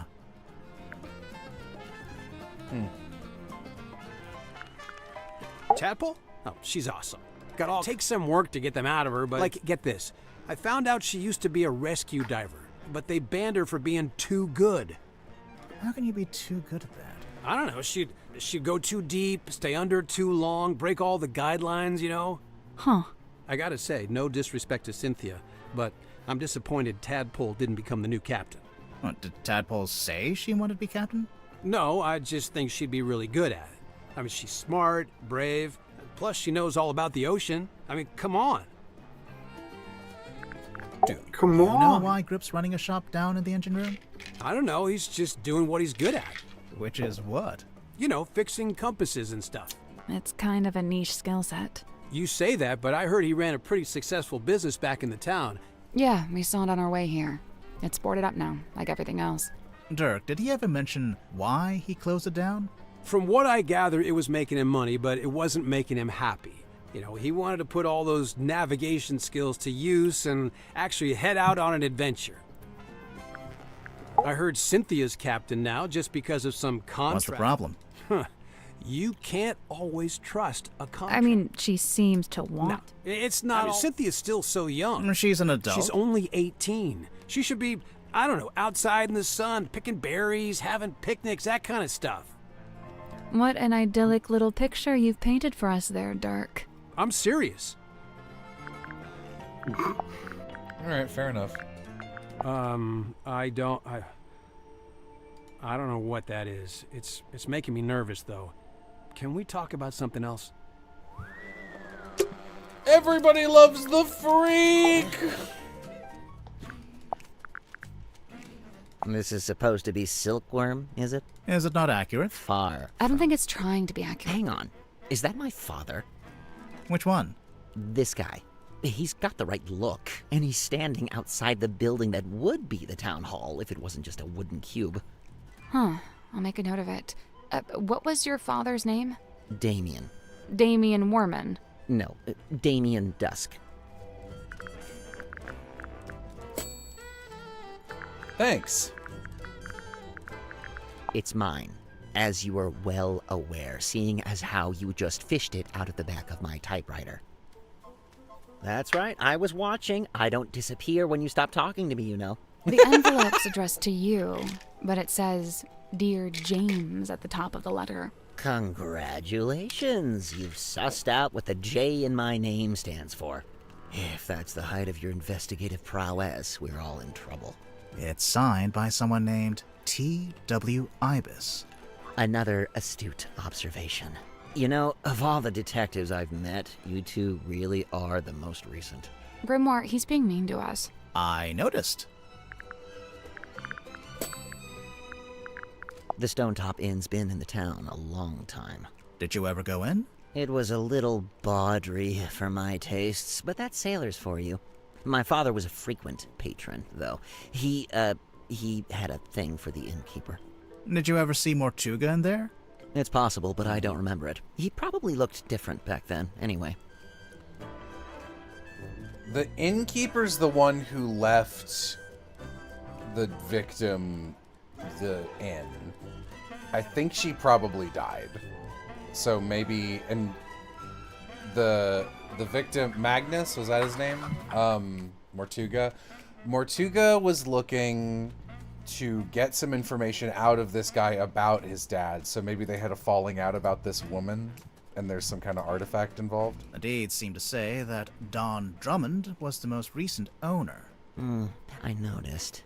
It's hard to imagine the Stone Top selling the inn. It's been their family home for generations. Well, I don't think there are any stone tops left. We were in the inn earlier today. It's been abandoned, just like everything else. All right. So, these are the two... The helmsman, Marcus Mordoon. Ostensibly... You're not happy with how they look? They made Marcus too handsome. Sure, he'd have muscle, but at the same time, he's supposed to be wiry, fibrous, like an old piece of rope. Meanwhile, Belicia's supposed to be more ethereal, like she might evaporate if you try to reach out and touch her.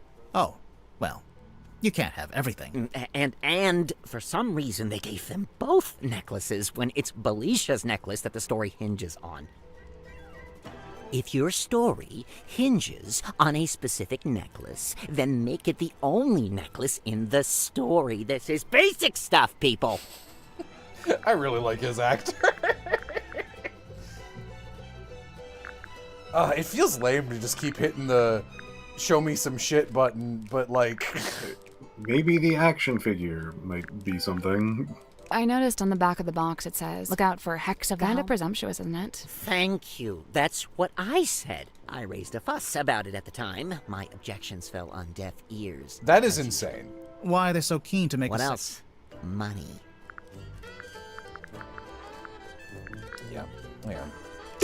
I can fuck around a little bit more. Huh? I'm gonna give this to her since I believe her stepdad's name is on this deed. There's just so many clues, dude. No, I already showed it to her. Okay. Whatever. Let's go talk to Zephyr, who I haven't interacted with since the very start of the game. Yeah, I feel like he has a lot to say about a lot of things, since he's also the person that seems to be carrying around the fucking... The mask? Mermaid Yeah, mask. no, he's very fucking suspicious. I am unfamiliar with this. Where was it located? It was in the captain's quarters. Ah, then it is no mystery, for I have never set foot in that room. Sure, man, let's narrow it down. The book? Alright. A bit of light reading. It's a book. So I see. A charming... Okay. The photo, the Now locket. this is a On the talisman. surface it appears. However, in this instance, I think A reverse talisman. Pocketbook, yeah, maybe. it Oh, wait, no, we seems already I'm not a visited that book now. if it I think the game might still want to set a flag by having me have everybody look at it. I believe this is a painting of Magnus's old boss and landlord. Is that who she is? Felicia, her name was. Yeah, Felicia Fellow. I laid eyes on her briefly when I first visited Silkworm. What happened to her? I couldn't say. Mortuga never told you? No. Maybe he didn't know either.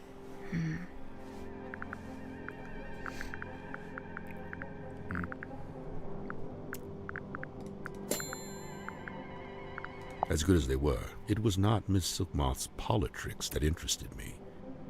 Rather, I was interested in the base mindset they were a symptom of. In particular, her ruminations upon the great unknowns of life and death. There are clues to it, right here. Look at the choice of words. Unfathomable, inconceivable. And on the reverse, you need only look at the chosen subject matter for her newest work. It's a Grim Reaper. It's Grimoire, actually. Yeah, the thing that's really pulling me the most is, like, probably the captain's log to symmetry. Sure. Mainly because I'm almost positive her trick is something to do with heavy magnetism. And that probably has something to do with the, like, What, mess the in the reading log. getting fucked up? Yeah. Sure. The numbers spoken by the ship, as if she seeks to speak, yet lacks the tongue. Damn. Okay.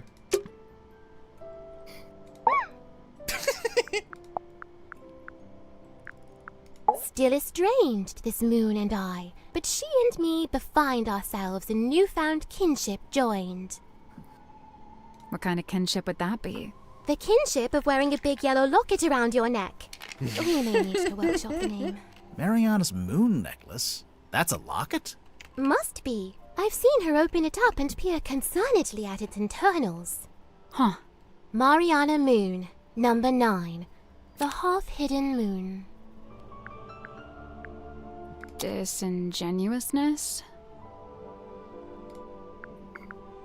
He'd dreamt our ship some boisterous boat, where tensions alas upon inspection. Still he yearned for storm to swell. He was waiting for something Something did happen. And crime dark scene, but consequently came the freshest focus for his ever ponderous gaze. James Werman, number 7. The empty inkwell. Where are you getting these cards? I mean, she's an artist. She made them. I would say he doesn't have any creative... Apathy feels rough. Apathy? Alright, yeah, let's talk to the doctor's gotta be able to give us some shit. That's gotta be true. Gotta be. Can I... What is this? Let's talk to Zephyr. I'll just take a look in this cabinet. Watch out for spiders. Yeah, I don't think we're on a submarine. I do seem to need constant.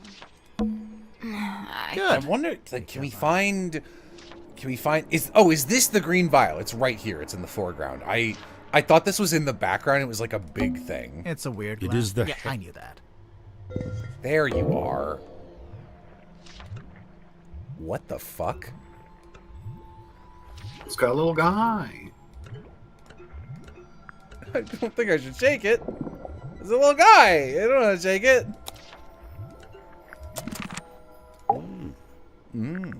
Explain to me the hex bottle. Okay, I'll bite. What's a hex bottle? It is a glass container with a hex inside. A hex like a magic spell? I've been forthcoming thus far. Unusually so for a man of my nature. However, certain things I shall be keeping to myself, especially if it has no bearing on your investigation. What if we can prove it's got something to do with the murder, or the crime scene? Ah, well then you'd have forced my hand, wouldn't you? Yeah, it's just... I have leads. It's hard to know how to trigger them. Because, like, we know he engaged with the mermaid mask, but we haven't seen it, so I can't talk to him about it. We know Dirk knows what this is, but won't talk to us about it. Okay. Magnus and I installed this in the captain's cabin. It is exceptionally heavy. Did Mortuga tell you why he wanted a big iron bell hanging over his desk? He merely said it was an object of great importance and that he'd like to keep it close by. Do you have any idea what it is? He referred to it as a bell, Detective. Yeah, just going by the shape. But it doesn't ring, so we're not sure. You may be more correct than you know. Personally, I believe it is a bell. Not in the musical sense, but rather a diving bell, which is to say it's designed to be lowered to the ocean floor. With a person inside? I doubt it. It's not really big enough. I tried. I wanted to I fit stayed at inside the the stone bed. top inn myself. Back then, it was under the care of a woman named Felicia, but it seems to have passed on to Magnus sometime later. I find this strange, for Magnus was fairly averse. He had been that against it if he... However, standard protocol would be, whereas Magnus only filed... Okay. It's an incantation. Traditionally, you might bury such a thing under the floor. What about if you threw it into the ocean? Likely it would have no effect. The ocean is fascinating. Some unseen entity is attempting to speak with us through the radio. I think it's just broken. Of course it's broken. That's precisely what opens it up to a theory. Okay. Before we left If only port these on the two submarine, he wished for me broken to venture devices would into come the together. Stone Top Inn, collect this cauldron, and bring it on. Why couldn't he do it himself? He'd have been strong enough, surely. I'm not sure exactly. I was already preparing to bring a large amount of heavy equipment on board. I suppose Magnus considered it logical to fold the cauldron into that set. Was it shut? Shut, locked, and covered with the sailcloth. Magnus never told me what he kept inside it. It's the cloth that Magnus Why used. would he need to keep Either it to up? keep it away from pride, perhaps he concealed it for his own. That's Oh, yeah, odd. she was trying to- This doesn't look like Magnus's handwriting at all. It's not written by Mortuga. It's from a guy named Ibis. I saw the diagrams pertaining to the location of the Mortuga submarine. Well, who else would know such things?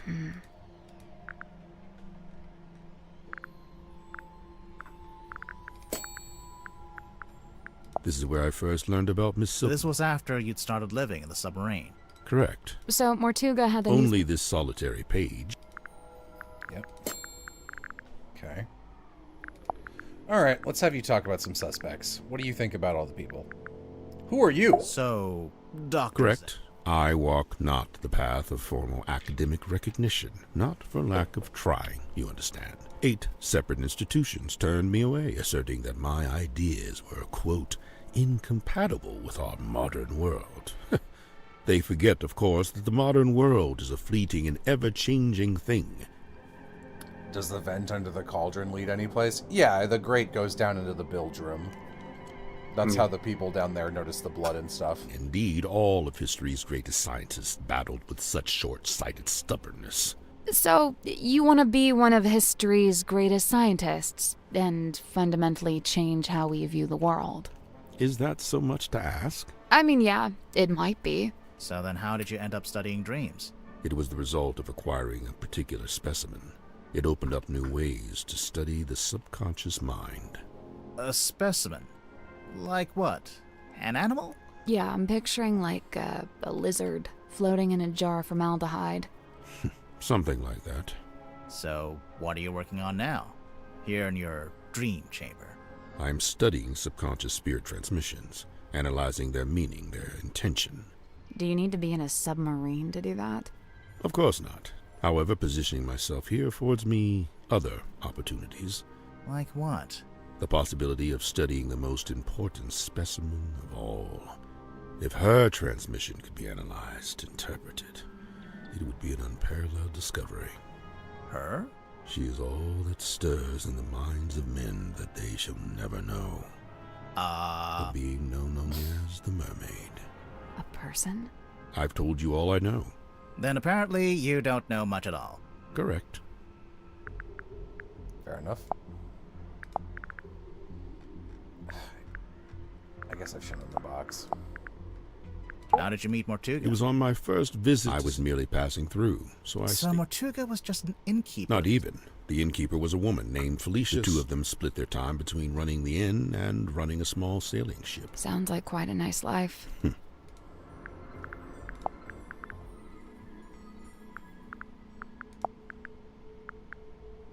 It really is fortuitous that Madame Tadpole, not only is she unusually well suited to, she was also unusually, as far as I know, the two formed a She may just. I'm to believe Tadpole had taken it upon herself to discover the source of Mortuga's internal anguish. In her words, she wished to understand him so that she could help him. It was in the course of this endeavor that she began scouring the ship for information. On one occasion, I entered the captain's cabin to speak with Magnus, but instead I discovered Tadpole quite alone, trawling through his bookshelf. I asked her what she was looking for. She said she didn't know. I noticed Mr. Dansom was quite determined to hold conversation with Magnus. What did Dirk want to talk to Martuga about? Nothing. It was the act of conversation itself he was after. First-hand experience of Martuga's mannerisms, affectations, and vocabulary. When I inquired as to why Mr. Dansom held fascination for such things, he said simply, research. I first learned about symmetry from the surface. It was merely a review of a magic. To me, it spoke of someone taking an excursion from the... Afterward, I requested an and speaking with her for a scant few minutes. First, and most importantly, she was indeed fascinated with the great unanswered... She held a yearning to understand that. A woman after... What was the other thing? You said you learned 2 things. That she was thoroughly unhappy with her lot at Fortuna Hall. The theater owner was a heartless woman who, among other indiscretions, did not compensate Symmetry for her work. But she had no family, nor any other connections. She had nowhere else to go. So you invited her to come live on the submarine? To put it simply... Did she bring all her props and stuff with her? Everything she could carry. Why? Was she gonna keep working as an illusionist on the submarine? No, Miss Silkmoth would be working with me here in the Dream Chamber. I notice she's not here anymore. Her tenure with me has come to an end. She has moved on to pastures anew. It is hypothesized that Miss Moon was embroiled. What kind of deal? What would she give him? His heart beat not for money and things. What did it beat for? People. Kinship. So, Mariana gave him a person? Maybe information about a person, or how to find a person. Okay. Well, we got that bottle now, so let's, Who saw him carrying that? Tadpole Moon, did you see it? Hey, it's that bottle I saw Dr. Zephyr carrying around the submarine. Smells kind of like flowers or something. Weird. What about the thing in the bottle? I don't really want to know what that is. Okay, not helpful. Moon Lady song. Oh. Is there a fast travel button? No. Okay. Oh, this is the order of people getting on the submarine. This is interesting. I respect the amount of work they tried to do to, like, make it easy to keep track. There's just, like, so much stuff.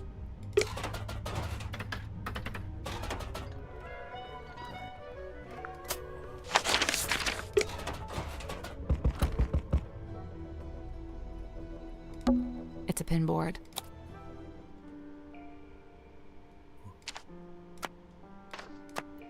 I guess the position in the ship. Yeah, these are their rooms, I think. So these 2 are in this room.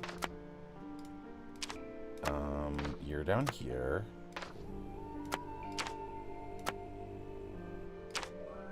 You 2 are here. You're down here. I don't know where we're... I mean, I guess we're in here right now, aren't we?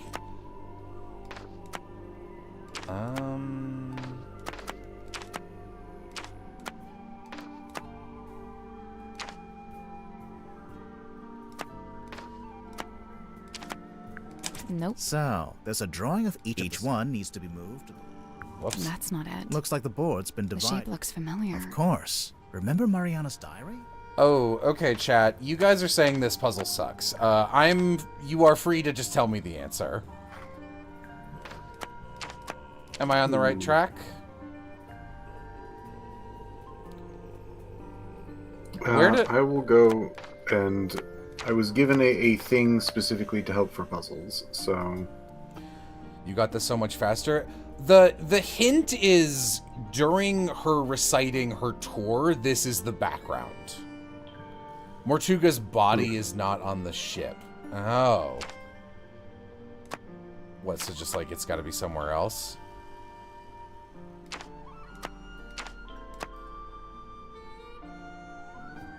Nothing. I'd say and Mortuga probably shouldn't be in any of the segments.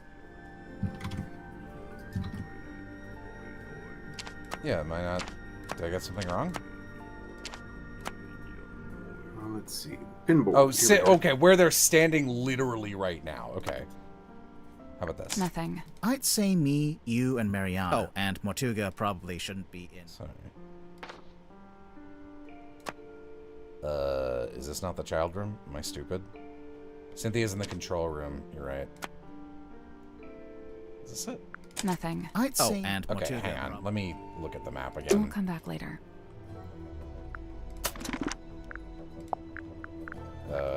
Right, it's this button. Sim is right above Tadpole. These two are here. Okay. Yeah, I'm pretty much right. It's a pinboard. Ah, okay.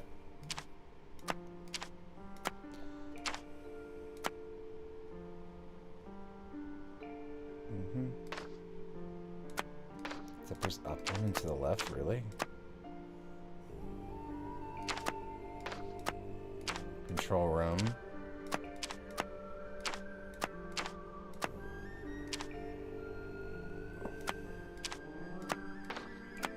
I did it. Good job. It did Yeah, it. that's a little tough. What were you... Normally, when we complete a puzzle, something unlocks and... Yeah, we've been... If it's a clue, take a look on the back of the pinball. What's this? I killed him! What?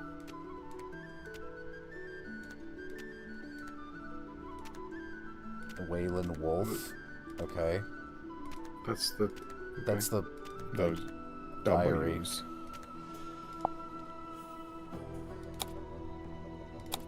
Okay. Oh? Explain? When did you take this photo? Says it right there. On the night of a full moon. How come that guy has glowing red eyes? Perhaps it's because of his... Or you used a flash. Perhaps it's because I used a flash. Who's the woman in the ball?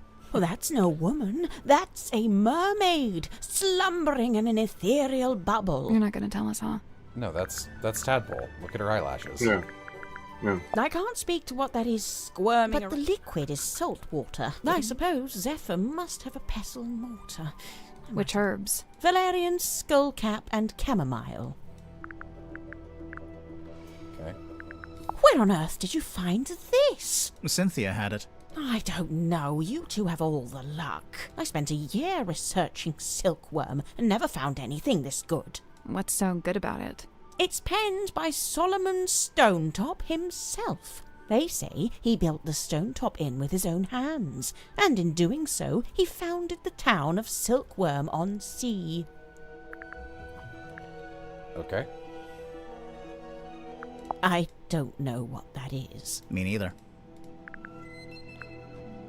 Okay. Do you recognize this, Mariana? You know hexes and shit. Should I? Well, we just figured since there's a moon So gone. because my name is Moon, all moon-related things must belong to me? Yes. Even if it's not yours, do you have any idea what it is? It's a herbal compound of some kind. Valerian, skullcap, chamomile, and seawater. So, not poison. Maybe it's medicine. Would those herbs do anything in particular? I suppose it could be a sleep aid, like a mild sedative. Interesting. That's probably the two thumps. Someone fell over asleep. Mariana, can you tell us what these tablets are? It's rather more difficult when it's something synthetic like this. Some kind of vitamin supplement, I believe. All three of them? Yep. Yes, the 3 tablets seem largely to be the same thing. So it's the moon for sleep, sun for wake. Mm-hmm. So the pills are to wake people up are basically the antidote for the sleep thing. Oh, okay. It has the smell and feel of only there's no evidence of it on the surface. Maybe it's a type of metal that... Or maybe someone You know, if and when I make a mysterious observation, I'm not necessarily looking for immediate logical explanations. Sorry. Sorry. We're detectives. It's our job. It's a pizza No, oven. it's a furnace. Right. But you could put a pizza in there. It would burn. It's a big traveler's backpack. It smells if you leave like it in there too long. soil and grass. When you're done smelling it, there's something in the pouch I think we should take a look at. Big bloody sword. I fully misread this as Skyrim map. Cool. Okay. That was the background of one of the scenes. Yeah, yeah.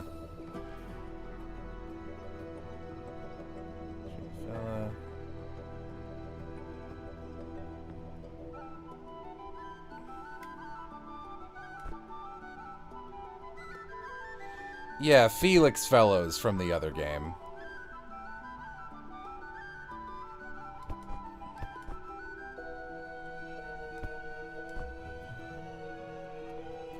So do we think Magnus is the werewolf?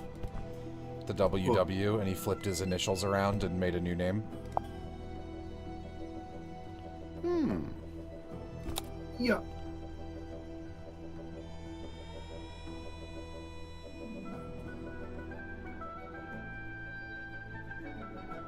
Yeah, I feel like these three had some kind of something going on. And you got to imagine Symmetry is their kid, right? Oh, they must be full of something heavy. Actually, I think they're empty. Oh. Well, wood is heavy. It's a little mirror. It could do with a polish. You could do with a polish. Damn. This is actually a pretty good place to hang laundry. Assuming you want your clothes to smell like the cargo hold of a submarine. That's a fire hazard. This whole room is a fire hazard. A submarine can't burn down. It's underwater.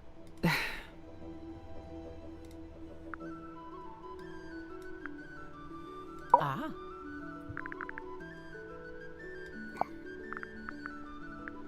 I see you've been enjoying my map. It's barely a map. It's... What about the family tree? Most of my research into silkworm has been focused on the... Seems like you haven't worked out how Mortuga fits into it. His name is just floating out there by itself. I'm not sure if he does fit into it, to be honest. Mariana, you've got a question mark there. Someone you don't know the name of. Ah, yes. Quite the mystery, you see. I'd heard about... We know her name. It's Freya. You're welcome. Oh, okay. Listen, it's been like 4 or 5 years since I played the first game.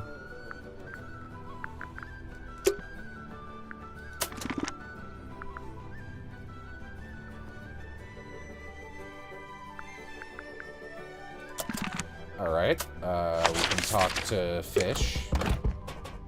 Fish!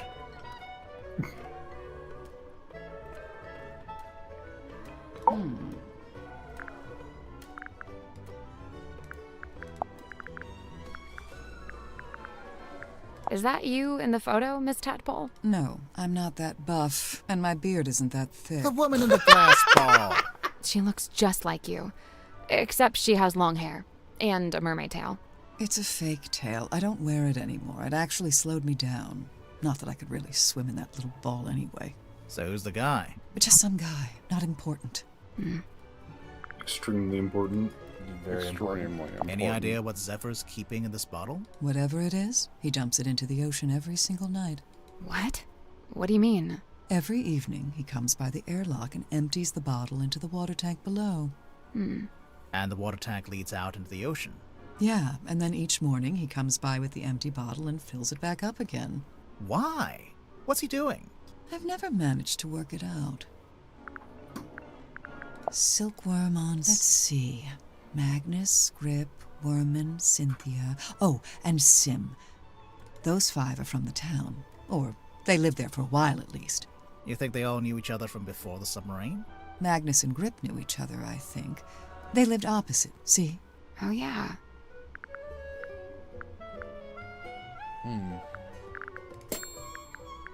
Where did you find that? Yeah, it was in Sim's. We just found it lying around in a corridor. What is it? It's Magnus's key. It unlocks his cabin. Tadpole, is this a... Why'd you say that? It's an underwater photo, and it kind of looks like a woman's face. I just thought... All mysterious underwater women look alike, is that it? No, I'm kidding. For the record, I don't think it looks like you. Right. It doesn't. In fact, it doesn't look like anyone.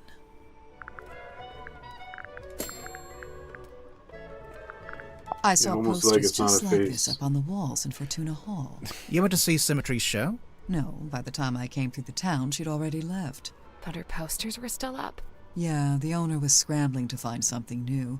I don't think she wanted to admit she'd lost her star act.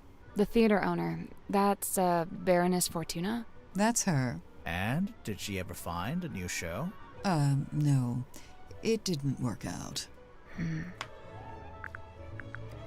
Boy, I'd sure love to interact with the photos and you and get some more information about that. I just don't know how to make it happen. I couldn't believe it when she showed up. I swear this submarine is like some kind of giant sink strainer.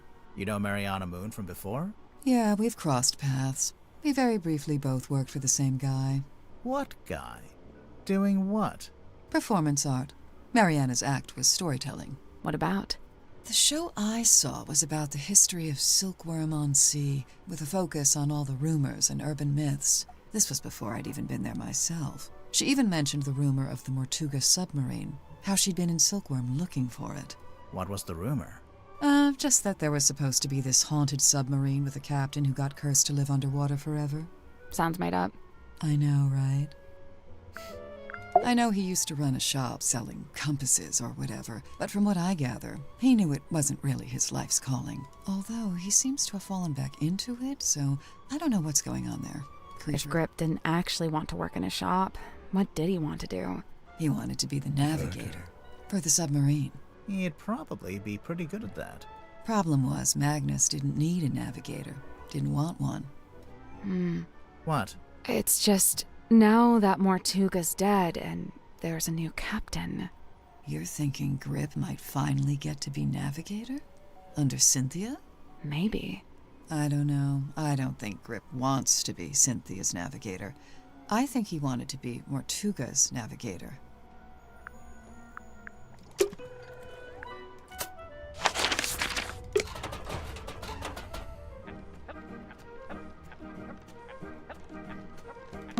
A selection of some of my more unusual compasses. Please peruse at your leisure. Okay.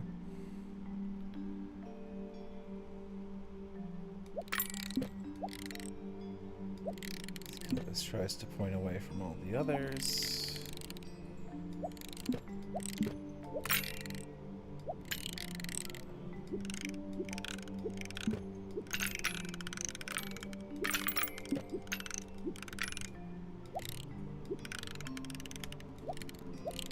Oh, I'm logging back in. I just wanted to see what it did. Okay. Yeah. This compass is actually a clock in disguise. Compass tries to point at all the others, maybe? No, this one just has a crush on the pink compass. Oh, sorry. Excuse me.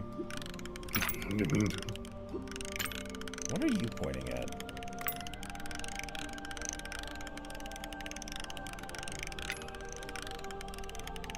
Just the center?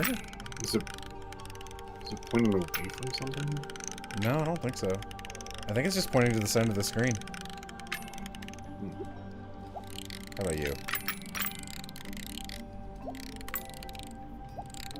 If one of them's a clock, it shouldn't move at all.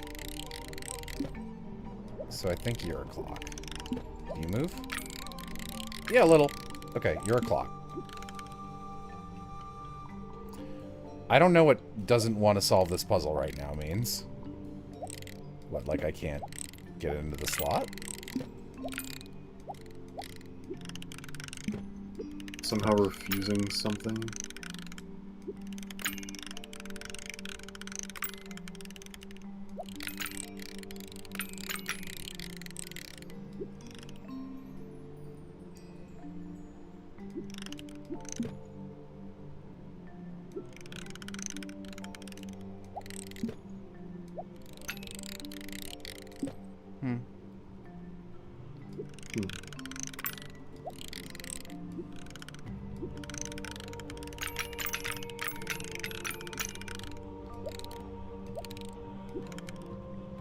Compass tries to point out the others. This one just points at this guy. Does blue point at anything else other than green? No. Blue points at green. Green points at pink. Red seems to point at just about anything, right? Yeah, it seems to be taking like the medium of all of the other compasses. Yeah, I think it's taking the point at the middle. So I'm gonna say that's pointing at all the others. Yeah, see, it's trying to do the average. What does that mean? I could just brute force it. Yeah, I mean, like, you have 3 left, so whatever. Nope. So there's 4 The slots. labels are all describing a particular... That's the one. Sure. Why not? Good job. I don't really see why that That's is. something but on sure. Nope. Yeah, it did. Sounded like a bomb. Pure conjecture. It's a big compass.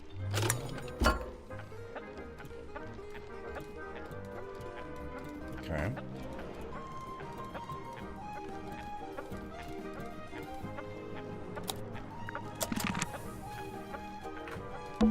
We already solved it. It's open. What is that? Is not for Too late. Sorry. Star charts? Okay. That's the thing on the head. Oh, okay. So you sent the letter because you can navigate by star charts and you're the navigator.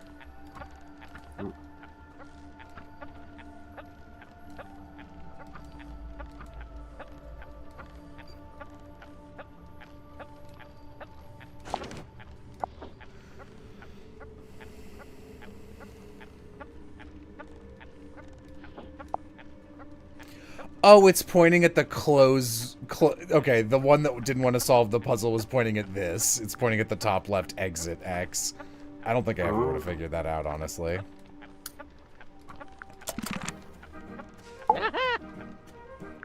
You're very weird.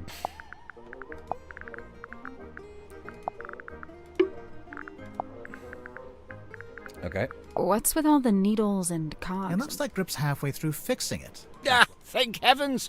That's what I was hoping for. Sorry, what? Perhaps I should explain. You see, Miss Seafoam came to me with a compass she needed fixing. I went to put the needle back on, but Cynthia stopped me. No, she said. The whole thing is broken. You'll have to take a look at the insides. You'll have to replace the needle. For some reason, she seemed to need it to be true. She needed the compass to be broken. I told her I had various spare needles I could try out as replacements, and here we are. And you left it out so Cynthia would see it? So she'd think you were actually fixing it? That's the idea, yes. So if you kindly put it back where you found it.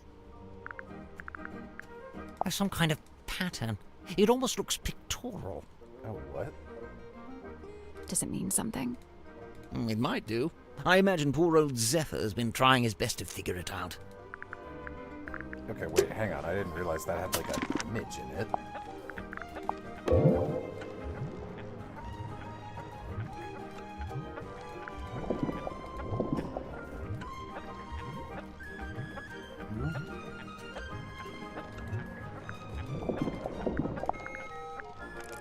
Stop that.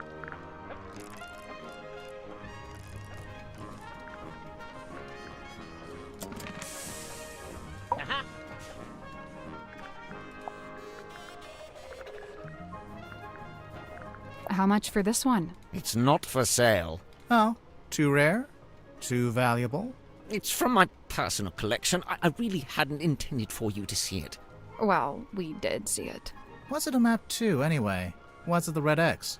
Now that's the question, isn't it? You don't know? Unfortunately, not. Aha! This must be where Madame Tadpole got her stage name. You think? She's not called Madame Mermaid Orb. Got him, idiot. Goodness me. What's it a photo of? Well, it's a face. I suppose we can agree on that. Doesn't look like any face I've ever seen. No, well, perhaps you ought to count yourself lucky. Inked on the back of this letter or code, it's detailing how, when, and where to find the Maltuga submarine. This ibis person claiming to have information on Maltuga. You know who that is? No, Maltuga never mentioned anyone by that name. Not to me, anyway. Oh yes, Maltuga's little model ship. He always kept it on his desk. Although I'd wager it's more than just a paperweight. Is it based on a real ship? It's likely. Maltuga did have a ship, or rather he worked on board one. I very much doubt he was the owner. Do you know what this is? Oh, I'm not sure. Maybe something left over from when it was painted? I think it's an eyedropper from this thing, but I have no way of showing that to anyone or doing anything with it. Do you know how the wheel got... It looks in working order to me. No, look. Some of the spokes are different. It looks like they broke off and got replaced. You're quite right. Although it's not exactly at odds with the ship as a whole, is it? Meaning? Look around you. She's a ramshackle old thing. Sturdy, yes, even handsome in places, but undeniably a patchwork of sorts.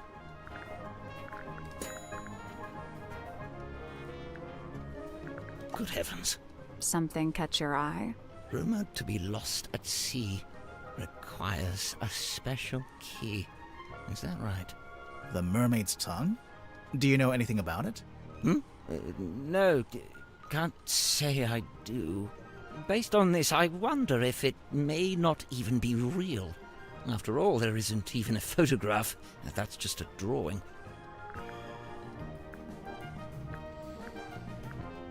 We're all drawings. Not that creepy picture. Did I show her the bottle?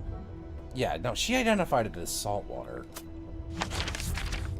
Sim, you worked with this guy. Did you...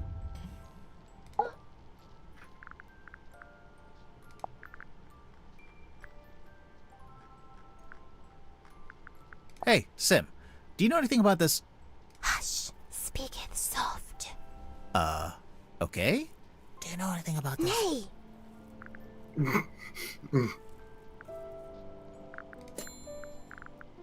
Damn, she doesn't give a shit.